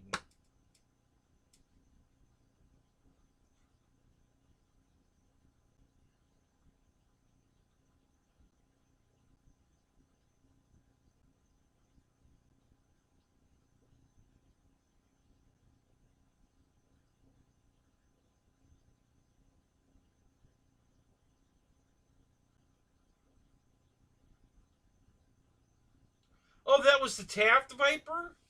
Oh, no kidding. Oh, I thought it was your Mike, pilot, Captain Mike's Viper. You know, because everybody calls the F-16 a Viper. I don't. It's a Flying Falcon or Fighting Falcon to me. I've never called it a Viper, but apparently all the F-16 guys call it, a Viper. You know, even Captain Mike called it a Viper in his video. You know, we got a whole bunch of Vipers here. You know, so he even called it a Viper. So I assumed it was Captain Mike's Viper. So, all right, well that's cool. So it was your Taft Hobby Viper. Nice. Because they were both 90 millimeter. You know, so I just assumed it was the Mike's old plane, but yeah, so that's cool. So that anyway, yeah, that was the video I watched.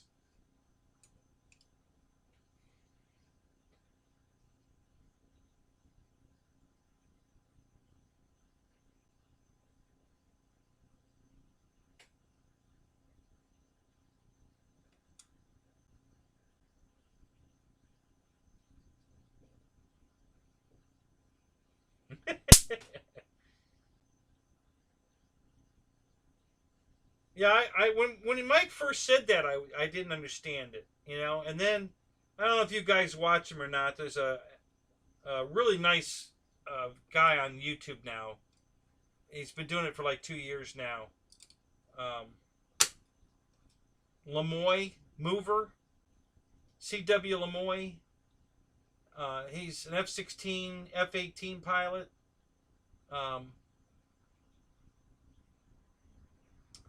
So he calls it a Viper, the F-16, and he says all of his buddies that fly F-16s, they all refer to it as the Viper, just like, you know. And this is he used this as an example. It's like everybody calls the A-10 the Warthog, but it's really the Lightning II was the official name. Like the official name for the F-16 is a Falcon. The A-10 is the Lightning II, but everybody calls it the Warthog. And now the new F-35 is the Lightning II.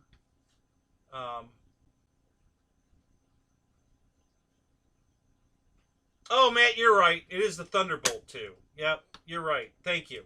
You're right. So, yeah, it's the Thunderbolt II. And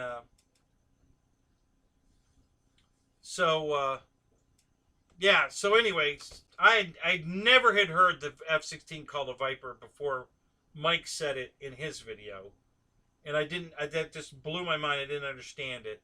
And then when I watched C.W. Lemoy's show and he explained that that's what pilots call the F-16, okay, well now that makes sense why Mike called it that, and and then it all kind of fell together. But I was very confused until then. I'm like, Viper? What the hell are you talking about? You know, it's not a Viper. It's a Falcon. What the hell? You know. So I don't know how it got the nickname Viper. What was wrong with Falcon? I thought that was a cool name. You know. Thunderbolt 2, not so much. Warthog's more appropriate. I mean, the Thunderbolt 2 doesn't make any sense to me.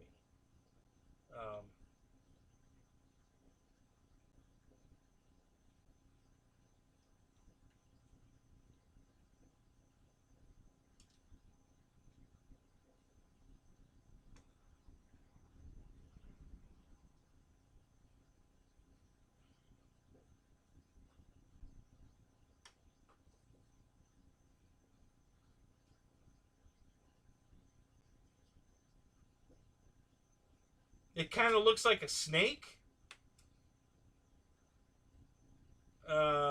What part of an F-16 looks like a snake?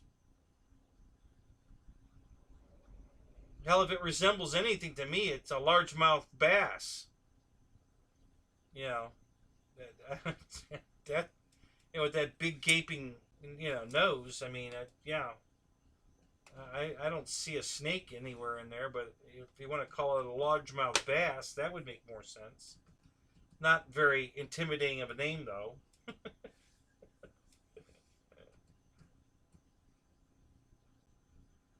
And now the new version of the F-16 is called a largemouth Block 2, I think he calls it. I don't know what all that means.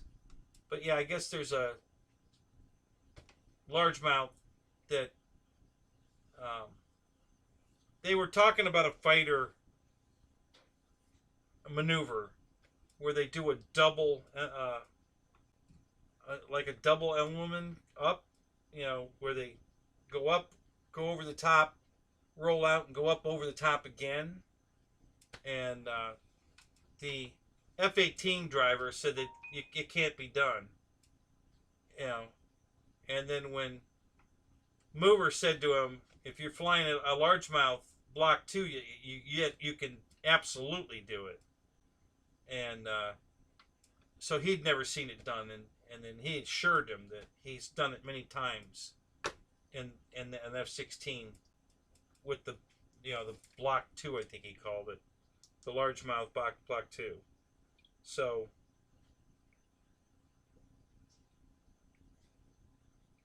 it's a really good show. If you haven't watched C.W. Lemoy, watch it.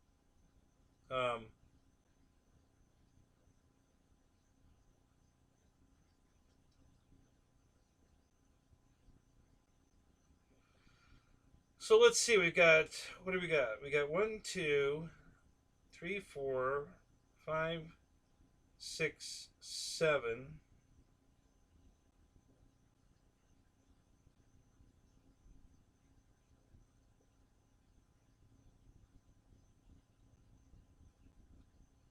So I'm counting 7 airplanes in here, Roach. Are there any on the other wall?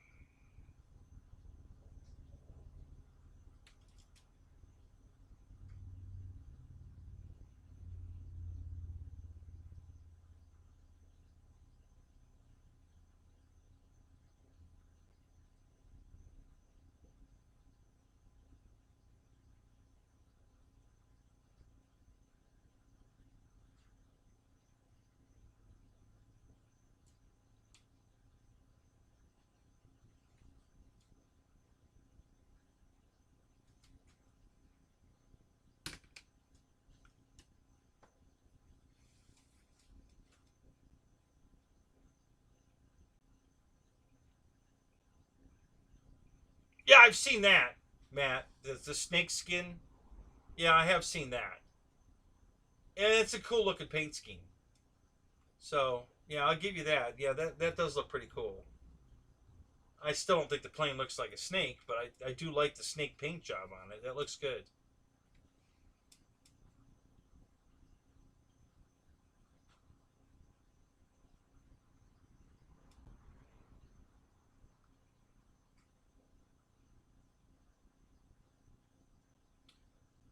The F-15 is called a what?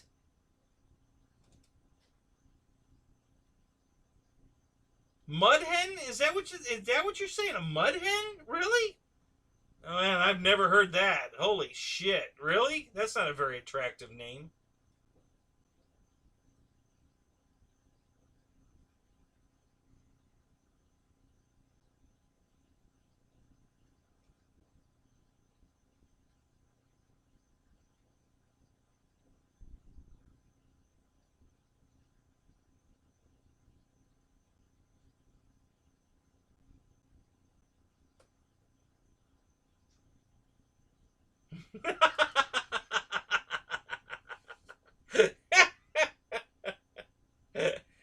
I hear you, buddy. Unfortunately, I didn't get any space back in my living room. But I totally get it. That's why this get this damn building built in overdrive is because I just can't stand it anymore. I want my house back.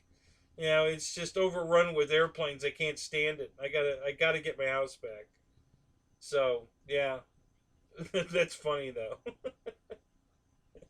I keep telling the wife, I say, you know, I'm not the only one, honey. There's all these guys I fly with. They have the same sickness I have. There's airplanes all over their house, and she thinks I'm like the only guy that that has this. That she's the only woman that puts up with this, and I'm just laughing at her. I'm like, no, you're wrong. So.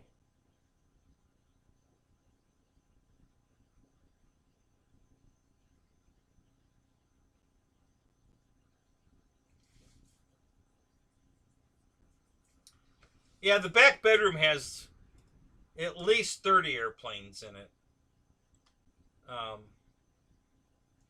And that's where the closets that her clothes are in that bedroom. So she has to be able to walk through that bedroom. So she's walking under airplanes, next to airplanes, but both sitting on their noses on the floor against the wall, and then in the racks that are on top of tables in the bedroom. So there's 8 planes in each rack. So there's 16 planes there. There's 3 or 4 along this wall. There's a whole bunch in the back wall, and then there's boxes laying horizontally in between the tables and behind the tables.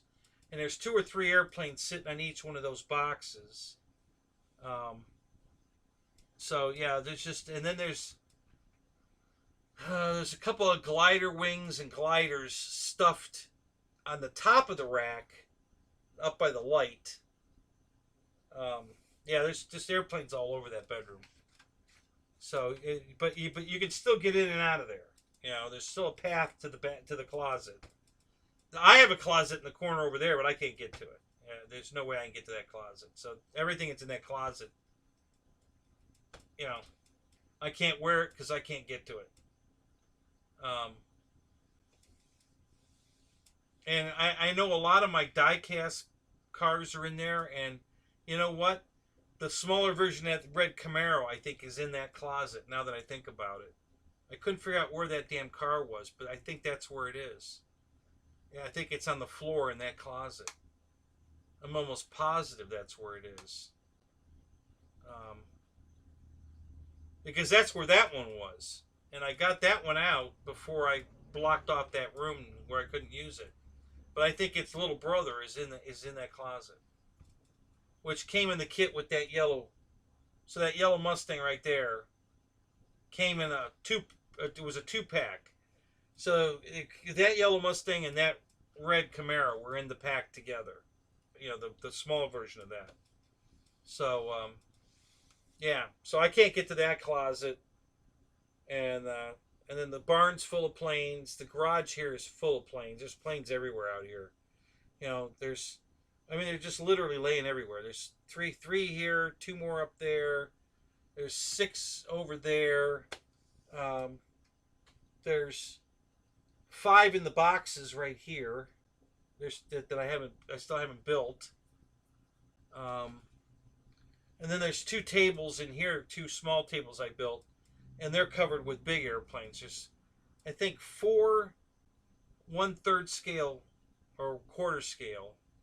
Yeah, I think they're quarter scale. There's 4 quarter scale Cubs sitting on these tables right here. Got a giant sailboat up there. I could go on and on. It's crazy. Yeah, so I'm really looking forward to the new garage. I can't even begin to tell you. Not going to touch any of this right away. This is staying the way it is. I'll still be doing my show here until I get set up in there. The only thing I'm going to do is empty the house. So I'm not taking anything out of the garage, the barns. the carport, where all these other airplanes are, staying where they are for now. I got to get the house emptied. Once the house is empty, then I'll come out here and get this stuff. And I'm going to get all the planes on the floor in the garage, and I'm going to take a picture and show you guys. I'll probably take a video too. Yeah, once I get the garage built, you guys are going to get a view of the entire Air Force of Hangar 51.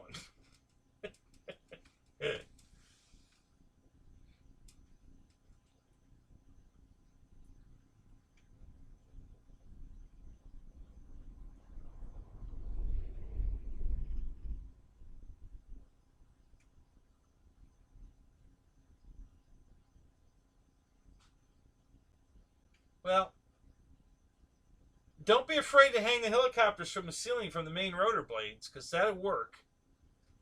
You know, get them out of the way and stay safe up there.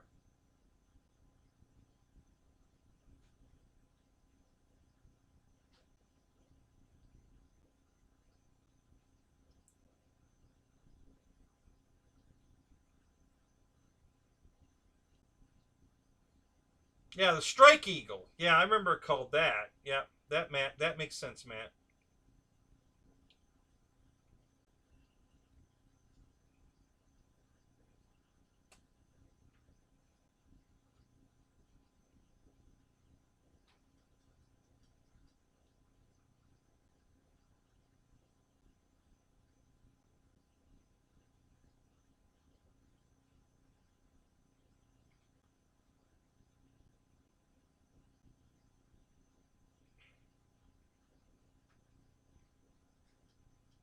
No, I'm on Facebook. I mean, I have a Facebook page. I have one for me and one for Hangar 51, but I'm never on Facebook. I'm just not a Facebook guy. I don't put my life on Facebook. I don't go there every day to post a picture or, you know, hey, I'm having dinner here. I don't do any of that. None. So if I get a notification that one of you guys put something on Facebook, I get that, and then I'll go look and see what's going on. I used to not go to Facebook at all, but now that you guys, so many of you guys are posting stuff on Facebook, and I'm following you, I get notifications that, you know, like when you put that video up, I think,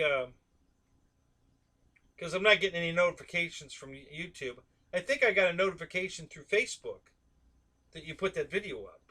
Pretty sure that's how I found that video. So yeah, I'm just not a Facebook guy. I'm not putting my personal life out on the internet like that. I just don't.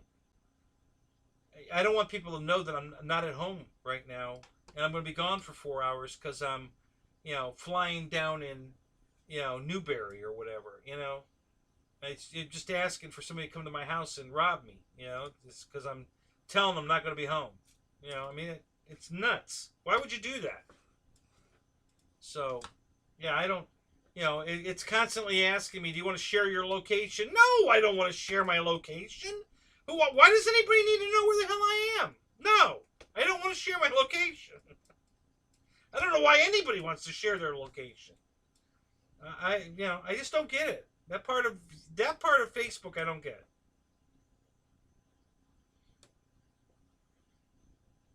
Oh, Christy, you're taking pictures mostly, you know. So I get all your notifications, and sometimes they make me laugh.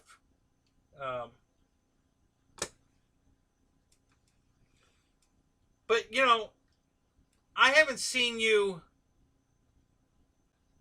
I don't think I have.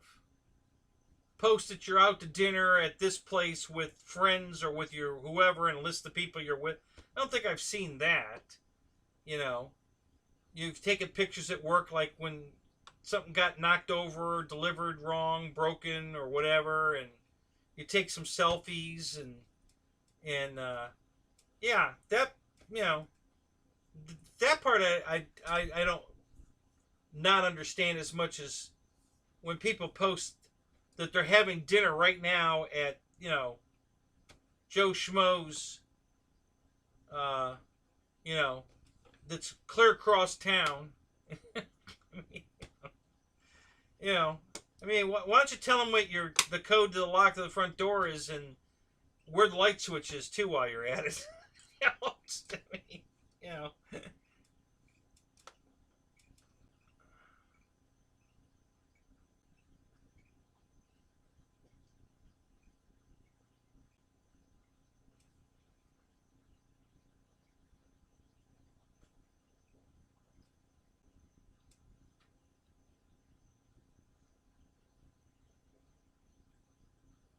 So I think I am gonna start posting when I put a video up. I think I'm gonna start putting them on Facebook too, um, to see if I can get more subscribers. But other than that, I don't think I'm nothing's gonna change. I'm not gonna ever tell people that I'm out here or there, share my location. It's not gonna happen. Um, but I might start posting when I post a video to YouTube. I might actually put it on Facebook too. I have to figure out how to do that. I don't know how to do that. I know so little about Facebook. I hate it when I get something, a notification or something on Facebook, and I look at it and then it goes away and I can't get back to it. That just drives me freaking crazy. Where did it go? It was right here. It was right underneath this post. And where did it go? And it's gone, and I don't know how to get back to it. Drives me crazy.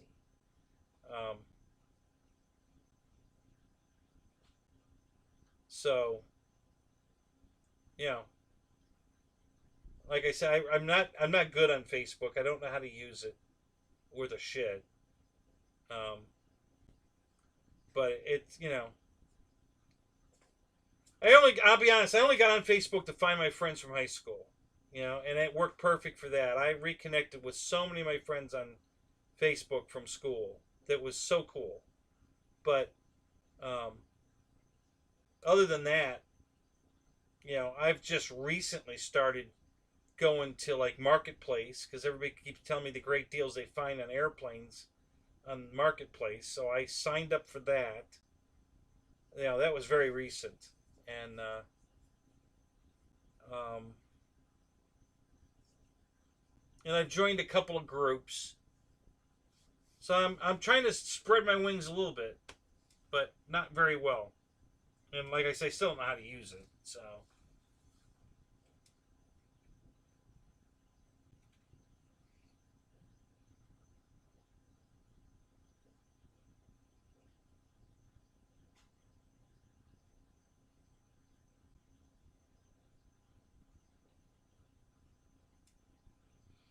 yeah, that's the only way I know how to do it, Roach. I don't know how to post it directly to Facebook.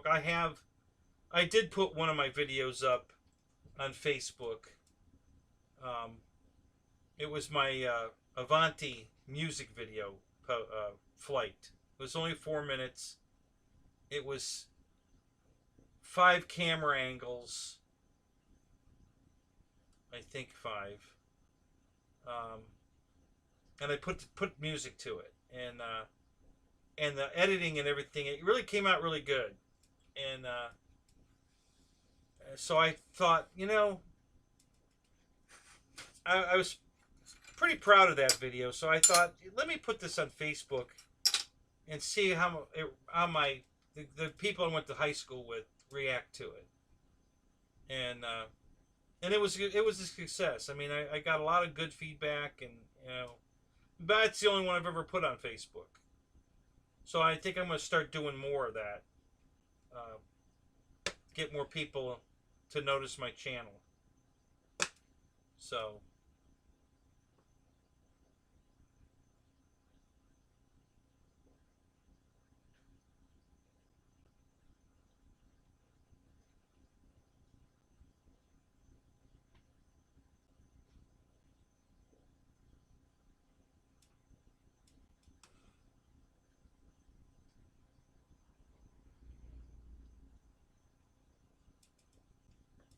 yeah, I think that was obvious, Christy. it, it uploaded all night and then it didn't work. I think he knows he didn't do it right. Thank you, Captain Obvious. I'm just teasing you, darling. I love you.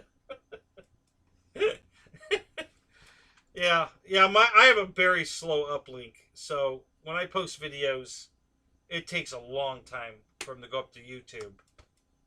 But they always go up, But it takes a long time, you know. A 10-minute video will take an hour and a half to upload, and an hour video takes like 20 hours to upload. I mean, it's crazy. So my uplink is, I've got high speed down, but I don't have high speed up. Because I'm still on dial up. Hey, don't knock dial up, man. I like that tone where it goes doo doo, and then you get the, and then it goes away. I like that. It's cool.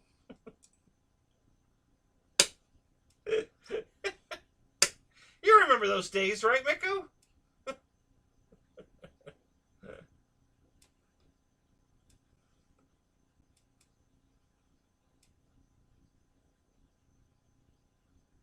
Yeah, see, you remember that.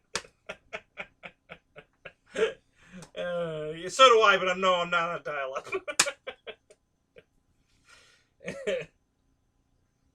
No, I'm actually like I've got an Ethernet cable. I'm not using a modem or a router. I mean, I'm live hardwired out here, and yeah, it's like I said, I'm just not willing to pay for high speed upload. It's I'll just turn the thing on and let it start uploading in the middle of the night, and I'll open another window of YouTube and click on that 10 hours of white noise sound like airplane engines or whatever, and let that video run all night long so it keeps the computer alive, woke up, and the whole time that's playing, it's upload the video. So I know for sure I got 10 hours that I'm good. I don't have to watch it or attend it or anything, and it'll upload all night. And then the next day, if I need more time, reset the 10-hour clock and let it go again. Yeah.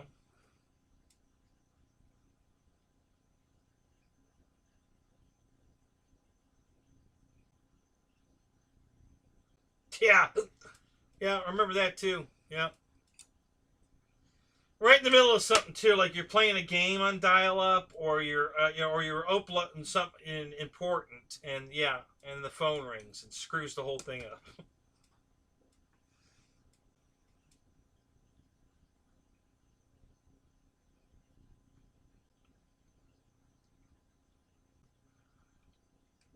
Yeah, I like the dial-up because it sounds like static.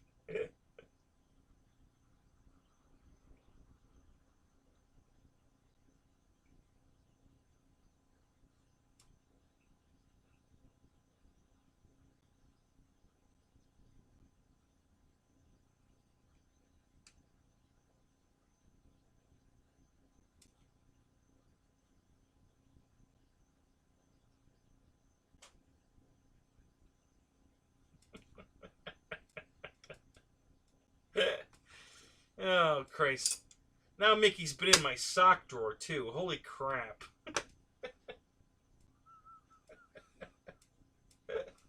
Oh, God, I gotta start locking that thing.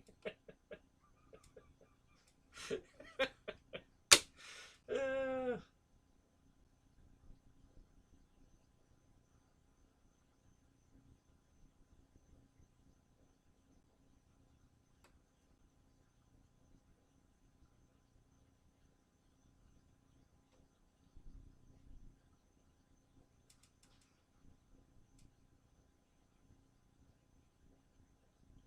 oh, look at you. You're having little Debbie Devil's cakes and milk. Oh, I hate you. Now I wish I had both of those right now. I just ran out of milk, and I don't have any little Debbie cakes. Hey, I have some news, guys, for you guys penny pinchers like me. So, at the Dollar Tree, not Dollar General, not Family Dollar, but at the Dollar Tree, they have some awesome cookies and snack cakes for $1. They're awesome. Okay? So the first one of those, the Little Debbie chocolate roll, the little roll with the white icing rolled in it. They have those there. I think you get an eight count for $1, and they're awesome. They taste just like the Little Debbie's. They're awesome. So, hey, look at that. So that's number one. They have these iced oatmeal cookies that are awesome. Number two. They have the graham cracker, chocolate covered graham cracker cookies. Also very good. They have the fudge stripe, like the Keebler fudge stripe cookies. Very good. And they're all $1. Everything's $1. So if you want some really good snacks, guys, cheap, I highly recommend this stuff. Very, very good. There's some other stuff that are okay, not great, but good, edible for $1 for sure. But those that I just mentioned are my top five snack picks at the dollar store, at the Dollar Tree. Absolutely good stuff.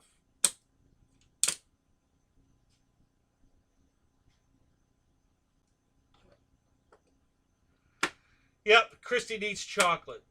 So, you can, when each thing is $1 and you get a big bag of cookies, or, it's not like you're only going to get, a half a bag of cookies. That's why it's $1. No, it's a full bag of cookies, 4 rows, 10 in a row, type, like 40 count cookies. For $1. Those are some of my favorites. Those really are good. Now they also have those. I like the Little Debbie's, the chocolate wafer, the chocolate covered wafer cookie. It's usually 2 in a pack. You can snap them in half. They're kind of thick. They're not as good as the Little Debbie's, but they're good. They're okay for $1. Good enough.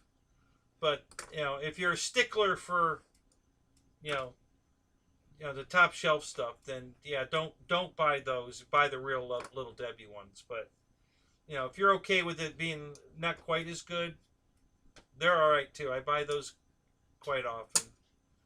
But I buy a lot of the iced iced oatmeal cookies and the Swiss roll thing. Awesome.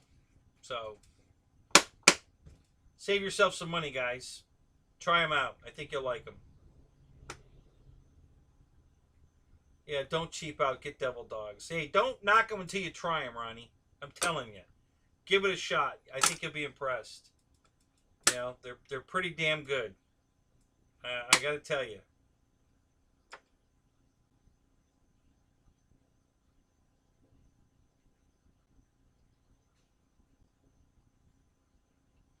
Diabetes in a bag.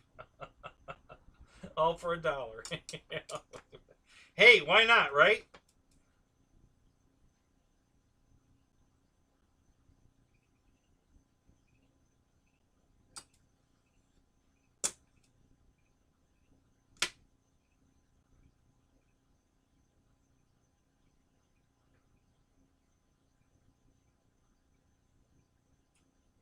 They sell food at Dollar Tree. Oh my God, guys! Yeah, seriously? They sell some great. Do you know the thing? Thank God it's Friday. Fridays. The potato skins that are bacon. They sell those there. They sell real Hershey bars and Reese's cups and all of your favorites there. You can get the tube of Lay's potato chips, you know, that look like a Pringles, you know, the sour cream and onion, or the cheddar, same thing. The whole tube, you know, $1. You know, these prices are even. And then these are brand name stuff here too now, not carbon copy stuff. These are brand name stuff for less than Walmart sells it for. So yeah, guys, go check out the Dollar Tree. I'm telling you, check it out. You will be impressed. They sell a lot of name brand stuff in there, good stuff. And then they have their own brand stuff. And I'm going to tell you, like I just said, those 5 cookie things I told you about, the Swiss roll, and they taste just like the good ones. Now, like some of the other ones, not exactly the same, still edible, you know. But if you're a nitpicker, then hey, don't buy those. I'm not that picky, so I you know, I tend to just get variants of stuff. But yeah, you know, the Cheetos, they have it all. They have everything there.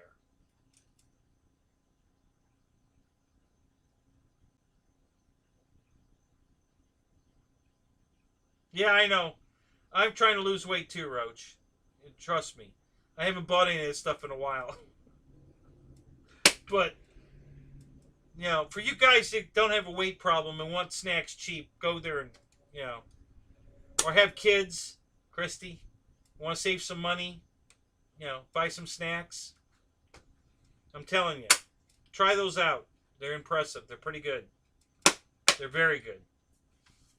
So, yeah, you can get everything at Dollar Tree. You can get mouthwash for $1, toothpaste, shampoo, hair shampoo, uh, and, you know, VO5, you know, top name brand stuff, and that, you know, Crest toothpaste, you know, all name brand stuff, guys. You can buy the cheap brand, get bigger portion, or the name brand, get a smaller portion. But it's all available at the Dollar Tree, you know. So yeah, you guys need to go to the Dollar Tree and shop around. It's impressive. It really is. The stuff you can get in there, Tupperware stuff. Listen, I got a watermelon one day going to the flying field, right at the entrance to our flying field. A church was giving away free watermelons. Okay, they hand you the watermelon and a business card for the church. You know, come join us for Sunday service, blah, blah, blah. And a watermelon, right? So I took this gigantic watermelon home, and I didn't have anything. I wanted to cut it up so we could eat it, but I didn't have anything to put it in. So I went and bought these 2 giant Tupperware, not Tupperware brand, but the same thing, containers for $1. Brought them home, cut it all up, put them in there, put them in the refrigerator. Perfect. You know, a pizza slicer for $1. You know, Betty Crocker. A Betty Crocker pizza slicer for $1. They have the whole Betty Crocker line there. So spoons, you know, spatulas, whatever. Yeah, you guys can't believe what they have at the Dollar Tree, guys. I'm telling you. And then they have the foam board that you can build all your flight test airplanes from. That's how I started going to the Dollar Tree. It's because I started building flight test foam airplanes. And then I walked around the store and I'm like, damn, look at this stuff. So yeah, I was, you know, I got my heads up from buying flight test boards so I could build airplanes. But yeah, good stuff, guys. Yeah, if only they had airplanes, but they have material to build airplanes. So you can get your free flight test plans, and then go there and buy a couple boards for $1, and go home and build an airplane. So there you go.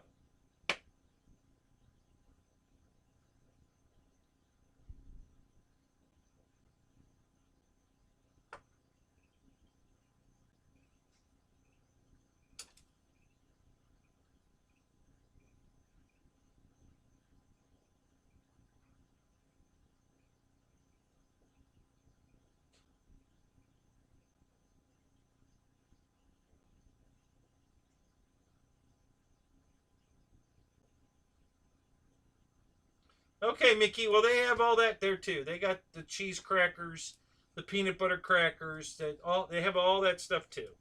You know, all of it. You know, they have. I mean, they have everything you can get in the grocery store. That you know, in the non-perishable, and they even have. Listen, they got freezers full of food too. You know, frozen dinners and ice cream, and yeah, they have all the frozen stuff too. They got coolers full of frozen stuff. Now, I haven't bought too many of the frozen things there. Um, I think I bought. I think I tried a cheeseburger, of all things. I think I did try a frozen cheeseburger, a frozen um, rib, like a McRib sandwich. They had a frozen McRib sandwich similar to a McRib. That was actually pretty good. Cheeseburger, not so much. I wouldn't buy another one of those. Um, but yeah, they have all that frozen stuff. They have cheese and crackers. They have it all there, guys. I mean, they really do. It's unbelievable how much crap they shove in that little store. I really, when you walk around and see all the stuff that, you know, plates, not paper plates, real china plates, glass glasses, you know, a glass, you know, not a metal cup like this, but a glass for $1. You know, all different styles. Wine glasses, $1. Candy jars, you know, a glass candy jar with a lid, $1. Everything's $1 in the Dollar Tree. Everything. So some stuff's even 50 cents. So you get two for $1. But nothing's over $1 in there. Nothing. Anything you look at in there is $1. So it's unbelievable the glassware that they have. You know, real glass. They have plastic too, but you can get a lot of real glass. You know, jars with lids or just drink glasses, wine glasses, beer mugs. I bought a giant solid glass beer mug. I mean, it's a big son of a gun, and you know, like I said, it's $1. Let's see, what else have I gotten in there that was really surprising? Bought some paratrooper guys to drop out of my EC 1500 for $1. Army guys, you know, they got the backpack thing and, you know, the green and white stripe parachute. You know, got a bunch of those for $1.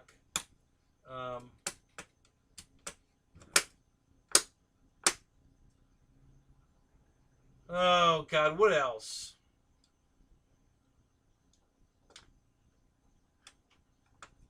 Oh, those super sharp razor blades, razor knives. They have a razor knife in there that's black and yellow striped, and sharpest damn thing I've ever had in my life. Oh my God, those things are like medical grade. They cut through shit like butter. I can't believe how sharp those things are. So you get the handle with a blade in it and 2 extra blades for $1. Yeah. Rope. If you need like nylon, you know, like an 80-foot length of nylon rope to tie something down, tie something in your car, whatever, $1. I think they have padlocks for $1. Car products, windshield cleaner, seat detailer, tire stuff, wax, $1. Some of it's name brand. McGuire's is in there. I think some Mother's stuff too. So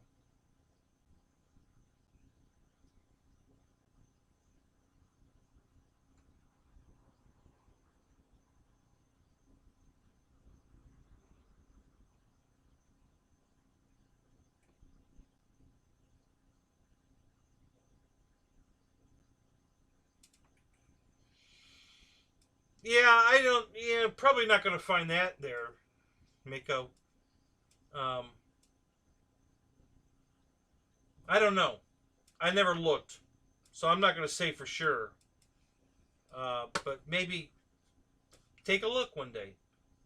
Probably going to find that stuff in the refrigerated section, I'm guessing. If it's not, you know, the processed stuff that can have a shelf life, then it's probably going to be in the refrigerated section. So go there and look. But they probably have something. I'm not sure what brand or what, but I bet they have something.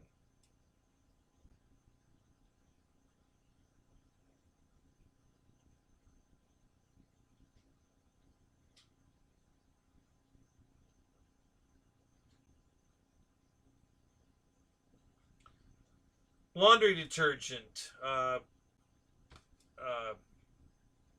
bleach, um, dish detergent, all that, you know, unbelievable amount of hair products. Oh my God, they have every brand of hair product you can think of in there. Deodorant, you get a thing of, you know, Speed Stick deodorant for $1. Um,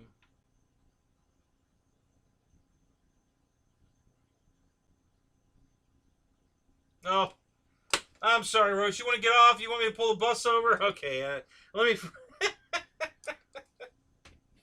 You guys are so funny.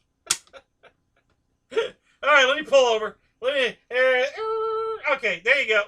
Open the door. There you go. Hey, have a good night, man.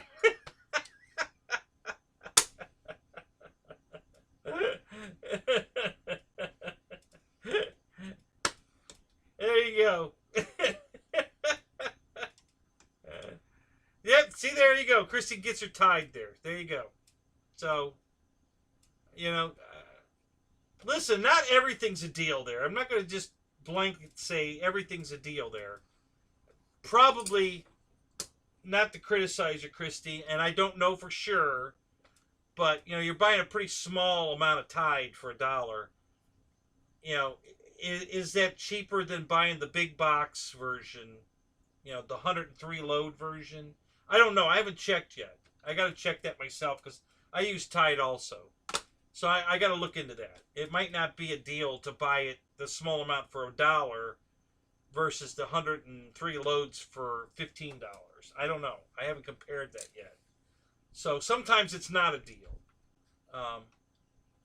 But a lot of good stuff for, you know, that are deals. Every kind of trash bag.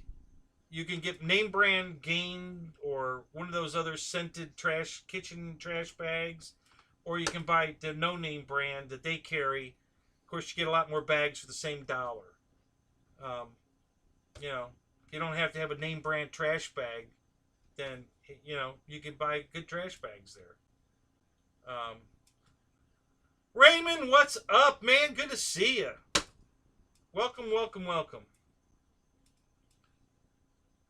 They have such a variety of stuff there, guys. It's just amazing. It really is.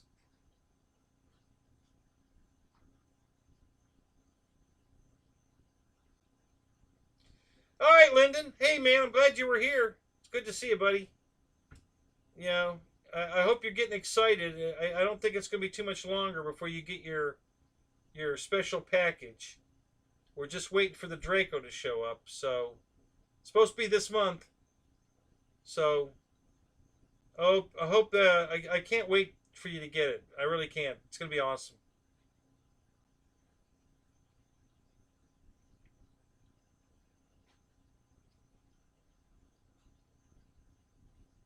So you've already done the comparison and it's cheaper to buy it at the dollar store?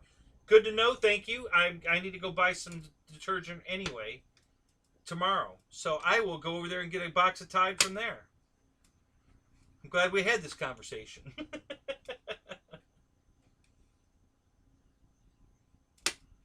What plane am I talking about? We weren't really talking about a plane at the moment. We're talking about the Dollar Tree and all the good stuff you can get there for $1.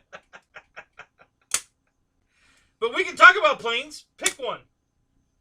I'm sure the guys would like me to stop talking about the dollar store. So let's talk about an airplane. Pick one.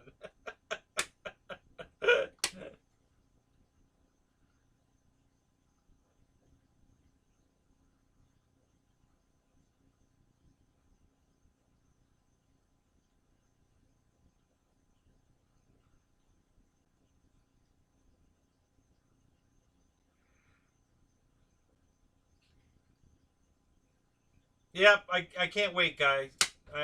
Lyndon, I'm so happy for you, man. I can't wait till you get all that stuff. It's because it's gonna be your buddies are not gonna believe it. They're probably telling you we're all full of shit. You know, it's never gonna happen. They're just, we're pulling your leg. So I can't wait till you get it. It's gonna be cool.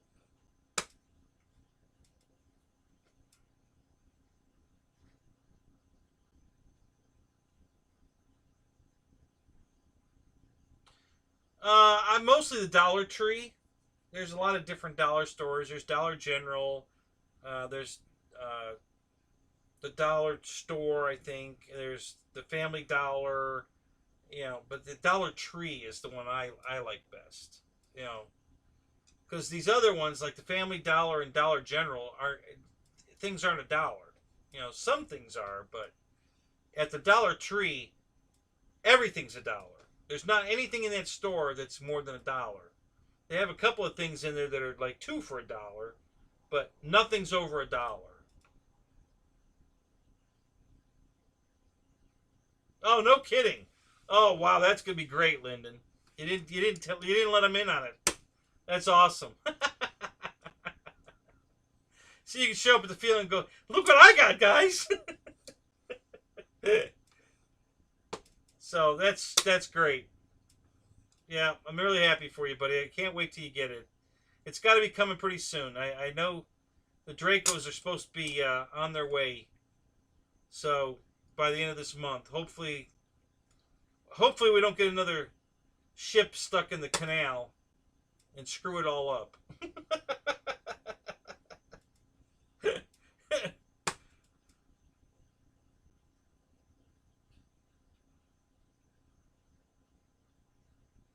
Yeah, yeah, right. Hi guys, look what I got.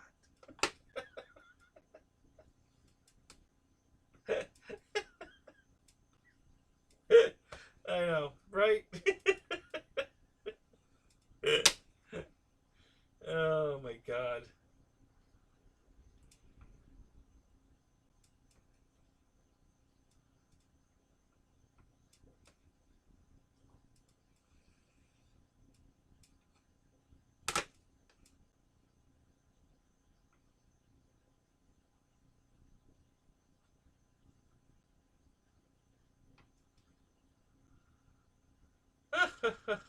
So did you think of an airplane, Raymond? What do you want to talk about? we need a side we need a side skirt here. We need to get off the dollar store.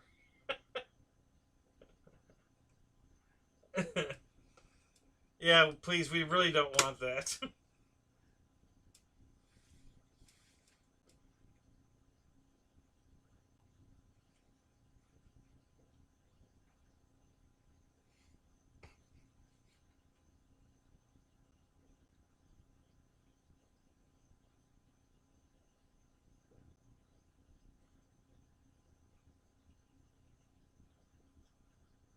Yeah, that you're right. They're gonna be blown away. That's gonna be so awesome.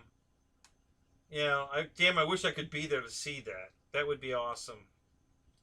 Hey, can you live stream by any chance? Do you have a phone that could do that? Can you do a live stream the day you go to the field and open your car and show everybody what you got? We'd love to see that.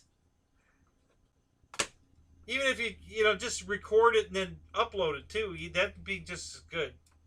But yeah, maybe it'd be kind of cool to be there live, but it doesn't have to be. I just like to see the whole thing unfold. It would be pretty cool.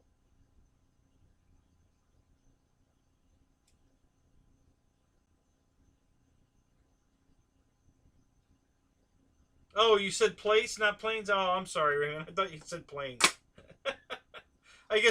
I assumed you were talking about planes because who wants to talk about Dollar Tree? I don't know even how we got on that subject. It came up about snacks. I think I don't know. I got on a tinge here. Um,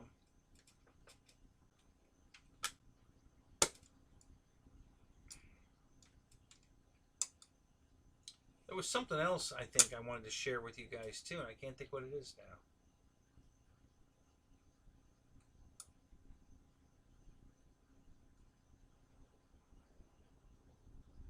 Well, I knew you had a YouTube account because you're in the chat. I just didn't know if your phone service there would, allow you to, upload a stream. I don't know how well things work down there. Maybe better than ours. Who knows? I don't know. I never been to South America, so I don't know. Just throwing it out there. Juno, I knew you'd be here. Everybody's saying, "Where's Juno tonight?" I say he'll be here. Give him a minute. Here he is. Yeah, I just don't know, Lyndon. That's all. I knew you had an account because you're here, but I didn't know if you, if your phone was capable of doing the stream, if YouTube lets you stream from South America live or not, or what. I didn't know. No, so that's why I'm asking. Had no idea.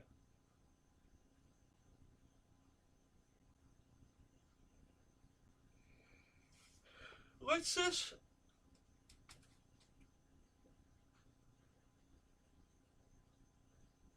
Creepy new student behind the smoker's toilet.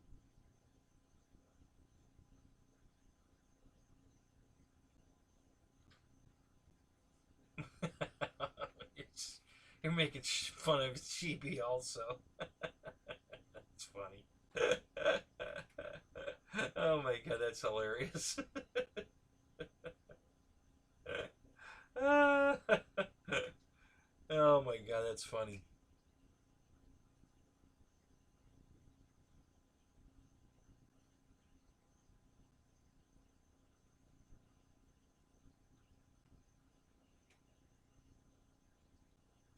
Yeah, Raymond, that would be a cool model, but I have a feeling it probably would be hard to make it fly well. That plane's designed to fly at Mach 2 and above. So the wings are really not big enough, proportional wise, for a ducted fan airplane to, Now they could make it out of proportion, just make the big wings bigger. I mean, it'll still look like a Concorde. Only the real, purists would notice the difference.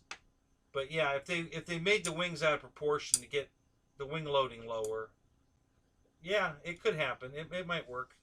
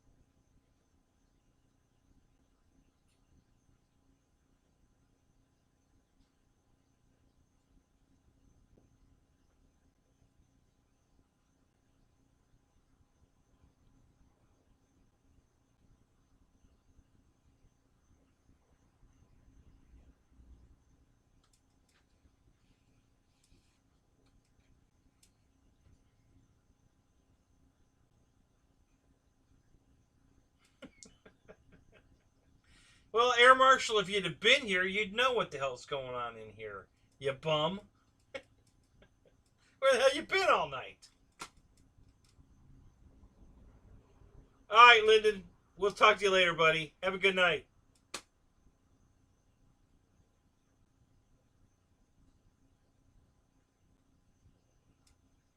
Dr. Feelgood. Yeah, there you go.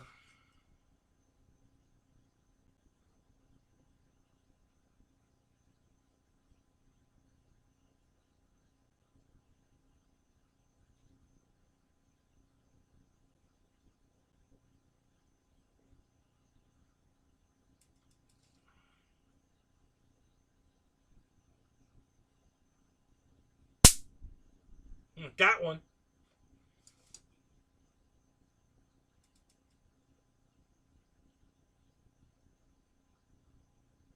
Yeah, Draco. Beetlejuice. Beetlejuice.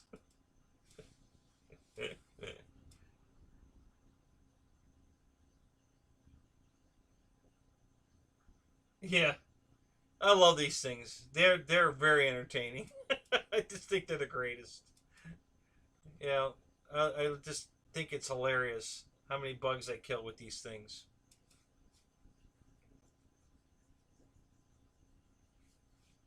I'm just impressed at how well they work. You know, I was so leery about buying one of these. Like, yeah, right, you know, whatever. But yeah, these rechargeable batteries. They in active mode like this, it'll run over an hour with the light on and the thing active on a single charge. And then I have it plugged in right now, so it's charging while it's using the energy. So you know, it's staying charged. But you know, if you don't have it plugged in, you can leave it active, and it's well over an hour. It'll stay active, you know, before it needs to be recharged again. I haven't nailed it down to the exact time yet because I haven't stayed with it long enough to watch it, you know, actually die. I get sidetracked and then I come back and it's dead. But I've been gone for a couple hours, you know. So, but I have seen it still on. In 1 hour, I've seen it still on. So I know it'll go more than an hour. I just don't know how far.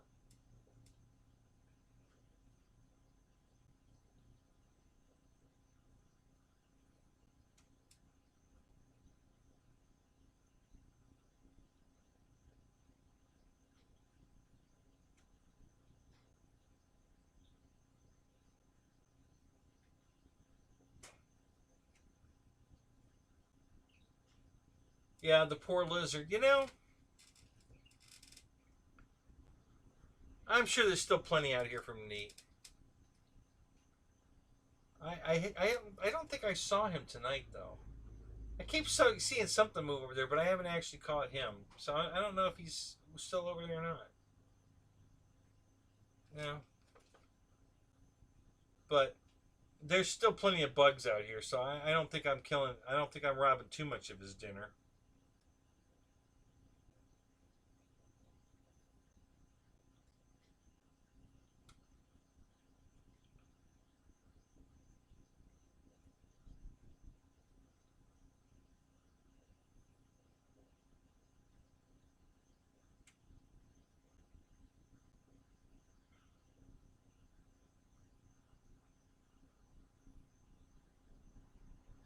Yeah, Air Marshal, that's a good point. You're probably right. You're probably exactly right. You know, it's probably, you know, if it was killing a lot of bugs, it's probably going to deplete the battery much quicker. So yeah, that's very true. I didn't think of that really, but yes, you're probably right. So that's why I bought two. Run one at a time, charge the other one back up while I'm running the next one, and just keep, you know, changing them.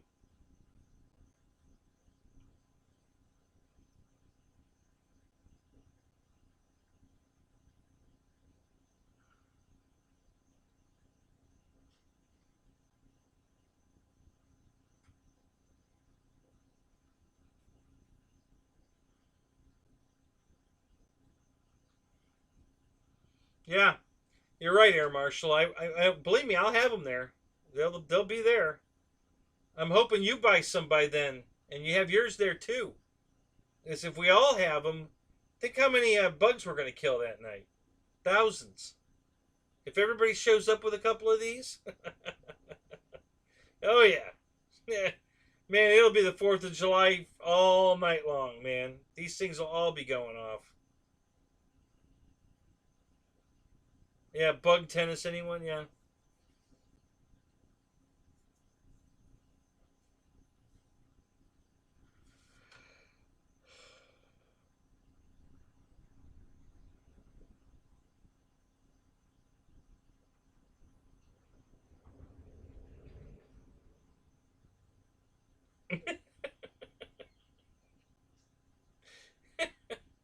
Well, not all of us, but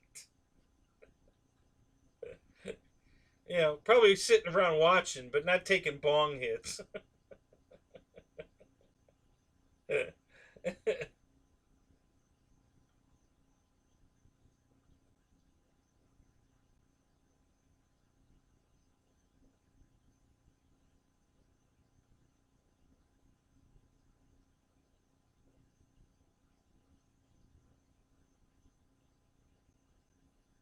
Yeah, Mickey, you're probably right. Especially with this group. Yeah, there's a very good chance that a lot of stupid shit's gonna go down. I guarantee you they'll get one of them to lick it. It might even be air marshal. If you get enough gummy bears in him, he'd probably lick it.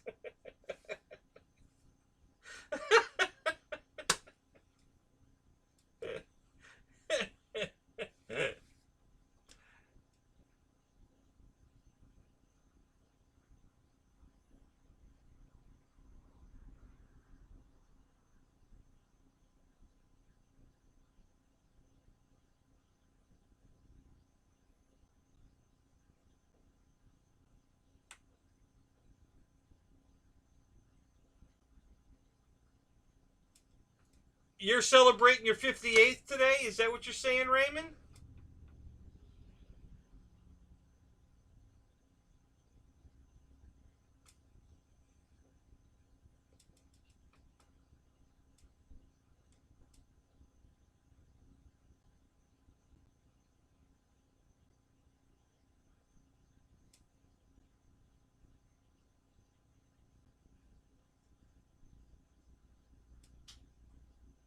Yeah.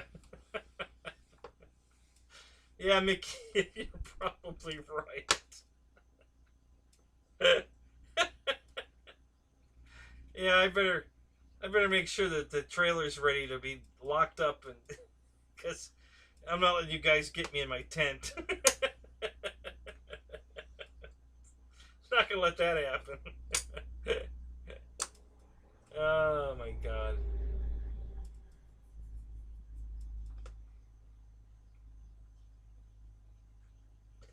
Well, happy birthday, Raymond. You young and you. That's great. Good to hear it. Happy birthday.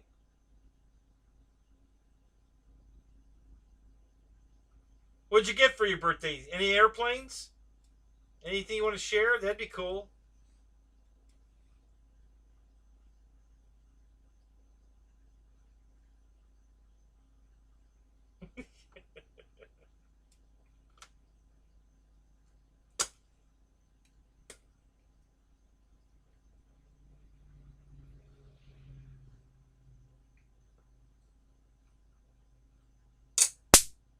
Got one.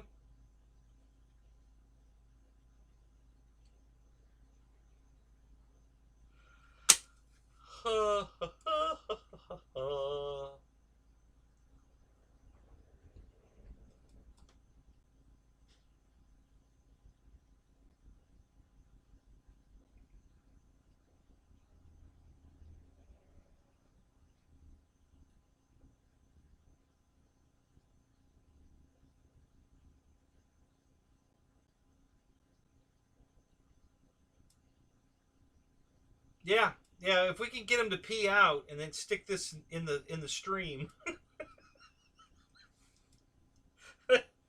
That'll light him up. Oh my god. Oh my god, the agony. Holy shit. Oh man. You know, I'm sure we get somebody drunk enough to fall for that, you know? That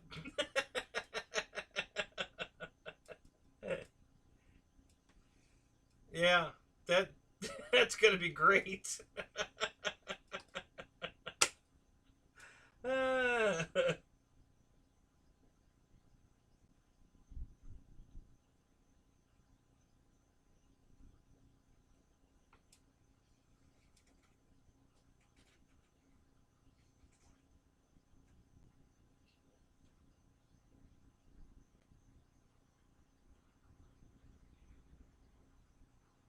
Yeah, yeah, I've got the driver right here. I put Kenny in there for tonight. But yeah, the driver's right here. You know, there that's his torso and arms. Here's the nitrous bottle, and I think his helmet's still on the tree. Yeah, I haven't taken his helmet off the tree yet. So the rest of his arms are here, and then his head's right there. So yeah, it comes with the driver still. The driver and the nitrous bottle, and then the stickers to put on the after you paint the bottle. You know, you can put the nitrous sticker on the bottle. And yeah, it's got a nice decal sheet here to really. I think there's even a sticker for the fire extinguisher, if I remember right. Yeah, right here.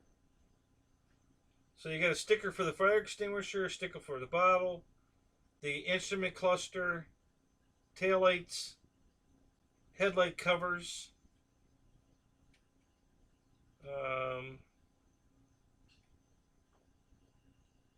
Looks like everything else is, you know, sponsor. You know, JX75, I don't know what that is.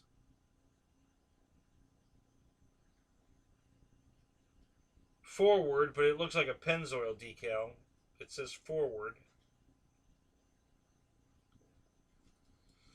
RPM.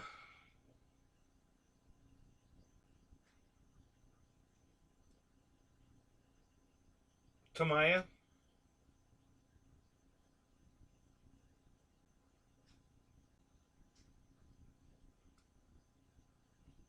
Pro Gear.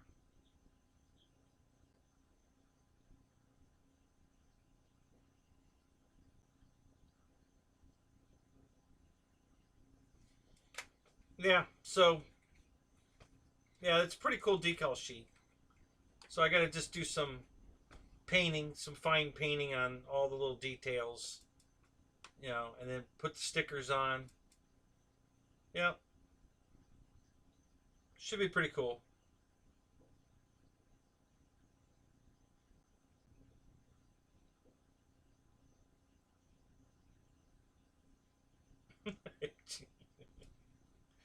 Yeah, as a matter of fact, that was his name. Johnny Bongrip. No, his name's Joe Bag of Donuts.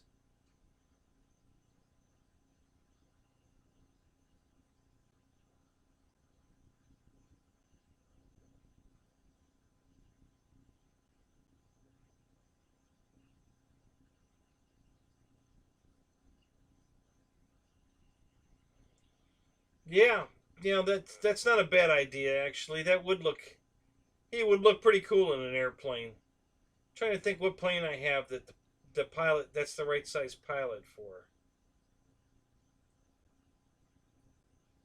Oh,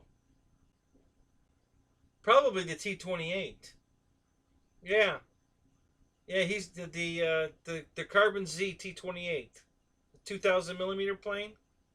He's the right size pilot for there. He'd look great in there.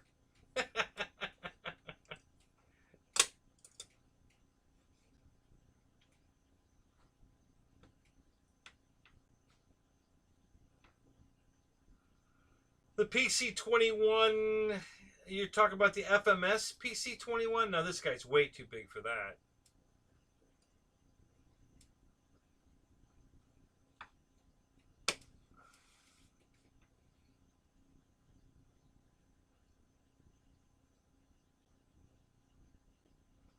The PC-9, you mean like the one I have? The big fiberglass one? Now he's way too small for that. uh,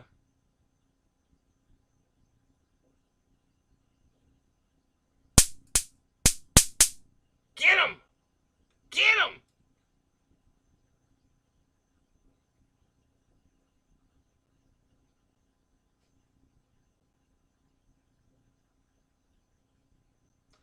Yeah, yeah, that's the one I thought you meant. Yeah, no, he's too small for that. The pilot in that plane's going to be big. You know, bigger than him. Probably.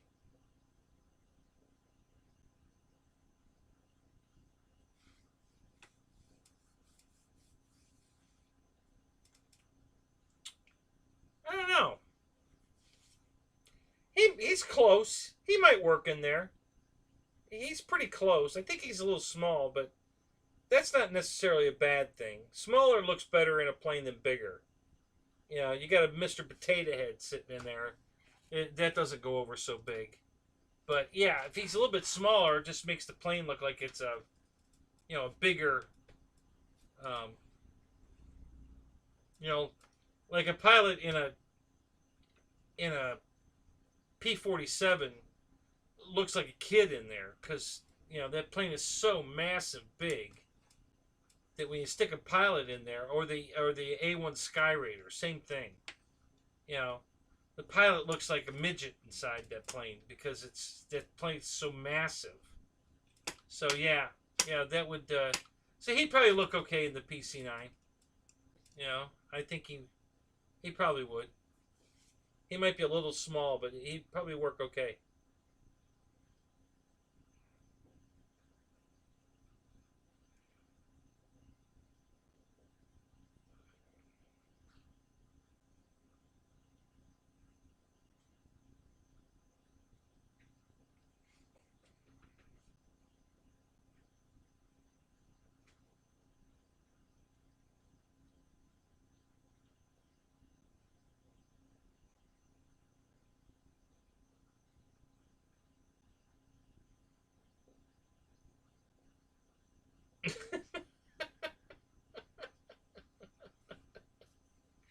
Yeah, I think you got that backwards, Mick, don't you? Don't you want it to look bigger than smaller?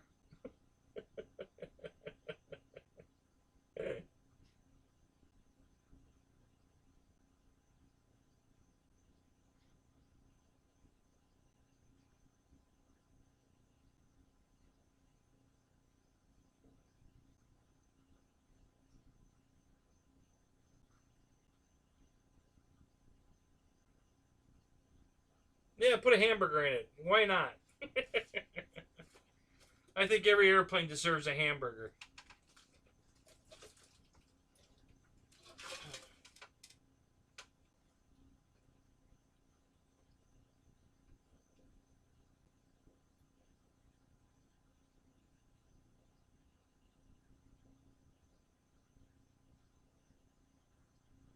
Yeah.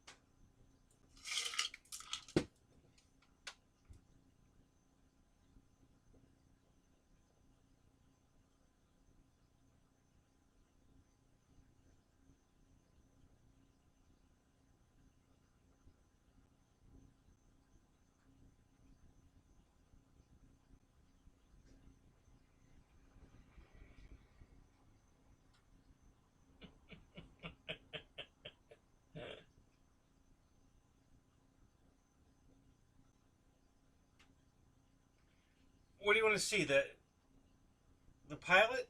You know, you want to see Kenny in there?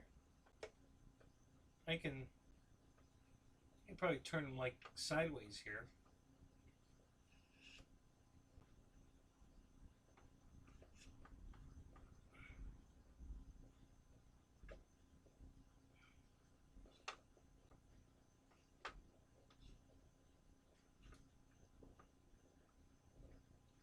All right, let's do this way.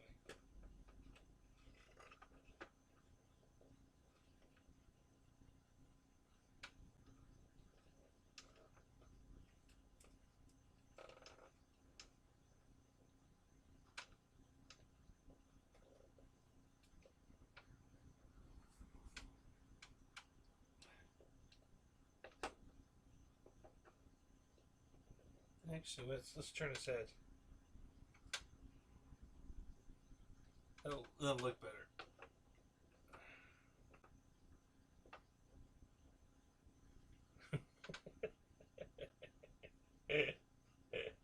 That should look good.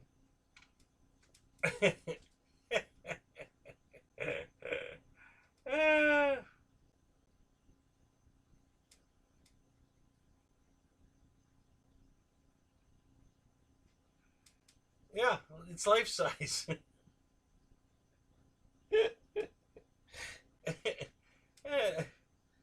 Hey, get out of there. I'm driving.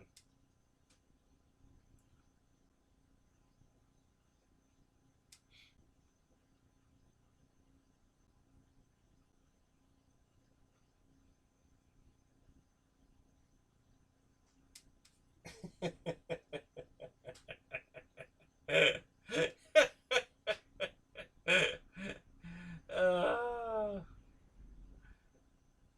you done broke it? No, I didn't break it. His head turns.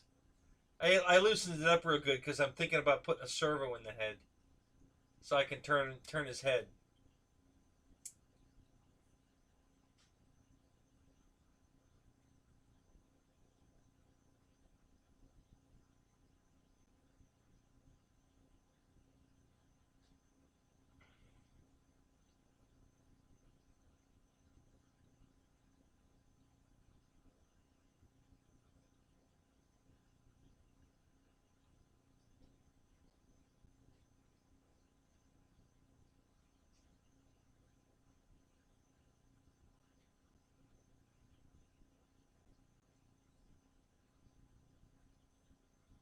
Oh God, I wish I was an Imagineer.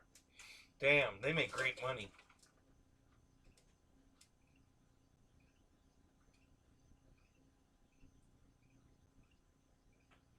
Yeah, another loose nut behind the wheel.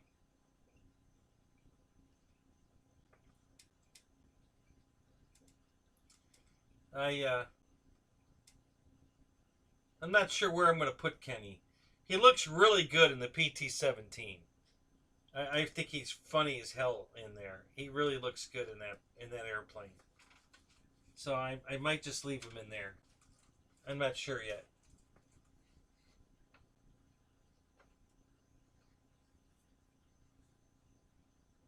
I know Tim likes me to keep popping him into anything I can get him in. So that's why I knew he would love this.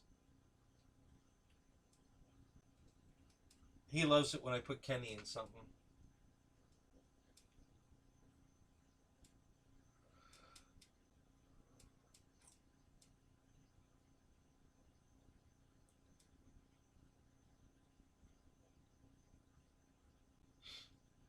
I could put him in the back seat of the Carbon Z Cub. That would look pretty good.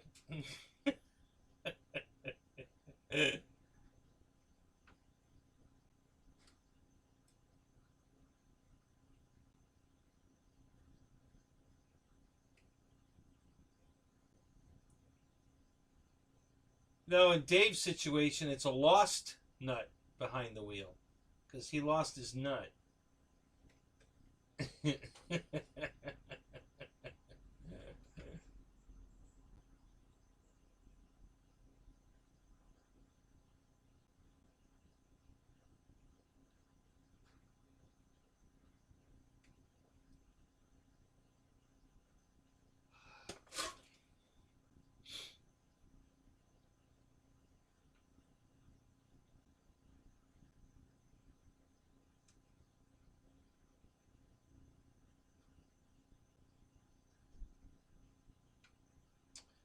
I wonder where John is tonight. It's almost 3 o'clock. I haven't seen John Hill tonight. Hope he's okay. He's usually here by now.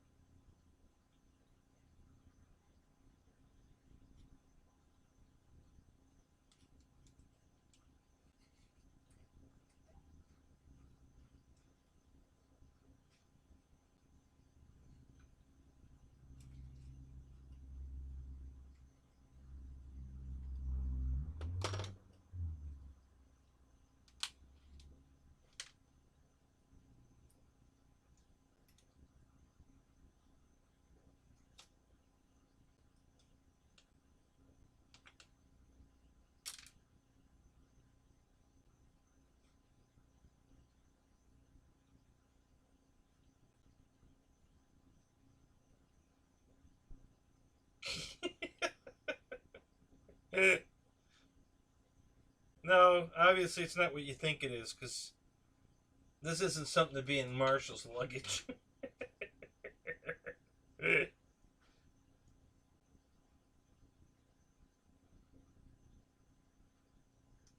This is the motor and transmission setup for Wild Willie. There's O-rings that go on where the dog bone goes in. There's a O-ring like for a shock absorber, a cushion. So I'm popping those in right now. At least I'm trying to.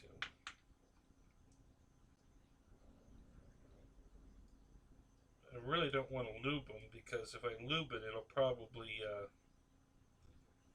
collect dirt and cause a lot more wear.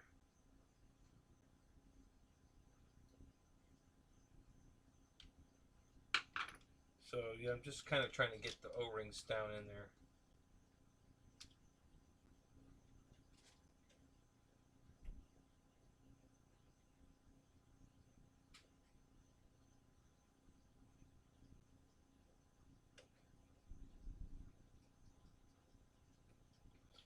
Yeah, no, they haven't poured it yet, but I think next week. I'm hoping for next week.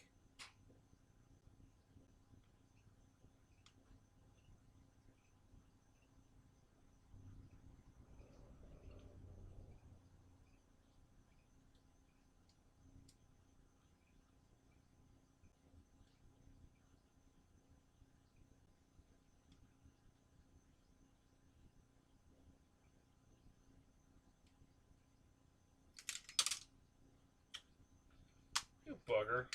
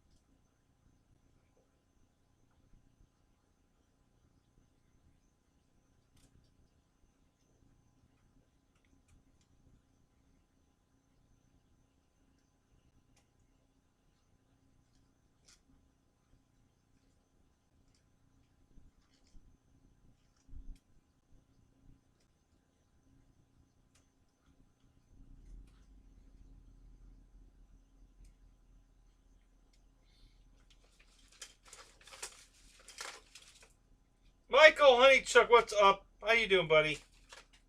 Good to see you, man.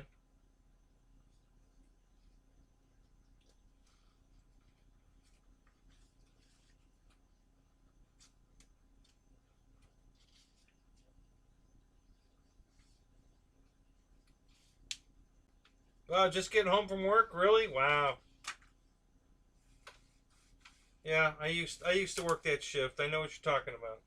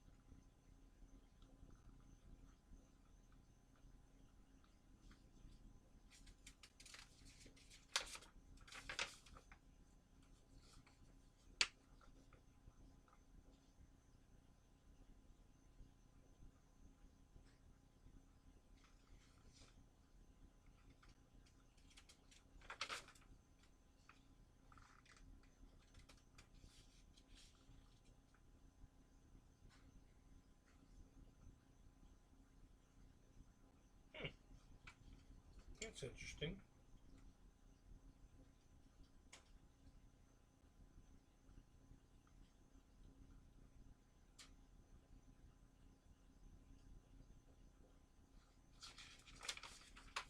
I don't know why they wouldn't put O-rings on both ends.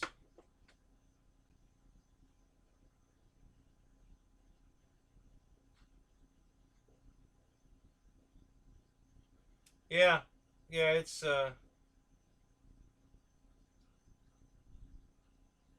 of right up Marshall's alley, if you know what I mean.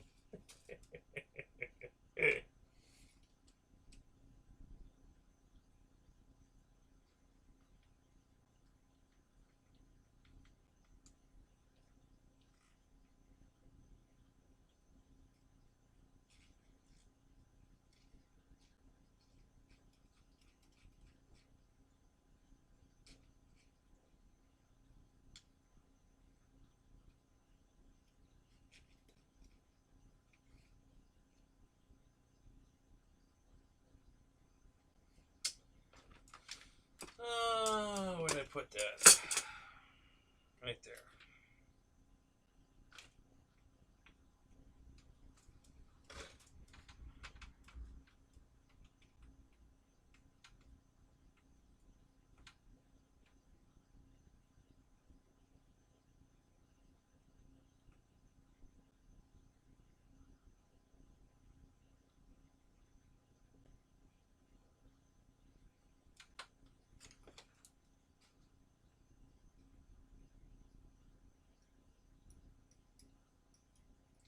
Yeah, right. At least in Marshall's case, they should have supplied an extra prop nut.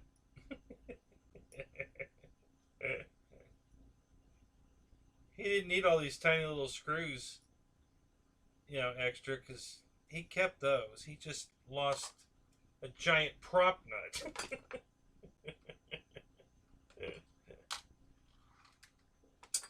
Of all things to lose.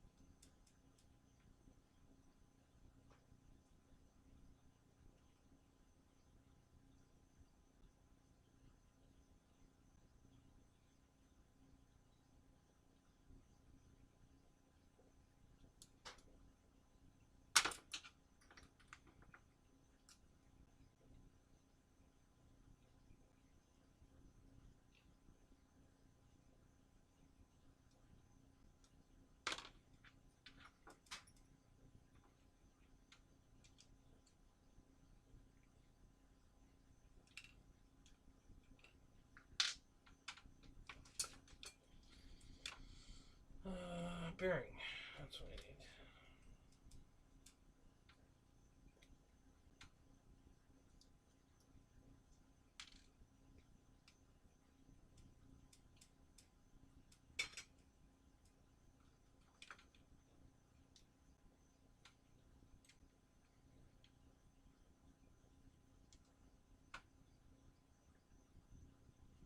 Alright, where'd that piece go?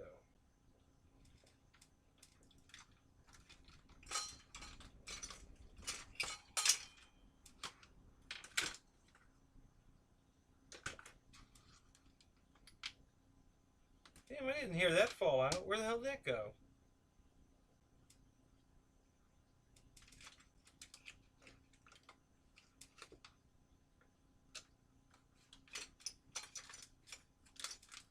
What?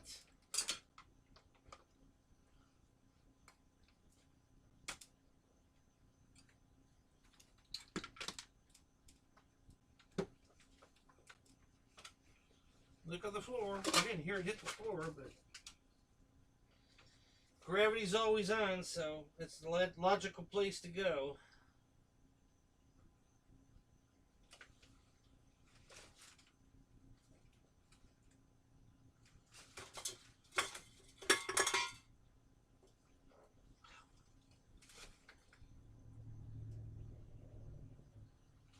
Huh.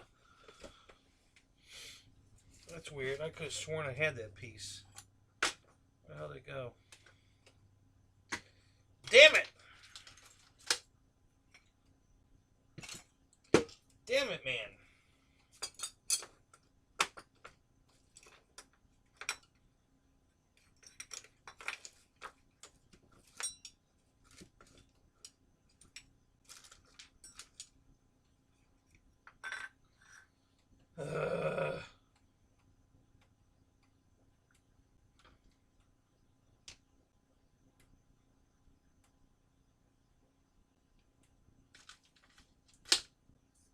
There it is. You know I had that.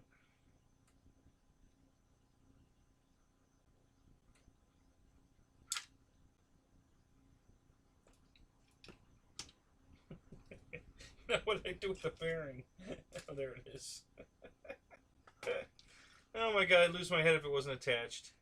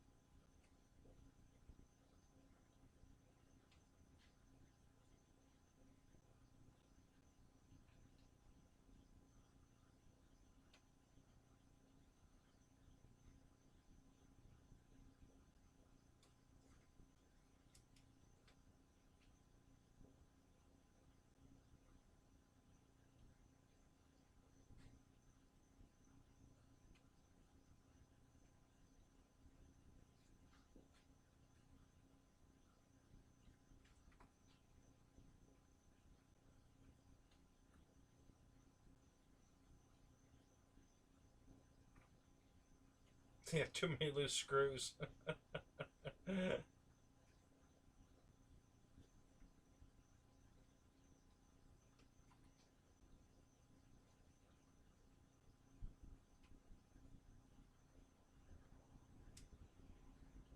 Yeah, exactly, Juno.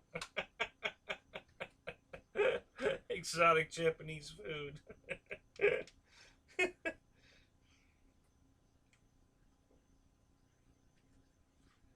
Yeah, gotta put the O-ring in here.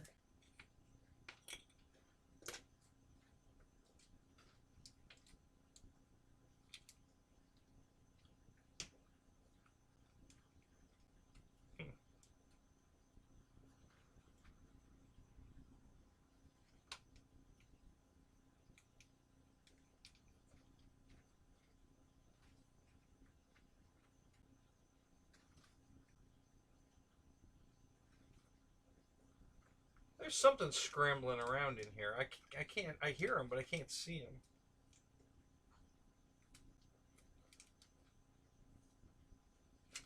Making a lot of noise.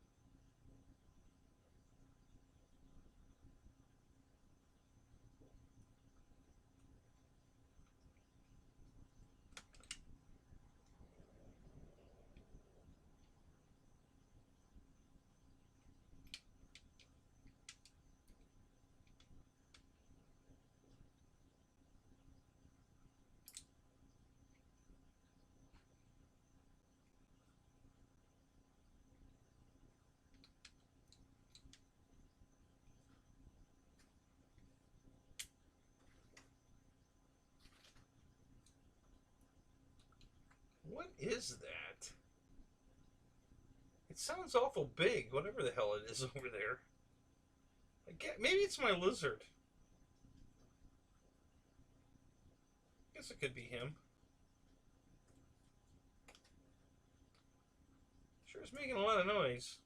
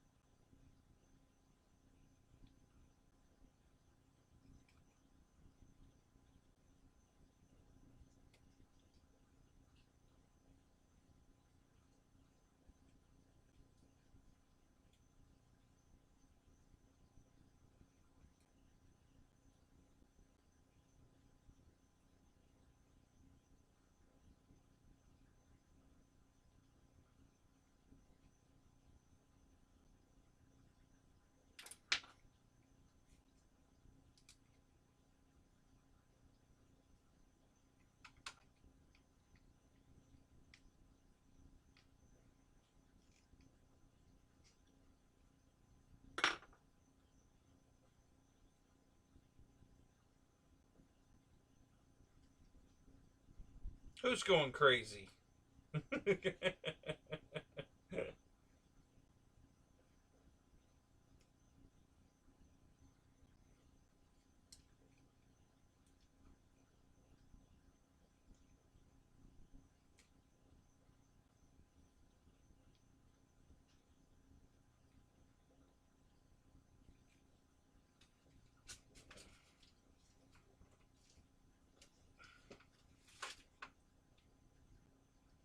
Oh, the palmetto bug. I get you now.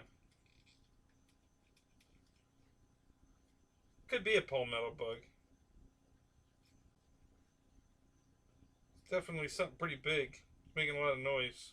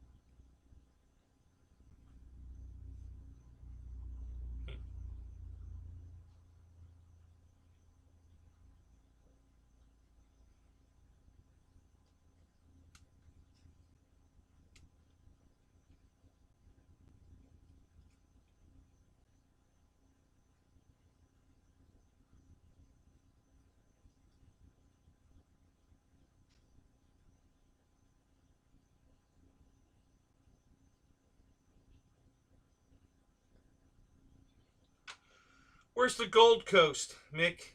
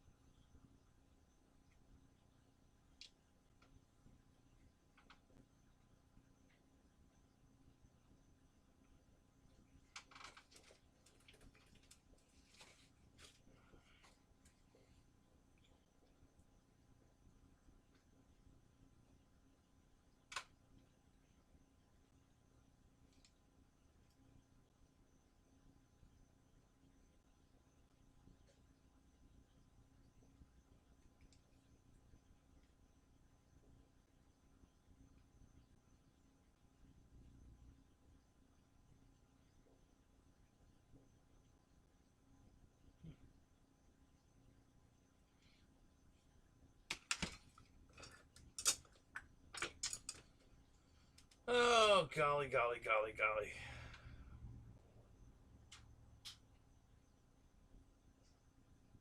Yeah, right, Juno. Thanks for the warning. I gotta get out of Dodge. The Mickey's coming to town. Ah!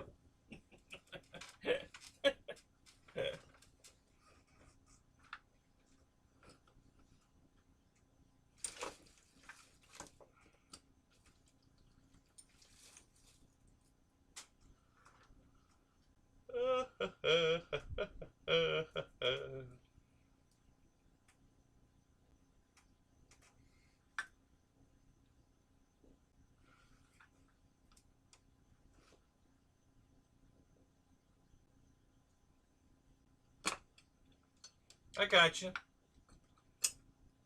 But where do you live in relationship to, like, Sydney?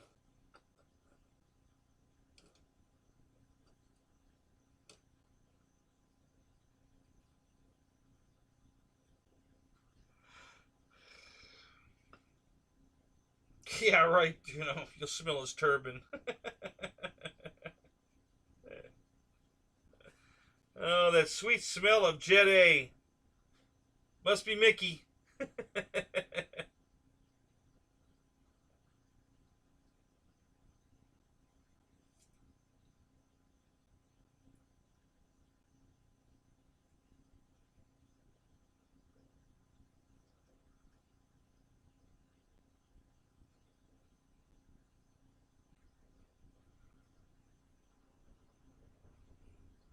Yeah, well, Orlando and Miami is like 3 hours drive.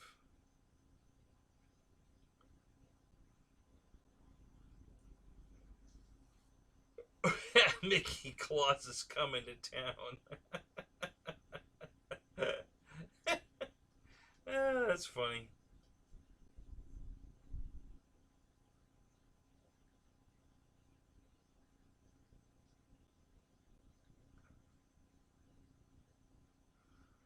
It is when you're talking about a turban, for sure.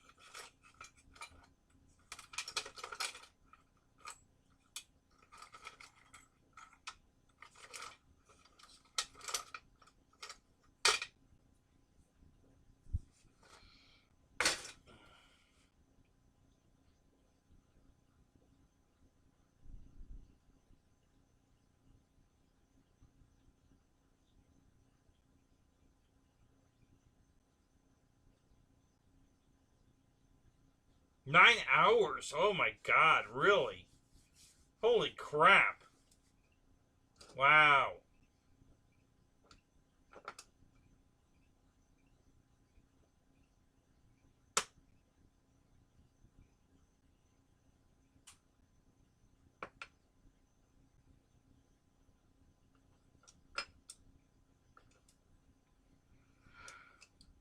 Alright, guys. I think I'm going to call it. I'm kind of concerned that John didn't make it in tonight. Hope he's okay.